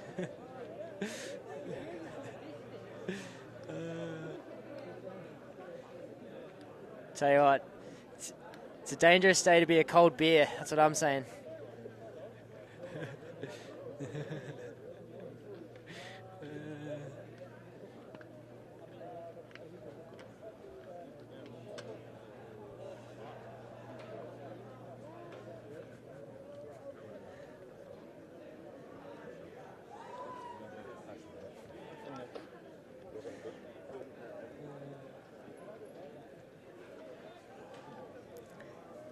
Here we go.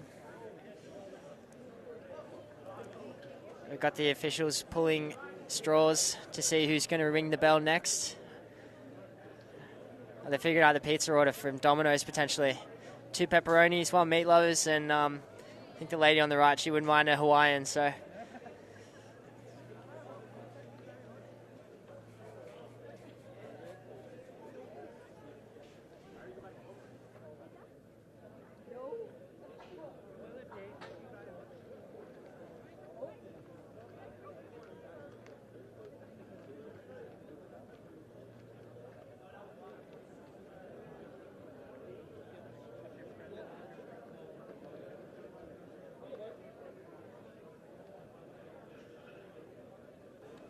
So next up, we have a very hotly anticipated race, the men's 1500 metre A race.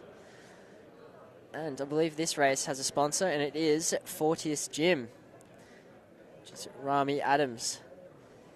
Rami, I think he's part of North Belfast Harriers, so roll a few ads here. I'll be quiet.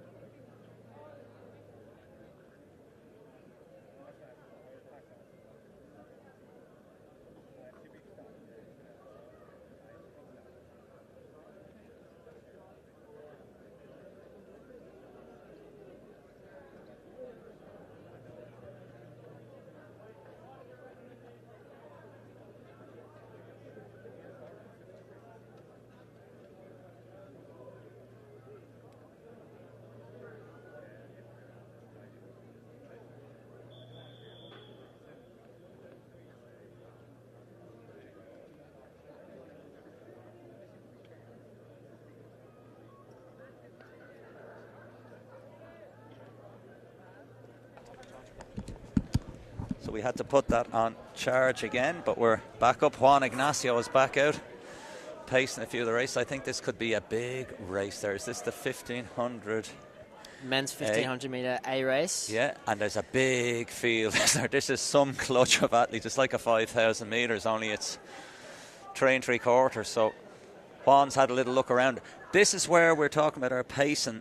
So we've got Ben Brunswick, Frank Buchanan, Dylan Casey, Harry Colbert, Sean Cronin, Luke Davison, Lorcan Ford, Dunkean, Gore, Miles Hewlett, Patrick Sheridan, Sean McGinley, Caelan McFadden, Craig McMeechan, Jack Miskla, Ryan Miskley, Usheen Davis, Jamie Wallace, Colin Smith, Usheen Toy, Shay O'Donnell and Benjamin Collier. This is where we have the example of a pacer has to get out hard and stretch the field out because there's too many people to be too even. Caelan McFadden, I think he's the man who signed for Villanova. He's just past 4th place of Sean Cronin in the famous black and amber Clonmel Harriers. He's just pushing on to get on to Juan Ignacio. He's been running well indoors. He won a national underage cross-country title in Waterford just at the turn of the year. As I said, he's now signed up for the Villanova Wildcat, and the Villanova have the Pope, so he's going to look for some kind of a patriarchal or whatever Il Pibe performance. Divine intervention there. That's why we have Director of Affairs. You can't hear them off air, but we have them in our ear. So our Chilean stalwart Juan Ignacio Pena. Is that Caelan McFadden? Yeah, that's Caelan McFadden. As I mentioned, he's the first man on the pace. He's looking to push it. Sean Cronin ran 3:49 in Clonmel, so he'll be looking for a bigger performance. They're well strung out, which is nice seeing such a big field, so it's not too messy. Ben Collier is hugging the inside rail around 6th or 7th in the red of Lucan Harriers. Ford Dunn then is just on his outside in the Ace AC of the light green trimming in the bottom of the singlet, black on the top. It's Juan has dropped out now. They're all going to gather. Who's going to take it on? Looks like our North Down man. He's always gutsy. I think Richard Rogers is his coach there. Let's get onto him there again. We'll pull him out. Yeah, it's not Craig. That's not Craig McMeekin. I think that's it's Newcastle. Sorry, Newcastle. District, yeah. That was a serious faux pas on my behalf there. He's run well. That is Patrick Sheridan. Yeah, and he's shuffled back a little bit now in the field. Yeah, he's made a National 800 final before as well, indoors and maybe close enough outdoors. McGinley is on the outside in the famous Finn Valley in the blue and white. Are one of them now. They're getting a little bit messy. Sean Cronin's losing a little bit of position. Got Harry Colbert, 2:49 at the bell. Can he run a sub-60? He's been linking up with the M11 track club. Looks like Kyle McFadden is struggling, so is Casey out the back. They're stretching out. Colbert is pushing on. 1200 metre mark now. 3:03, 3:04. So maybe have 3:48 on the cards. Is that Buchanan now pushing up in second? Cronin is making a huge move as well, pushing into second place now. So Cronin into second. Colbert still holds. Can Sheridan, he's a rock and rolling Bullock in style, but he has no quit. He's gutsy. But Colbert has looked brilliant now so far since hitting the bell in 49. But the lads are going to... Yes, so Buchanan and Cronin, but it doesn't look like they've enough steam in the engine. Colbert is really holding firm. He's holding strong. 47-21. That is a nice breakthrough for Colbert. He has been struggling for a little. You can see in the fist pumps last few months probably hasn't gone his way. That's a nice breakthrough from look powerful, look strong. The hands are up. A little bit of relief when you put yourself under pressure. As I said, sometimes a lot of guys put themselves under pressure coming into these races to get breakthrough performances or whatever. We don't really know about it, but they know about it. The internal pressures you put on yourself. But anyway, 3:47.21. Harry Colbert will be very happy with that. I'm sure Trevor and Jenny are tuning in. They've had a bunch of M11 track club athletes running here. That's a nice little breakthrough there for Harry to really get that off. I think he was training in South Africa. Everyone's going training camps these days. Part of the culture, running tourism / running performance. A big batch for in Fontermo. He was over in the heat there, I think, in Potchefstroom until recently. He'll be happy with that, and we'll pull up the times from the boys. Positioning again is kind of key. I'd say Sean Cronin lost a little bit of position, then making big surges to get right back into position again.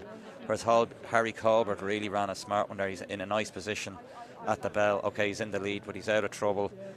And Oisin Murray won last week in Clonmel. I think he got better positioning and got into the spot, and then others just not good enough to close it out, but trying to close it in. So got another race up now in a minute, another 1500.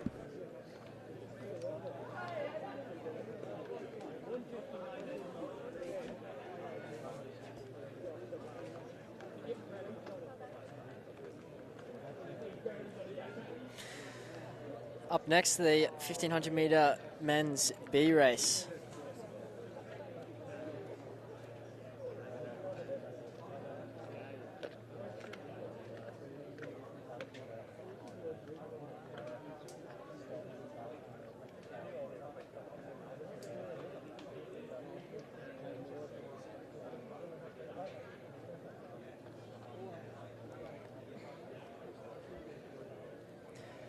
And this men's B race is sponsored by Bodyscape Shores Bridge.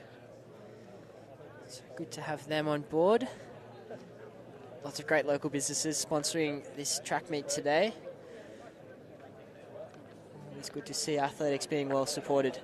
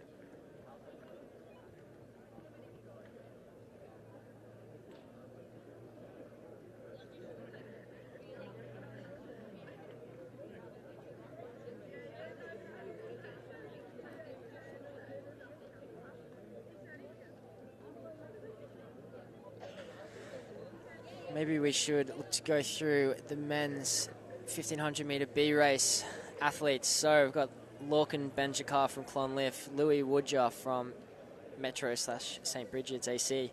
Shane Spring from Raheny Shamrocks. Connor Curran, North Belfast Harriers. Connor was just over in Florida at the World Masters Indoors. Had a good time over there, he said. Nicky Faulkner from Thames Valley. William Fitzgerald. James Gracie from Beachmount Harriers. Cian Hodgkins from, is it Nina Olympic? Nina. Finton Currans from Clonliffe. Caha Purvis, the man from Mid-Ulster. John Ryan, Ben Akeson, Paul Cardy, and Christopher Anderson. Mr. Anderson. Christopher Anderson, he broke 4 minutes for 1500 for the first time. Mr. Anderson. So I'm really looking forward to seeing how Chris goes in this race. 157 800 metre guy, broke 4 minutes for 1500 last year at this same meet, I believe. So he's very happy with that. See if he can improve on that today. That's if he's actually made the start. I think he did have a bit of a niggle earlier, so can't even see him there. Okay, scratch everything I just said. Doesn't look like he's on the start line. Well, shout out to Chris anyways. There was a massive mic drop noise there, wasn't there, in the middle there? I don't know what happened. I even heard off air people going, oof.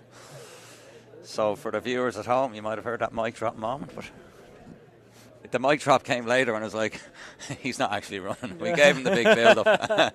That's a bit of a niggle, actually. Don't you? He's a sore toe. He's checking out. Okay, here we go. Don't you just hate that? Listen, we all have our moments as they go in this next 1500. Another big field. Looks like a Candor athlete is pacing. Caha Purvis. He's not pacing, I don't think, but he's getting out to the front. So. And Louis MSP. Okay, sorry, it's the fly carb man. That's Jack Gray. He's more of a distance man. So he got going. He's got rollicking. He's got a roll. He's got his distinctive running arm stride. He knows that himself. We're not pointing out anything new. He's got a number of caps. Not only run for GB in the cross, but he's a number of England caps anyway in the road. Some good times on the road. So anyway. The way he swings his arms, if he wasn't a runner, he'd make a good boxer, I think. Oh, yeah. He'd give you a stiff uppercut. So, Louis Woodger, his brother was running earlier, broke 150. Two different looks. We have to cope with off-air comments coming into our ears. So, fly carb flying, Louis Mallon MSB. We've got Nina Olympic. We've got Clonliffe. We've got Candor. We've got Mullingar Harriers shifting into the next position. So, and as you mentioned, Connor Curran, he's been on the global scene on the mass front. He's just off the pace, but it was 61-ish, I think, maybe through the first 400. So it's very tidy, very quick, and I think there may be the proverbial deaths on course. But anyway, it'll settle down. But Louis Woodger running well. I've been watching him run since he's around 9 years of age in the Phoenix Park. He's still at it. I think he goes up here to the University of Ulster he's studying. So nicely in position, Clonliffe Harriers and then Nina. So our Nina runner, that's Cian Hodgins. Clonliffe looks like Finton Kearns. I think he was running in the 800 in Clonmel last week. So Hodgins, Woodger.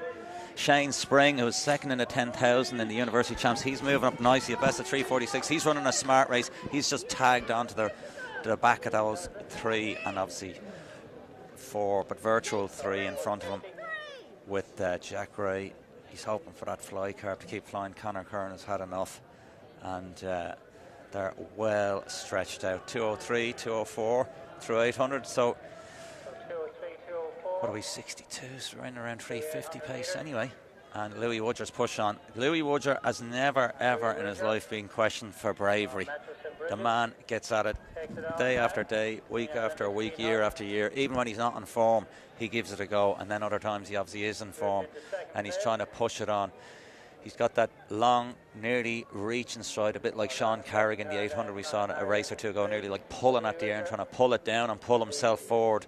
He's got 5 metres. There's a cough in the crowd. I'd say it's his dad, Mark, giving him a big holler. He's getting a little bit of ground. He's pushing 2:48, 2:49.04 at the bell. So what can he do? Can he produce some kind of a 60-second performance? Down as we've got Nina Hodgins, Cairns, Clonliffe, another Clonliffe, and in that Clonliffe sandwich, like the Craig Motch from quote back in the Commonwealth Games, back in the African sandwich, is Shane Spring. He's definitely pushed on a bit, the man out in front there. Yeah, Louis Woodger is pushing on. As I said, he's game, he's tough, he's getting back into form, and he was top 3, I think, might have even won the University 1500. I don't think he did, Keane Gorham did, but he's right up there in second. 200 to go, just under 320s. He's on for in around a 350. Can he close out this last 200? Spring is springing to the 4 from that pack of 4. Jeez, that was Ryman, and he is pushing on nicely now. Can he close now? 335. Woodger needs to tighten up, but he's swinging, he's rocking and rolling. Spring is going to, you can see in it, a springing stride. He's springing forward, he's closing him down. Kieran's coming as well. But Louis is going to be just outside 350, maybe 51. He's lucky. And 52, 53, that's 4 seconds. I think Shane Spring's PB before this was 356, so I'd say at least around 352, so a 4-second PB. PR, as they say in the United States of America. So more PRs, Candor rounding it out, and they were 49 at the bell, so a 62-second last lap, and then Spring a bit further back might have run a little bit faster for his last lap, but again, definitely goes to show, like, you know, showing too much aggression in that opening 100 over 15, and you'd be likely coming last by the time it all shakes out. Exactly. Look, the more you watch the races, the more they just always follow a similar pattern, no matter what you say. It's like the bookies they're rarely wrong. And like the stats, like, look, I've run a lot of bad races. I know what I'm talking about. And I've watched a lot of races, coached some people, coached them to some poor performance as well. But like, the more you're involved, the more you have to say, look, what would we like to do? What's likely to happen? So that's where you've got to do it. I think McElhinney on the interview earlier, he's kind of spoken about that. I'm sure there's lots of times there was something that he'd like to do and probably been over eager and whatever. It hasn't happened. More just run the race and physically be in touch with yourself, I think, was what he was kind of describe and talk about there, and what he was going to do and saving things and reading a little bit like golf, essentially. Like you're reading the course here. You know, obviously, Craig Match say turn left, run straight, and you repeat the process. But like, it is a little bit windy. You've got to factor in your efforts between a very windy day, still a bit of wind, and then obviously when you're on top form, you can really pierce through the wind. As we're on the Aussie team, I think Ron Clark ran a world record on a windy day. The number was blown off, and he still ran a 10,000 metre world record. He was on top form at the time. So like, but invariably, read the lie, read the green, read the tartan here in this case, you know. Yeah, it's all very well going into a race with a plan, but if it doesn't shape up that way, you have to sort of be able to roll with the punches a bit and run the races in front of you, so to speak. And it's very hard to do, to think on your feet in a physical sport, to say, you know what, calm down, just readjust, hold what I have. The A goal is gone, rather than, oh my God, I'm blowing up, I feel like dirt. What am I going to do here? It's easier said than done, but that would be the one thing I'd say, even as a coach myself. You know, you talk about psychology and sports psychology, but really that means thinking about what you're doing. Can you think on the spot under pressure and under physical exertion? Probably isn't worked on enough. Tactically, everyone's working on bicarb, fly carb, super shoe, double T, max V, but they're not always working on the mentality, you know what I mean? So exactly. Here we are next. We've got the women's A race for the 1500 metres. We've got Kelly Breen from DCU, Anne Burke from St. Anya Cocos Burke, AC. she's not there though yet. Eleanor Foote, Lucy Foster and Kirsty Foster from Willowfield Harriers, Sophie Maher from Ennis Track Club, Greta Stramakita, nice, Catherine Martin from City of Lisburn, Kelly Neely from City of Lisburn, Kate Nurse, Aisling Smith, Kira Rowan and Neve Carr. So they're nicely strung out again here, just in second there. Being paced by Hannah Gilliland. Yeah, from Annandale Striders. Ran a tidy enough race, I think, in the 3000 earlier, and as you mentioned, won the Raheny 5. She's pacing but gone wide. A strange decision. This is what I mean. You pace by running on the inside line. So and we have that young athlete. She won a 1500 metre race in Clonmel just ahead of Faye Dervin. I think it's from St. Lawrence O'Toole. I think we are. I think she's only 15, 16. We'll pick her out again. I'll get her name now in a second, but she's going to be full of confidence after probably coming from a little bit behind in Clonmel. Should know her name because I was watching her last week. So Hannah Gilliland, we can see, is pacing. That's where, like, again, running on the inside rail. We've got the Foster sisters We've got Kate Nurse in the yellow just trying to tag the back of that 3 there, and Greta Strymakita is the next one filling that gap. And then we've got Kelly Neely kind of 3 from the back, and that one, she's been like a stalwart of athletics, north and south down through the years. Fantastic stride of that front runner there, wow. Yeah, no, she's brilliant. She's very lopey poppy. It's like a young deer, yeah, bopping along. You just see how easily she looks like she's covering the ground. And Gilliland obviously is not an experienced pacer. The young athlete is actually smart, trying to pull wide a bit to try and get the break, but Gilliland is like not really playing her part in terms of blocking the wind. That's essentially a bit like the bikes. It's not as extreme, but you're running wide. She wants to run behind you and draft a little bit at least. So it's a straight and then kicks off again. So interesting pacing. So we're going to go through 800 into 17 to 18. So very nice running. She's gotten to 800. The Fosters might try and close her down now. But she has, as you said, a beautiful stride, long, rangy, loping. Yep. The Foster sisters from Willowfield Harriers. Yeah. Fantastic pedigree of running in that family. Certainly is, and they're reeling her in. It's nearly like a Katrina McKiernan style stride out front. Long boundy, just doesn't quite have the power just a moment. Really was aggressive today, maybe a touch too aggressive, and then kind of seems to have caught up with her a little bit. Yeah, exactly, the pace and throwing her off. But she's a young athlete. She can probably come again when she kind of can get the body and the mind back together. She'll come back into this, and she'll hear the bell physically and psychologically, like, right, 400 to go, let's get back on it, pump the arms, get on it. We've got Kirsty Foster just being overtaken by Dublin City Harriers. Niamh Carr. Yeah, of Dublin City Harriers, yeah, but up from the north. And we've flying drones around the sky as well, getting some of these kind of Instagram reel styles. So Carr from Foster. Yep. Willowfield moving into third. Our early leader is paying the price. Kate Nurse is going to shift onto her shoulder. Can they rustle something up with 300 to go? 250, 340 on the clock. What are we looking at? 420, 25 type of effort. We'll know with 200 to go. Niamh Carr seems to be kicking away a bit now from Kirsty, so... Okay, 30 seconds will give us a 420. Realistically, that's not going to happen, so we're looking closer to 423-ish. But who knows? She's running well, and she's moving hard. So she is popping home 849 into the straight. Looks like it's going to be what might be 420. So Niamh Carr, a really, really strong showing from her. She's driving at home. Pardon the pun. She's going to be just outside of 420, 422 and a half. Wasn't far off the 423, 422.50.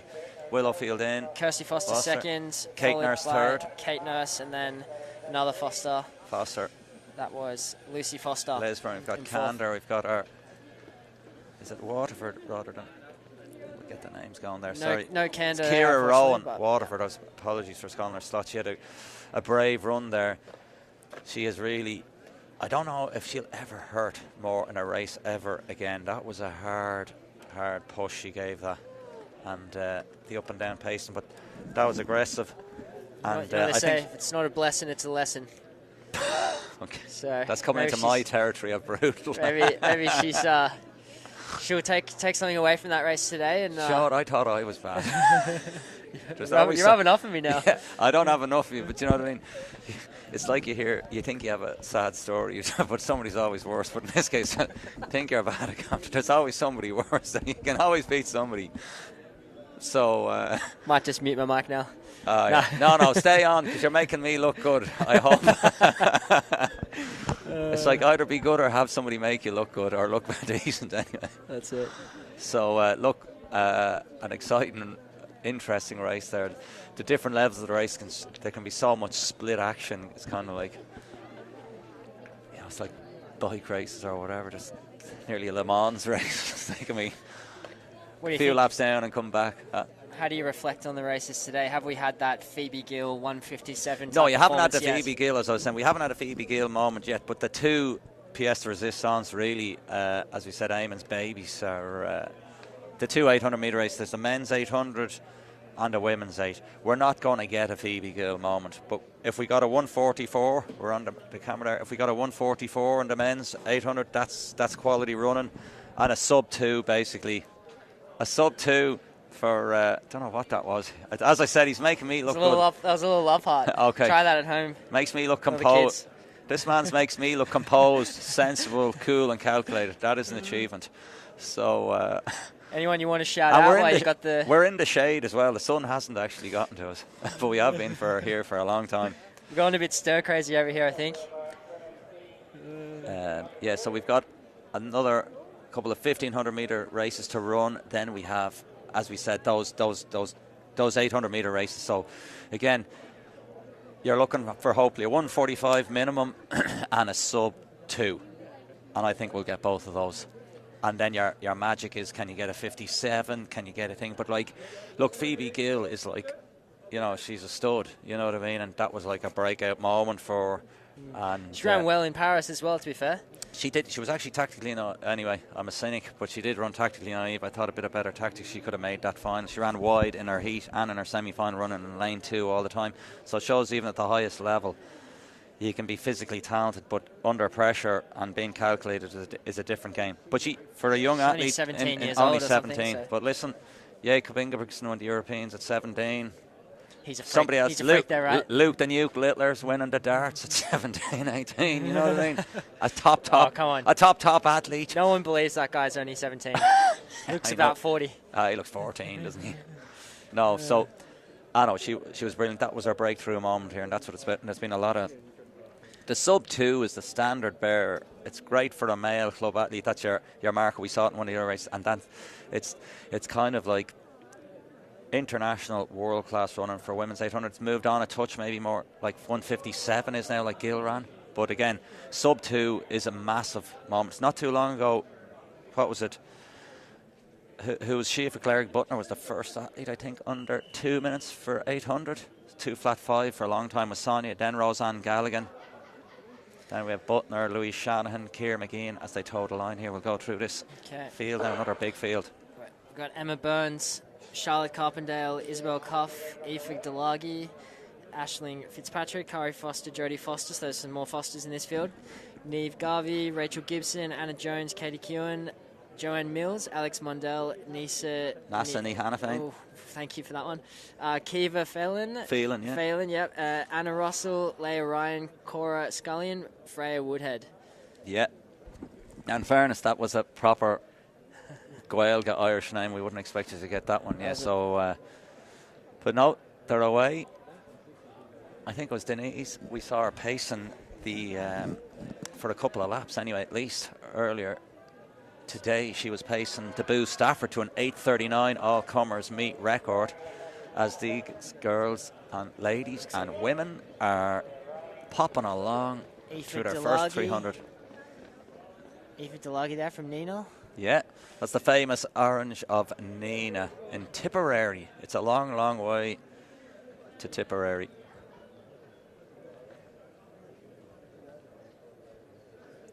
Opening lap there, what do we get, around about 70 or so?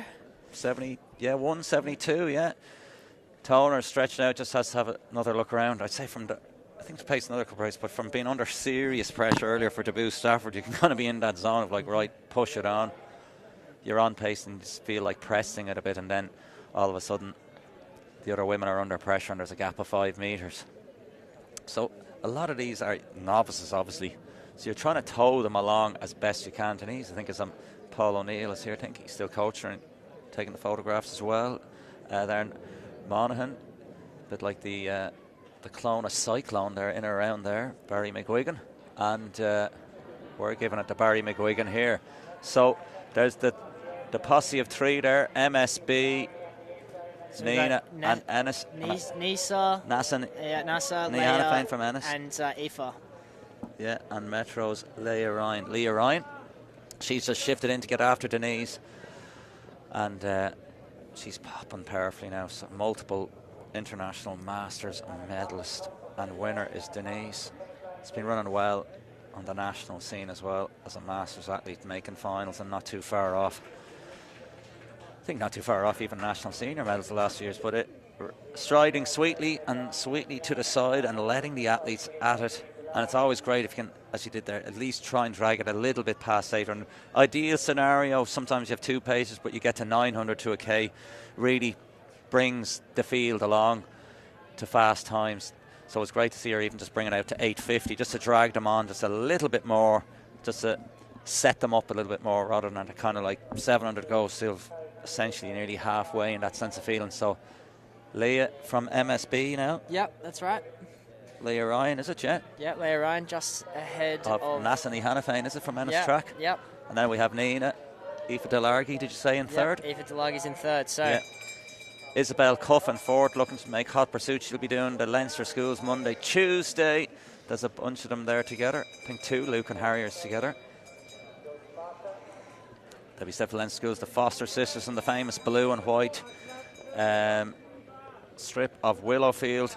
But there's only one winner, it looks like, in this race now, and that is that luminous yellow and luminous green and blue of MSB, Flame and Eamon Coughlin's club. He was actually in the new Pope's Mats class in Villanova. I slagged him saying, white smoke, Flame and Eamon for the Pope, and he says, I was in his Mats class. And then I didn't know who's taking the proverbial out of who. But Leah Ryan is on with 150 to go, coming up to that water jump. She's having a great race. She looks home and hosed. We have seen drama happen even here today. The quicksand, the track can go from a firm surface to a little bit wobbly and uneven. But NASA seems to be really going tooth and nail here. Yeah, she's going hammer and tongs, as you say. She's getting after it. But Buck wild. Yeah, but she's not going to get her.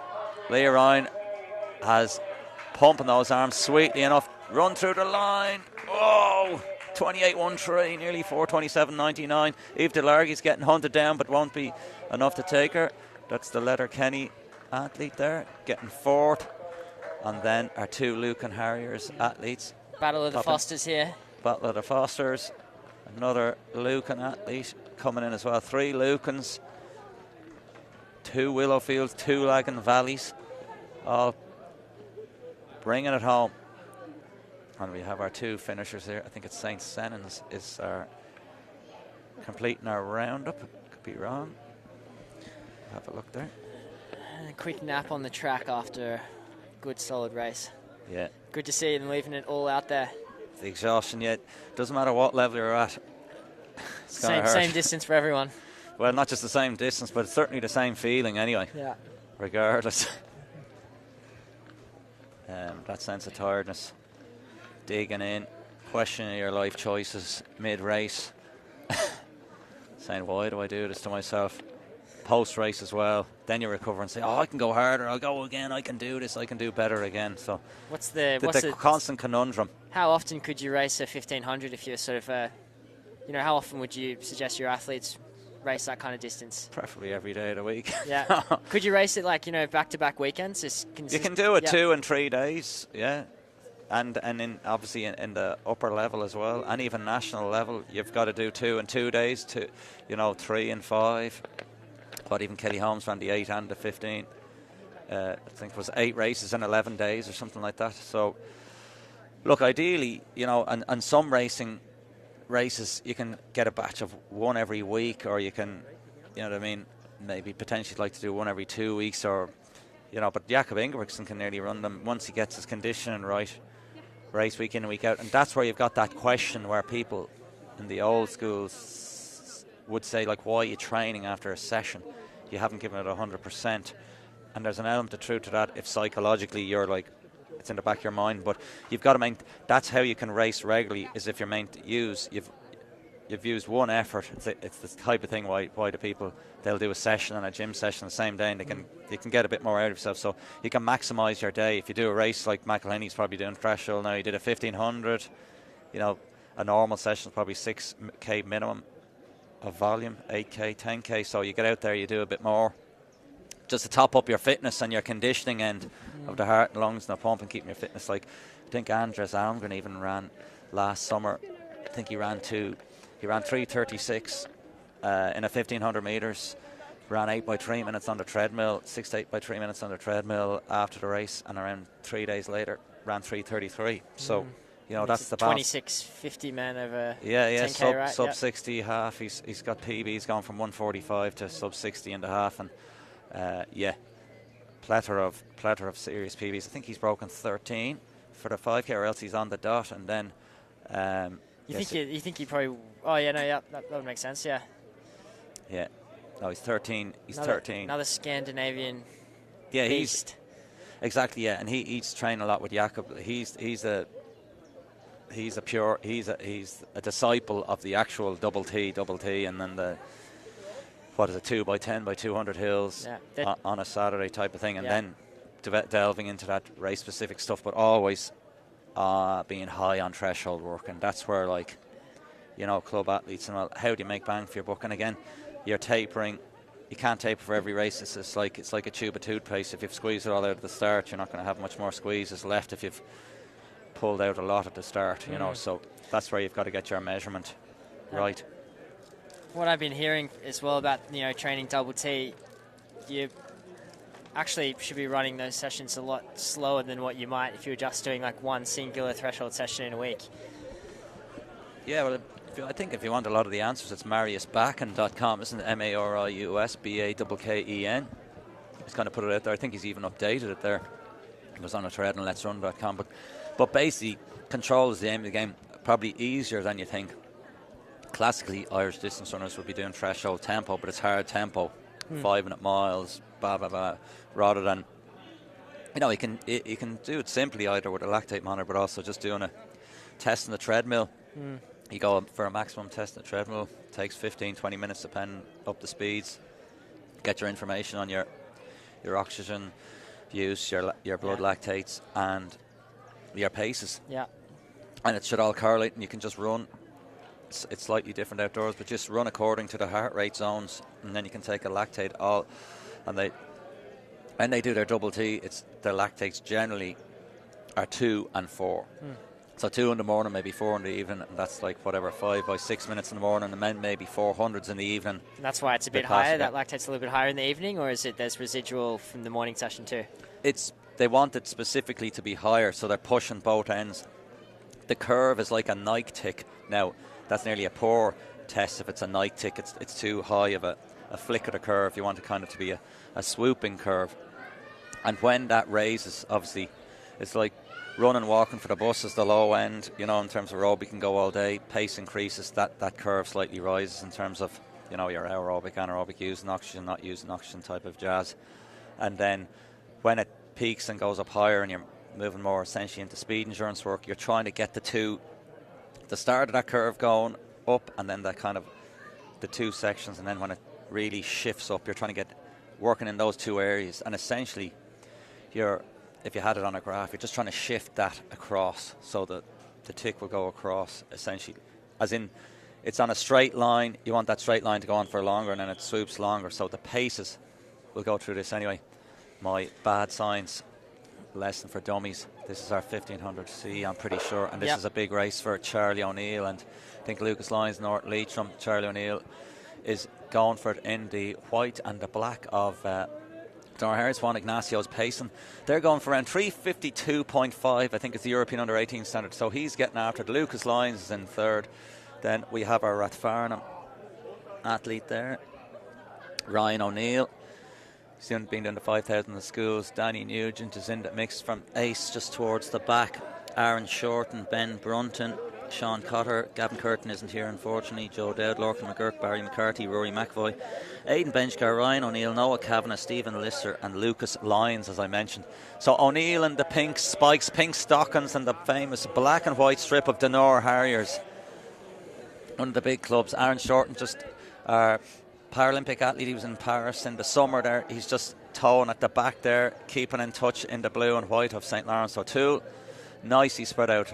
Ryan in fourth. Then we have Lagan Valley fifth, and we have, I think, Benjicar in the becoming more and more synonymous in the red of Lucan, isn't it? Or that's the city of Lisburn, sorry. That's Lorcan McGurk. Apologies. Stephen Lister sitting in fourth place there. Fantastic mullet on him as well, so see if we can catch a glimpse of that on the home straight. Yeah. Ben Brunton has made a shift up. They're kind of a little bit asleep, some of these guys. Juan Ignacio's having a look around. He's bringing them around. Charlie O'Neill and Lucas Lyons. These are the two young guns. They're looking for underage standards. And Juan, I told him to try and get to see, can he get to 900 or a K really. This is his last effort of the day. He's been pushing a lot of races. Can he go that little bit further? Lucas Lyons in third, Ryan O'Neill fourth. Then Ben Brunton and Danny Nugent Payne closer order. A little bit further back, trying to close in on the Rathfarnham athlete, Ryan O'Neill. But Charlie O'Neill ran 153 in a windy day in Clonmel the other last week, rather even, and he's just stretching out a little bit. Juan there, 800 in about 204. Yeah, that's spot on. He's stretching it out. Generally, these guys just need energy to close for the last 400 metres rather than over stretching it. So 600 to go, 220. Juan can nearly even get them to 1,000 metres here. He's pushing on. He's doing a great job here to try and drag them along. So we'll try and push them on and see what we can do. He's really taking them. Yep. Yeah, you just carry this on for a little bit. 3:52.5 is the time we're looking for. Lucas Lyons tagging Charlie O'Neill. Two powerful athletes. You just keep this going. Looks good. Both of these fellas working together really nicely. This is setting up to be a really, really nice race. Taking the bell. 2:50.34. 400 to go. Looks like they've kicked on a little bit here, so we'll see how this plays out in the last 300. Yeah, so 3:04, 3:05, 45. They're on for kind of 3:50. Lucas Lyons going to probably try and make a break for it here around Charlie O'Neill. There he goes. Yeah, big break. Charlie should just relax and try and tag him. But Lucas Lyons is really rip-roaring the Dermot McDermott athlete. He's really ripping it. He won the National Juveniles underage, and they're pushing it on. Lucas Lyons going from strength to strength. He's absolutely flying as he comes into the home straight. You bring them home. He's running really, really, really solidly. It's interesting to see what's happening behind. There comes Stephen Lister from Lagan Valley. A late push. He's really, really strong. Got a great sprint finish on him. So see what happens here. But Lucas Lyons is going to have this absolutely wrapped up. And we wanted sub 3:52. He's absolutely smashed it. 3:50. Stephen Lister potentially in second there. Brilliant race. These lads left it absolutely all out there, collapsing over the line. So 3:50.22. Lucas Lyons seems absolutely stoked about that. I think he's just grabbed himself a qualifier. So 3:50.22. What do you make of that, Phelan? Brilliant run. Yeah, his coach was calling a pretty good run. That was a nice race, and really, like Charlie O'Neill, unfortunately kind of blew a gasket there, but like he was able to tag off him until 2:50 to go. So it's like a perfect ride nearly. Obviously, he had to push into a bit of a headwind. But he dominated that. He had a rip. He ripped the last 400 when he won the National Juvenile 400 in 3:59. It was a great race. Some serious blow-ups there then for the other lads, but some good runs running around 3:55. But must have closed pretty well if they went through 1200 in about 3:05. 3:04, 3:05. Yeah. Yeah, 45 seconds. Yeah, pretty good. Yeah. Tidy. Yeah. The North Leitrim, there's not that many North Leitrim. There's Leitrim. We've had a few Olympians in the race walks in Laura Reynolds, Colin Griffin, but then there has been Patricia Griffin, his mother, a runner, didn't make the Olympics. But then there's the famous Leddy brothers from Leitrim, PJ and Eddie Leddy. Eddie Leddy was East Tennessee, was in the Olympics in 72, I think, and the steeplechase might have made the 5 as well. And he famously won the All-Ireland Schools cross-country, intermediate boys and senior boys. It'll never be done again on the same day. Wow. So that's will never be repeated. Wouldn't be allowed now either. And don't even know how much recovery he had. I don't think even girls were really running then, or not that often anyway, or the distance. There wasn't that much recovery. So Charlie O'Neill got after it. Might have to drop down, maybe recalculate either in the 800. But it was a brave run though, all the same, getting after it like that. What was the qualifier that he was going for at the front there? 3:52.5, I think it was. So Charlie fell shorter. He was maybe 56 or 7 there. And that was for what? European under-18s. European under-18s, yeah, okay. Yeah. Where are they being hosted this year? I should know. I think, well, the European under-20s there's Norway and Sweden are hosting the under-20s, under-23s. Bergen, and I forget where in it. I think Tampere in Finland. I'm not sure where the under-18s are. That's why I'm talking around the house and Somewhere- not answering your question. somewhere in Europe, no doubt. It's a bit like an exam. I remember being in history. You're answering every question other than the one that's asked, so it's still 0 marks, even if you know every other piece of information known to man. It's irrelevant. We can Google that up there, European under-18s. But anyway, Lucas Lyons got her done. And So it's looking like it's going to be in Italy. Yes, nice spot.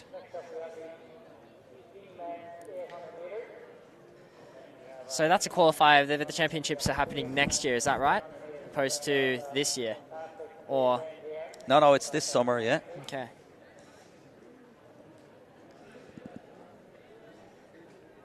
So we're getting a few messages in. I think Okay, clear. They're hearing you loud and clear more than they are hearing me. Maybe that is a good thing. But got a message in. Can hear the guest clearer than you. But anyway, as I said, not potentially a bad thing. So more 1500s to come, and then as I say, we've been here since 11. The lads have been videoing here. I was watching the 1K races and stuff. I wasn't on the mic, but I was watching them. I think it was like 11:20, 11:20. Yeah, 11:15, 11:20. The lads have been covering the action on mobile media. There's kind of it does come up on the screen from time to time. There's a bat cave down there. It's in white with that famous internet Wi-Fi sign that people look for. I went in there earlier. To get hooked up, hook it up to my veins. Give me the internet. Give me mobilemedia.tv. Give it to me. Leather couches and rich mahogany. Yeah. Cigar smoke lingering in the ceiling. But they're working on that. That hasn't quite reached those levels yet. You've given them some ideas. But, yeah, so we see the fly carb. That Man City fruit salad strip is down the back straight. Get ready for the next race. They're earning their corn, selling their wares. Use code FLY10 for 10% off today. FLY10. Oh, and there's our Batcave there, mobilemedia.tv. Sell. What's Arnold Schwarzenegger's line that he learned from Ted Turner? Early to bed, early to rise. And don't forget, advertise. What do you make of Eamon Christie's advertising for this meet? He's a master. Oh, he's a master, yeah. Absolute master. If in doubt, get Eamon out. He'll let you know what's going on. So, yeah, he's putting on another great meet. Here we are teeing up the next 1500. This looks to be the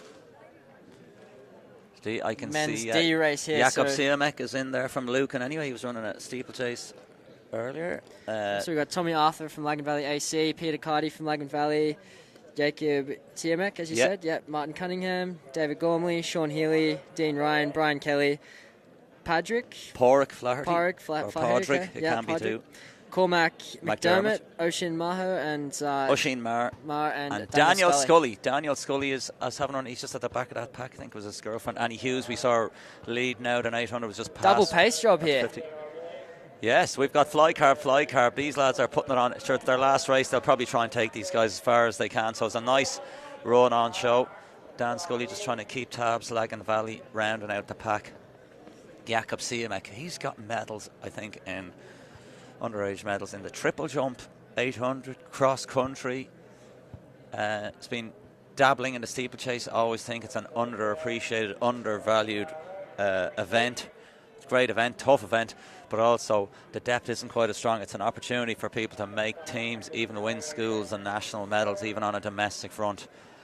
So yeah, I shouldn't give the game away, but that's the one I'm eyeing up for a few more runners. People at the international level that are doing that. You got Geordie Beamish from New Zealand. Exactly, yeah, and it doubles back, helps your 1500. Again, the pacer just has to have a little look around. He's giddy to help them along, but now they're spread eagled. I think stretched out. Galway City Harrier there. 371. That is Oisin Maher from Galway City Harriers. Yeah, Galway City Harriers. Jakob Siemek is getting on the back, and then is it Hastings or who from DSD? I don't think it's Joe. DSD, Sean Healy. Yeah. In third place. So two DSD men there. We'll see what they go through 800 here in just a second. It's looking like it's going to be 205, 206, 207. Yeah, spot on. They're on for sub 4. Let's see, can they deliver now? And again, look, can the guys just tee them up? He's going to bring them right up nearly to a K like Juan did. He's having a look around. He can easily get, don't worry about your watch, just drag them along. Even if you're dying, Jack, you're still 5 metres ahead. Just let them tee off you.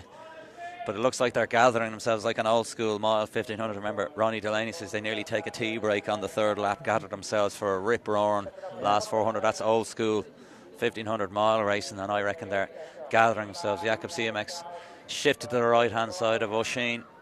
The DSC man gets into the slipstream. Now the race is on as they take the bell. It's going to be 400 to go.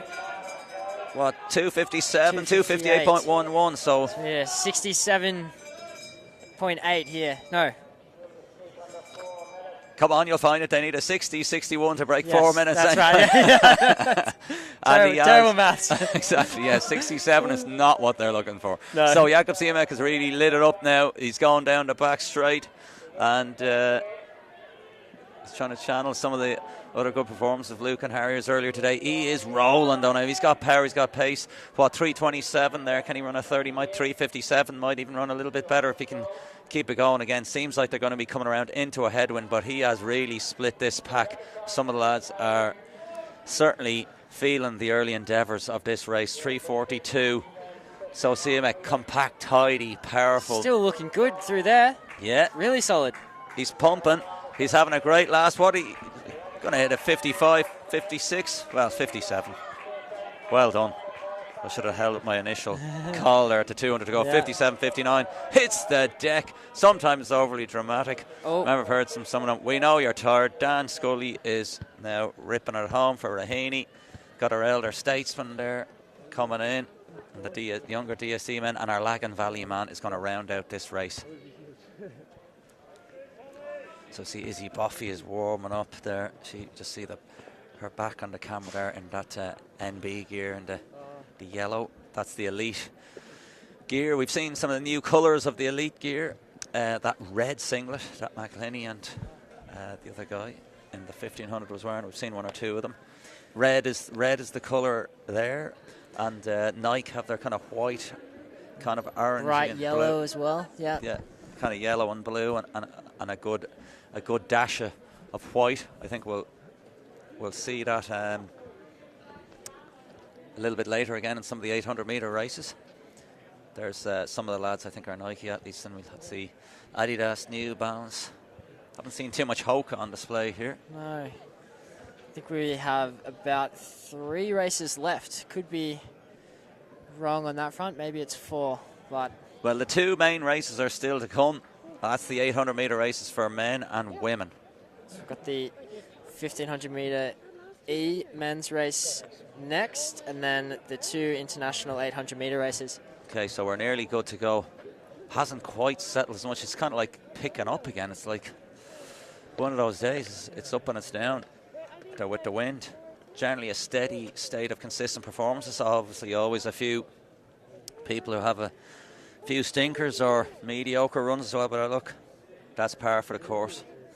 That's running, that's life. As we say, there's been a few Frank Sinatra moments as well. I'll use that line again, riding high in April, shot down in May. So we've had a few of those today. Are you a bit of a karaoke man yourself? After a few beers, but I'm a brutal singer, but I do try. Don't try Tina Turner. It's a lot harder songs to sing. They're a lot harder to sing than you think. They're not easy karaoke songs. What's your go-to karaoke song then? That's what I mean. I do try Tina Turner from time to time. It always fails and say, don't do it again. Yeah. Yeah. Kenny Rogers maybe. Yeah. I need more of a Johnny Cash or something that you can kind of talk through is a little bit better. Yeah. So, have you got a go-to karaoke song? I used to be able to belt out a good, that band, Tenacious D. Oh, yes. Jack Black. Tribute, yep. What's this? This is the greatest, best song in the world. Oh, I didn't ask. Tribute. I didn't ask. Didn't ask. Just wanted to. You're nearly as good as me, I think. Give you that. Jeez, That's also we should hang around together. Yeah. You're better looking than me, but I think I've got the edge on the chat. Maybe there'll be karaoke at the beach lawn a bit later. Yeah, true. Oh, God, we'll be beached anyway. So... something that the viewers can't see or hear is all of the cameramen chirping in our ears the whole time when we say something funny. So yeah, or debatable. Yeah. Yeah. So it's if you can see there, it hasn't always been here, but you can see those white railings in on the grass. That's from the Dunhill down Patrick race course. As I remember the first time I came, I says that looks like a horse racing track with the inner thing, and it says in fact they have just come locally from. They got down Patrick, maybe. Yeah, something like that. I had the right thing, but I'm wrong now. But you're closer there. And I guess there's no real purpose other than to just hang a bit of advertising off those, I guess. Yeah, but it's also just a kind of a safety side as well for not having people cross the infield. Particularly, we haven't seen any throws today, but when there's a javelin flying across, sometimes people will, especially well, at every level, but on a lower level, sometimes, you've got kids flying across the field. So it's kind of a safety one. Also, it isn't a bad one for the advertising. Yeah. They fail to get that right at all levels of the sport. People accidentally stepping out into the track at the wrong time. I think just in one of the diamond leagues in China a few days ago or a week ago, there was a cameraman with half his back end hanging over lane 1. Okay, yeah. His physical backside rather than the back end of his camera, if you know what I mean, and the cable. Yeah. yeah, exactly. Yeah. They're generally not middle distance runners, in fairness. But you've seen some good videos lately of the cameramen sprinting beside. Those ones. Are they real or are they fake? Seen them in Asia and even here in Europe. The lads absolutely belting it beside the camera with the runners beside them. It's great camera work, but you must be a runner going, what? Your man is running beside me carrying the camera and I can't get away from him. Yeah. He's on a skateboard, but they're not even on a skateboard Segway. They're flat to the mat, sweating buckets and on the cusp of a heart attack, all for the viewer's pleasure to get that one shot, the money shot, exactly. Yeah. Very good. I think we're about to get started here on the final 1500 metre race of the day. Yeah. Which is the men's 1500 metre E-race. So roll through the start list here. We've got Niall Armstrong from North Belfast Harriers. Then Dylan Clark McGuigan from Denor Harriers. Kieran Toner from Belfast Running Club. Andrew Gorn from City of Lisbon. AC. Ronan Fitzpatrick. Ronan McCaree from Annandale Striders. Niall McCaulfield from Lagan Valley, Ferdia McDonough from Lucan Harriers, Josh McDowell, Jude McGann, Jack Quinn, Cian McDonald, Luke Doherty, something like that. Oh God, you're really Jeez, hitting this BBC. This is like the BBC commentating on Irish names. Gee whiz. They had to do them for Son Heung-min, and on the little did they know it's actually the actual Irish Southern names that they're the worst at. Doherty, Doherty. I was going to say Doherty, but I didn't want to. Ken Doherty and the snooker. Okay, Cahill is another one. Liam O'Driscoll and Cian Manning. All right, now they're off. Okay, Lagan Valley to the 4. Bicarb shortly to the 4.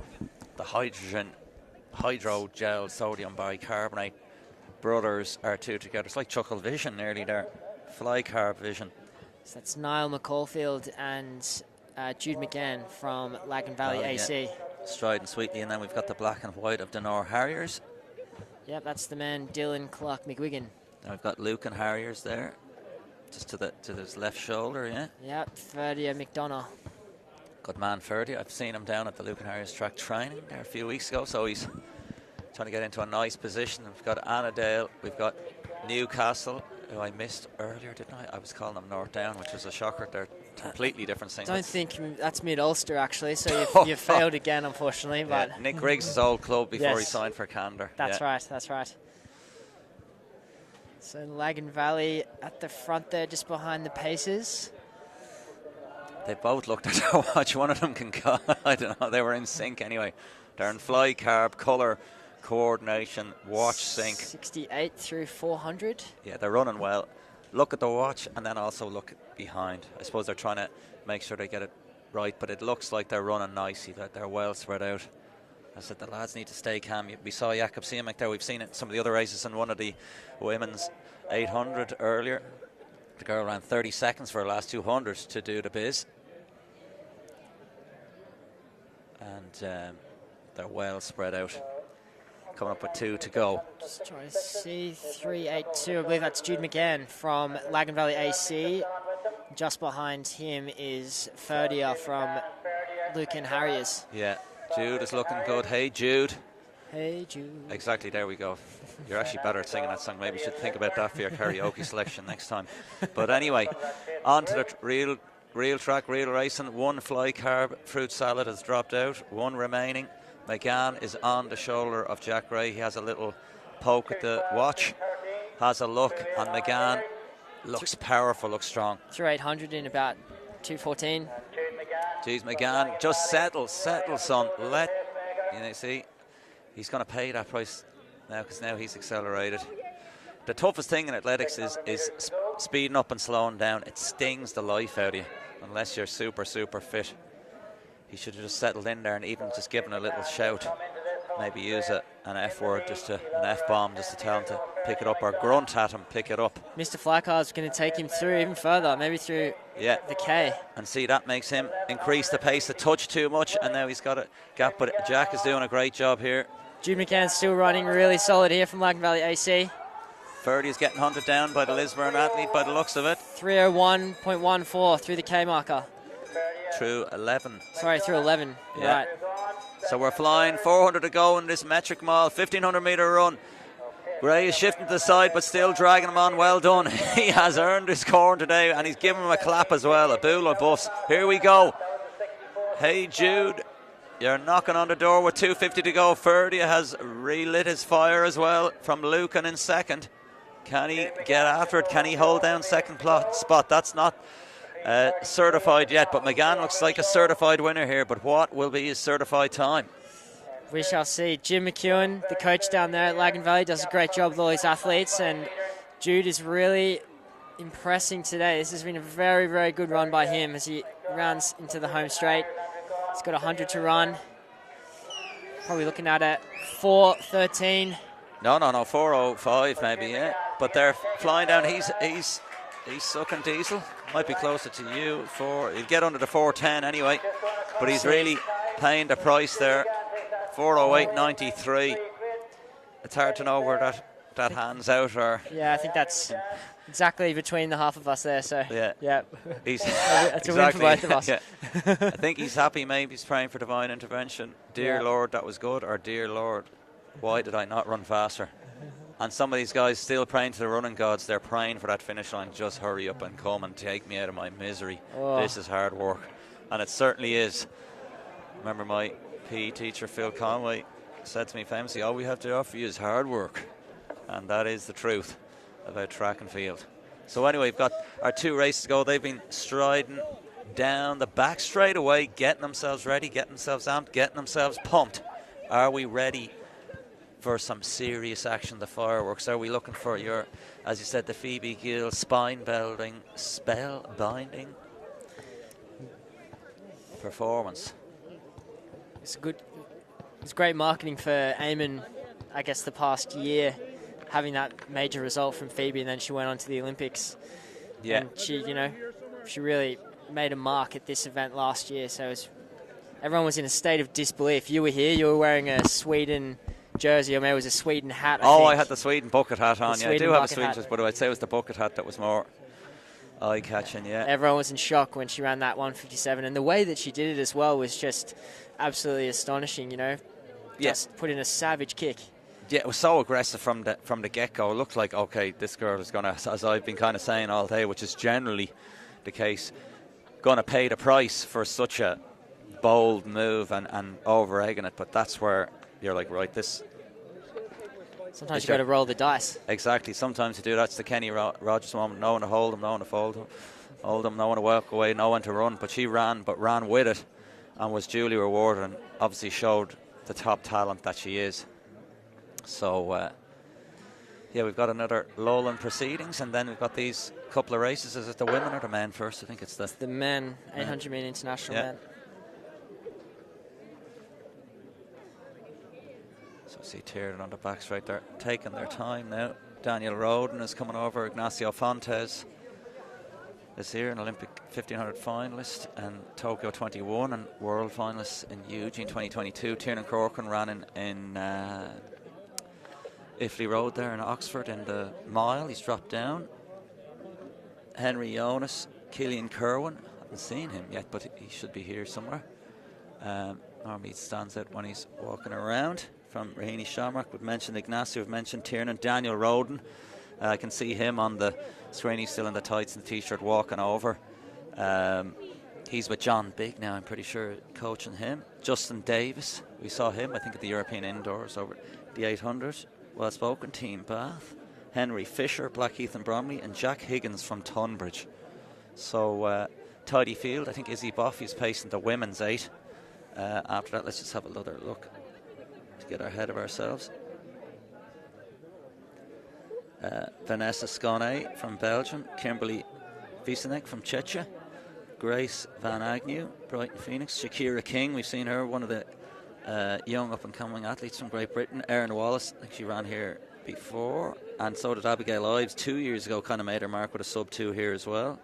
Jenna Brommel will be looking for a good one, and she's like our, she's not like, but she is the sole kind of Irish representative here. Be looking for a good spot at 2 minutes. Merska Paro, it's kind of like a Parovic, maybe? Parovic, yeah, it's kind of a Polish name, but running for Belgium. And then Hannah Cameron from Aberdeen Athletics Club. Belfast has always delivered, like at least over the last 5+ years, of excellent 800 metre women's performances. And obviously, not just in this meet, obviously, but particularly in this meet the last few years. Alex Bell was one. Just a perfect storm. Like it is in a nice venue. The girls have been aggressive. The weather has generally played ball. Yeah, and like any aggressive running, they've all teed off each other and just kind of had one. It's kind of had that momentum. And then when each race gets better and better, more and more come. It's kind of in your psyche. Just go after it. Magic can happen, and like that was last year then for the men. Having a 1:44 run was a big one. It was kind of really the women stealing the thunder. Still did last year, but the 1:44 was pushing into that good zone. So we have a pacer from I think he's going to hopefully go 50. It's not a Callum Baird was doing it the last time. I think he might be at the World Relays, in fairness. So could be Malloy. Is it? He was in the 15 earlier potentially. Callum Dodds, he had a good run here last year. That's what I mean, yeah, the 1:44, that's what I'm talking about. That kind of pushed the men's in, and that's why you have people like Dan Roden here. And there's lads kind of like looking to kind of, I suppose, resurrect their career. They've had great results. Roden has had great results down through the years. So is Ignacio Fontes, and is that number 388, is that Jack Higgins there? He's a young up-and-coming runner. Henry Jonas, yeah. So hopefully that's the right name and bib number. Somebody can get in with us quickly. We don't want to be calling him wrong if he goes and wins this thing and we're going on about a stud and it's the wrong one.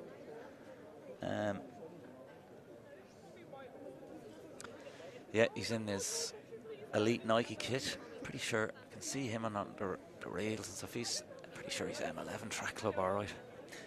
He looks like one of them. And M11 is that the M11 is that Jenny Meadows and Trevor Painter, Painter, yeah. Jenny was here actually last year, I believe. I'd say she was here, yeah. I'd say probably covering the other camps. They've let them at it here. They're old enough and bold enough. The coaches can't be everywhere with them the whole time. They've schooled them well. They can't be here everywhere. They've had some reasonable results. Harry Colbert in the group had a nice run there. We'll see what happens here. And they've had, I think, a few of the other runners. I think, was it Oz Schofield or whatever his name was? He ran the 3K. Wouldn't really be a 3K specialist by even looking at him. But he had a tidy run. I'd say he's more of an 8:15 man. But apologies if that is his actual specialist distance, but pretty sure it's not.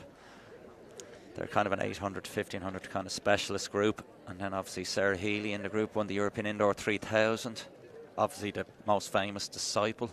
Every coach, every group has their famous athlete, from Percy Cerruti with Herb Elliott to Trevor Painter and Jenny with Keely Hodgkinson, Olympic champion. You don't get many Olympic champions. That's hard to do. You need a special talent along with special coaching.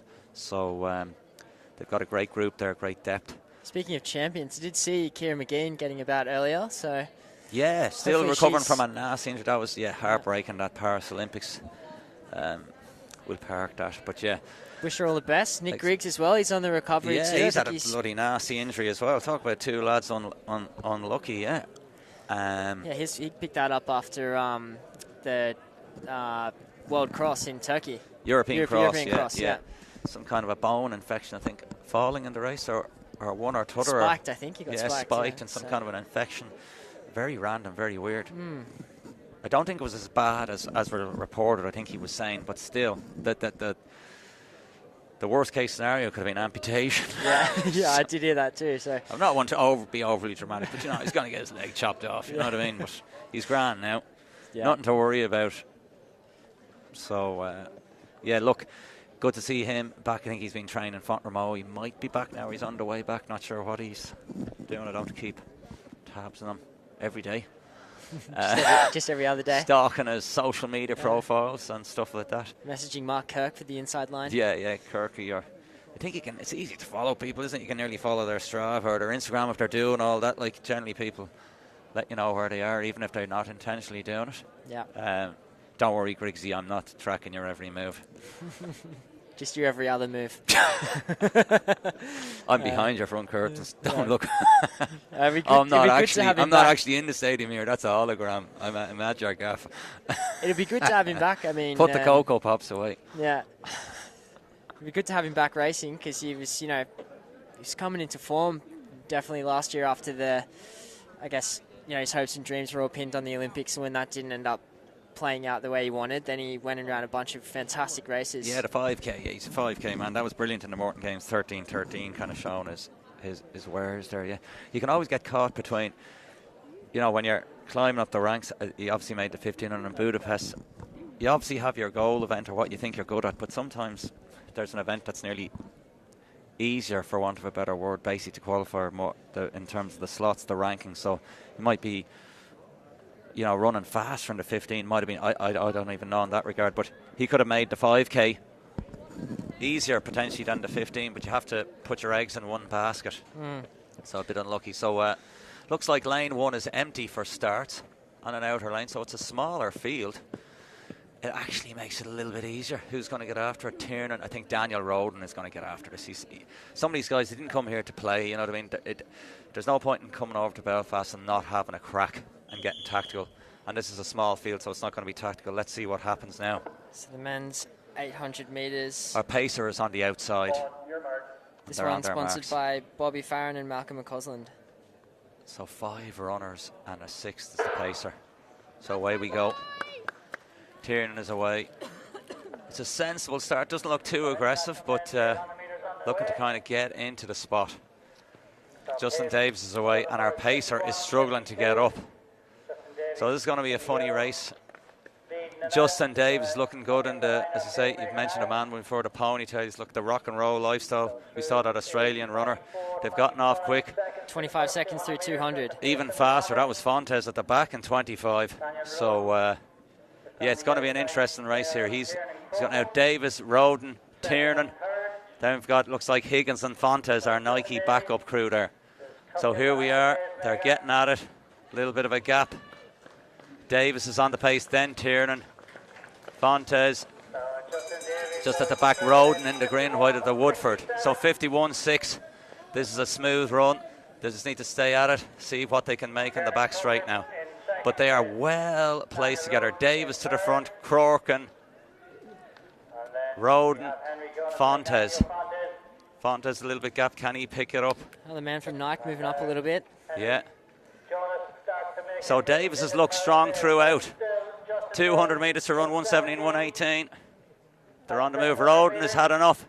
He's gone. Fontes is trying to see, can he reel them back in? But it's Davis has been the strongest. We mentioned Higgins in the Nike strip, Tiernan in third. Come up with 100 metres still to run, 130. Trying to push themselves in. Trying to close. Davis is going to get it. 142, 143, 144, 145, 144, 35. I think that stopped early. 46. Did that stop early? I think I saw that go through the line, 144.35, but... Maybe I'm totally blind. I hope it is, because that was a bloody good run. Can anybody text me in? Am I blind? Did that somehow stop early? I know I'm sounding bananas. You'd know better than me, but yeah, it did seem like it... but it's maybe I'm in shock. That is a serious run. 144.35. That's wow, stunning running. If that's 144.35, there were 51 and change at the bell. I thought it was 145.46, but woo! Now we're talking about a Phoebe Good moment. That's nearly 143. That is serious running. Tiernan is happy. I thought, if that's right, I thought even Ignacio, who I coach, as I was mentioning, I thought he was having a stinker, and he certainly hasn't. Then, if that's 144, he's run 145 higher. I don't know. Anyway, that was good. Unbelievable scenes. Unbelievable scenes. I'm having a Chris Kamara moment here. Get your fingers out. Just read the clock. But it has happened before. Yeah. A beam has clicked early. You don't want to get too excited. But I remember it's a bit like Cian McPhillips and Mark English had a race during the COVID era, and near the clock. Did that clock start? Thankfully, I wasn't on the mic that day. I'm having a shocker, but that is some going. If that fantastic run into the wind as well. I mean, especially on that home straight, they were looking strong. Let's see, can we get that confirmed official? That is some serious clippering. Woo. Anyway, Justin Davis, is he happy? Let's hope. Any texts coming in? Somebody text my phone.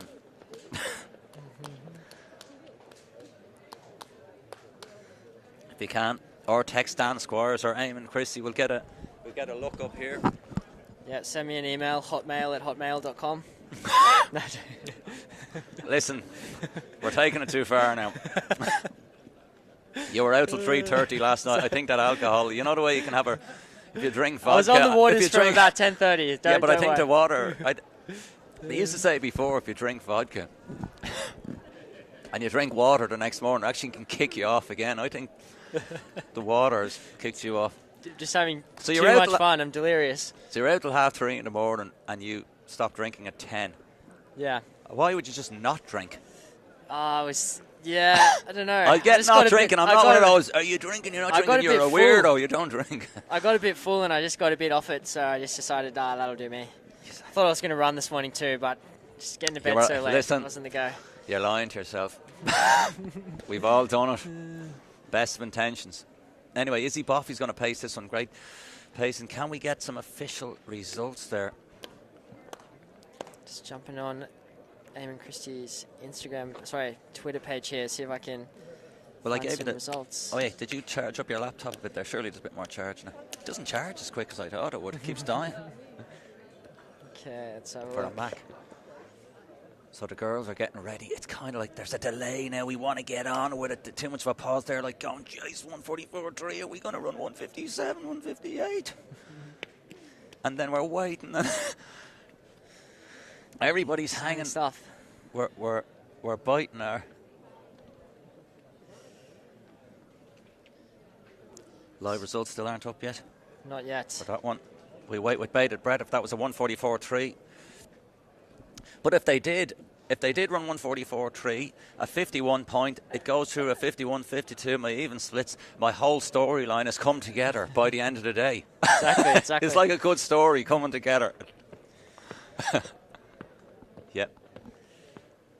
Okay. I'm talking to the cameraman live in there, and anyway, as we said, another Jack Nicholson moment there. I might just go off and go down to Eamon there and just make sure does he know that was that a 144.3 and come back up before this one? I'll have a quick look.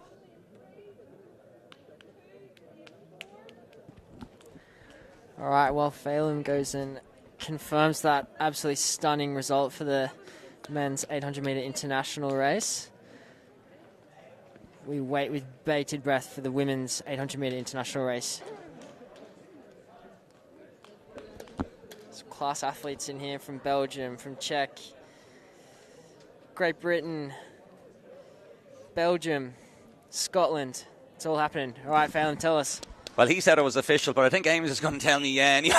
You know, you're a master salesman, he's a master promoter. We've had a 1:44.3. Right, let's go through this field. Women's 800, let's get it together. We only have 2 minutes to get it together. Vanessa Skone from Belgium, Kimberly Fickenek from Czech, Grace Van Agnew, Shakira King, Aaron Wallace, Abigail Ives, Jenna Bromell, Mariska Parovic, and Hannah Cameron. And Izzy Boffey is doing the pace, and they have a great pace. I think she's going to get to at least 500 metres. This is on, ladies and gentlemen, boys and girls, whatever you identify as. This is going to be a great race. Shakira King is out hard, just needs to relax. Let Izzy Boffey do her work. Anything can happen here, as we were saying earlier. Phoebe Gill, 1:57 here last year. What is going to happen today? So 26-27 through the first 200. So it's been an aggressive start. We want this. This is beautiful now. Straight line. Get into the positions and just relax. Let her tow you around. Izzy Boffey is a good, strong runner. You've got to trust the pacer. Let her get after it. I think Phoebe Gill famously went round a pacemaker last year, but these guys aren't Phoebe Gill yet. Izzy Boffey is pure experience, pure strength. Run a good 400 metres earlier. Let her bring you around to 500 metres minimum. They should be tucking in tighter there. Now they're about to 57, 58. Okay, 59, 29. That's why they're right up on it. Could have been a touch bit quicker, but that's still good going. How far can she bring them out? Get at least to 500, stretch it out, and she is now brilliant. Can she get as far as 600 metres? She's got a yard or two. That's Shakira King right on the back there now. And she steps off. Steps off. 300 metres to go. Seb Cole famous called this the killing zone. From 400 to 600 metres. Right, pushing past King now. Gone through 28, 29. We're going to have a good, stellar last 200 now if we're going to have a sub-2 and round out the day. And a magnificent day racing to the Belfast Irish Milers meet. There's a lot happening. There's to and fro. And it looks like Parasic, is it, coming around the outside there in the Nike strip. Driving home. This is going to be a great finish now. They're really pushing in. Jenna Bromell is pushing up for third. Let's look out for the clock. 1:55. It's going to be under 2 minutes. Definitely is. Going for the line. 59. Yes, 59.49. Jenna Bromell probably too flat and change. So we've had 2 brilliant 800 metre races to finish. And we're going to do a wrap. Hopefully we can get a few more official results. Was that Abby Ives there as well? There's a big hug. It was Abby Ives who took that down. It was Abby Ives, brilliant. So her teammate, training mate from Birmingham, she's re-delivered, has had a little bit of a poor spell, to put it one way. Obviously, it's not very positive, but really announced herself here 2 seasons ago. Had a little bit of a, as athletes do have their up and down, but that is a great run there for Abby Ives. And look at this, the big high fives, massive runs. We're going to look through now some of our results here. Justin Davis 1:44.35, Henry Jonas 1:44.72, Tiernan 1:44.98, Ignacio Fontes 1:46.25. So some good running there from the guys. And a sub-2 in the women's international 800 metre race. A sub-2 there would get Abby Ives' time there. We certainly got discombobulated there at the end, but that is great running. 1:59.49. 1:44.35. So I think the men have certainly stole the thunder with 3 guys under 1:45. And at 1:46 to round it out. So some great running. There's some high fives there. We'll get the official times, but that is Abby Ives is back on top. The Holly and the Ivy.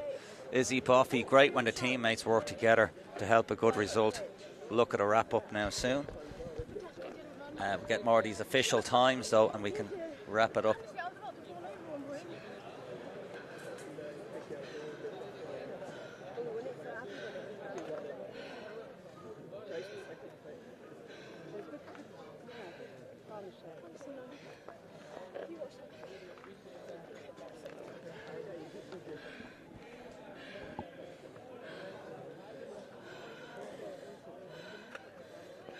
So the official times there for the women, it was Abigail Ives in 1:59.49, Grace Van Agnew in 2 minutes 45 seconds, Jenna Bromell in 2 minutes 53 seconds.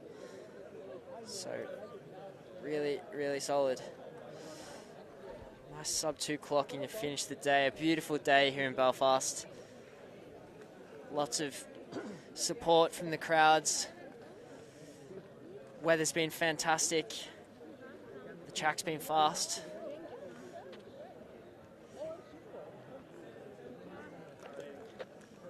Phelan's left me momentarily to go shake some hands, kiss some babies.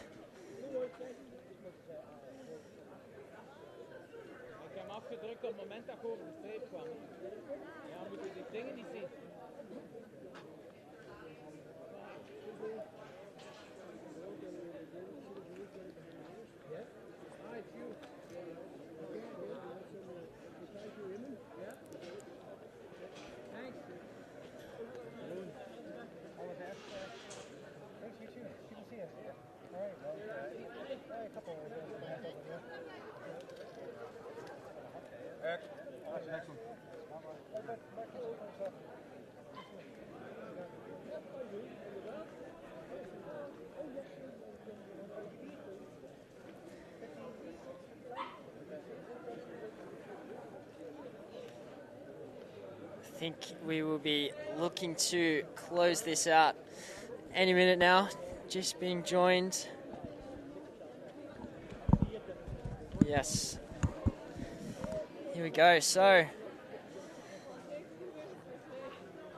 ending the day on an absolute high. Sub 2 minutes in the last race of the day. Yeah. 1:44 in the second last race. It's been an absolute joy doing this commentary with you, Phelan. Yeah. Our debut together. We lost the plot on that women's aid, unfortunately, calling the wrong winner. But Abby Ives, I don't think she's going to care.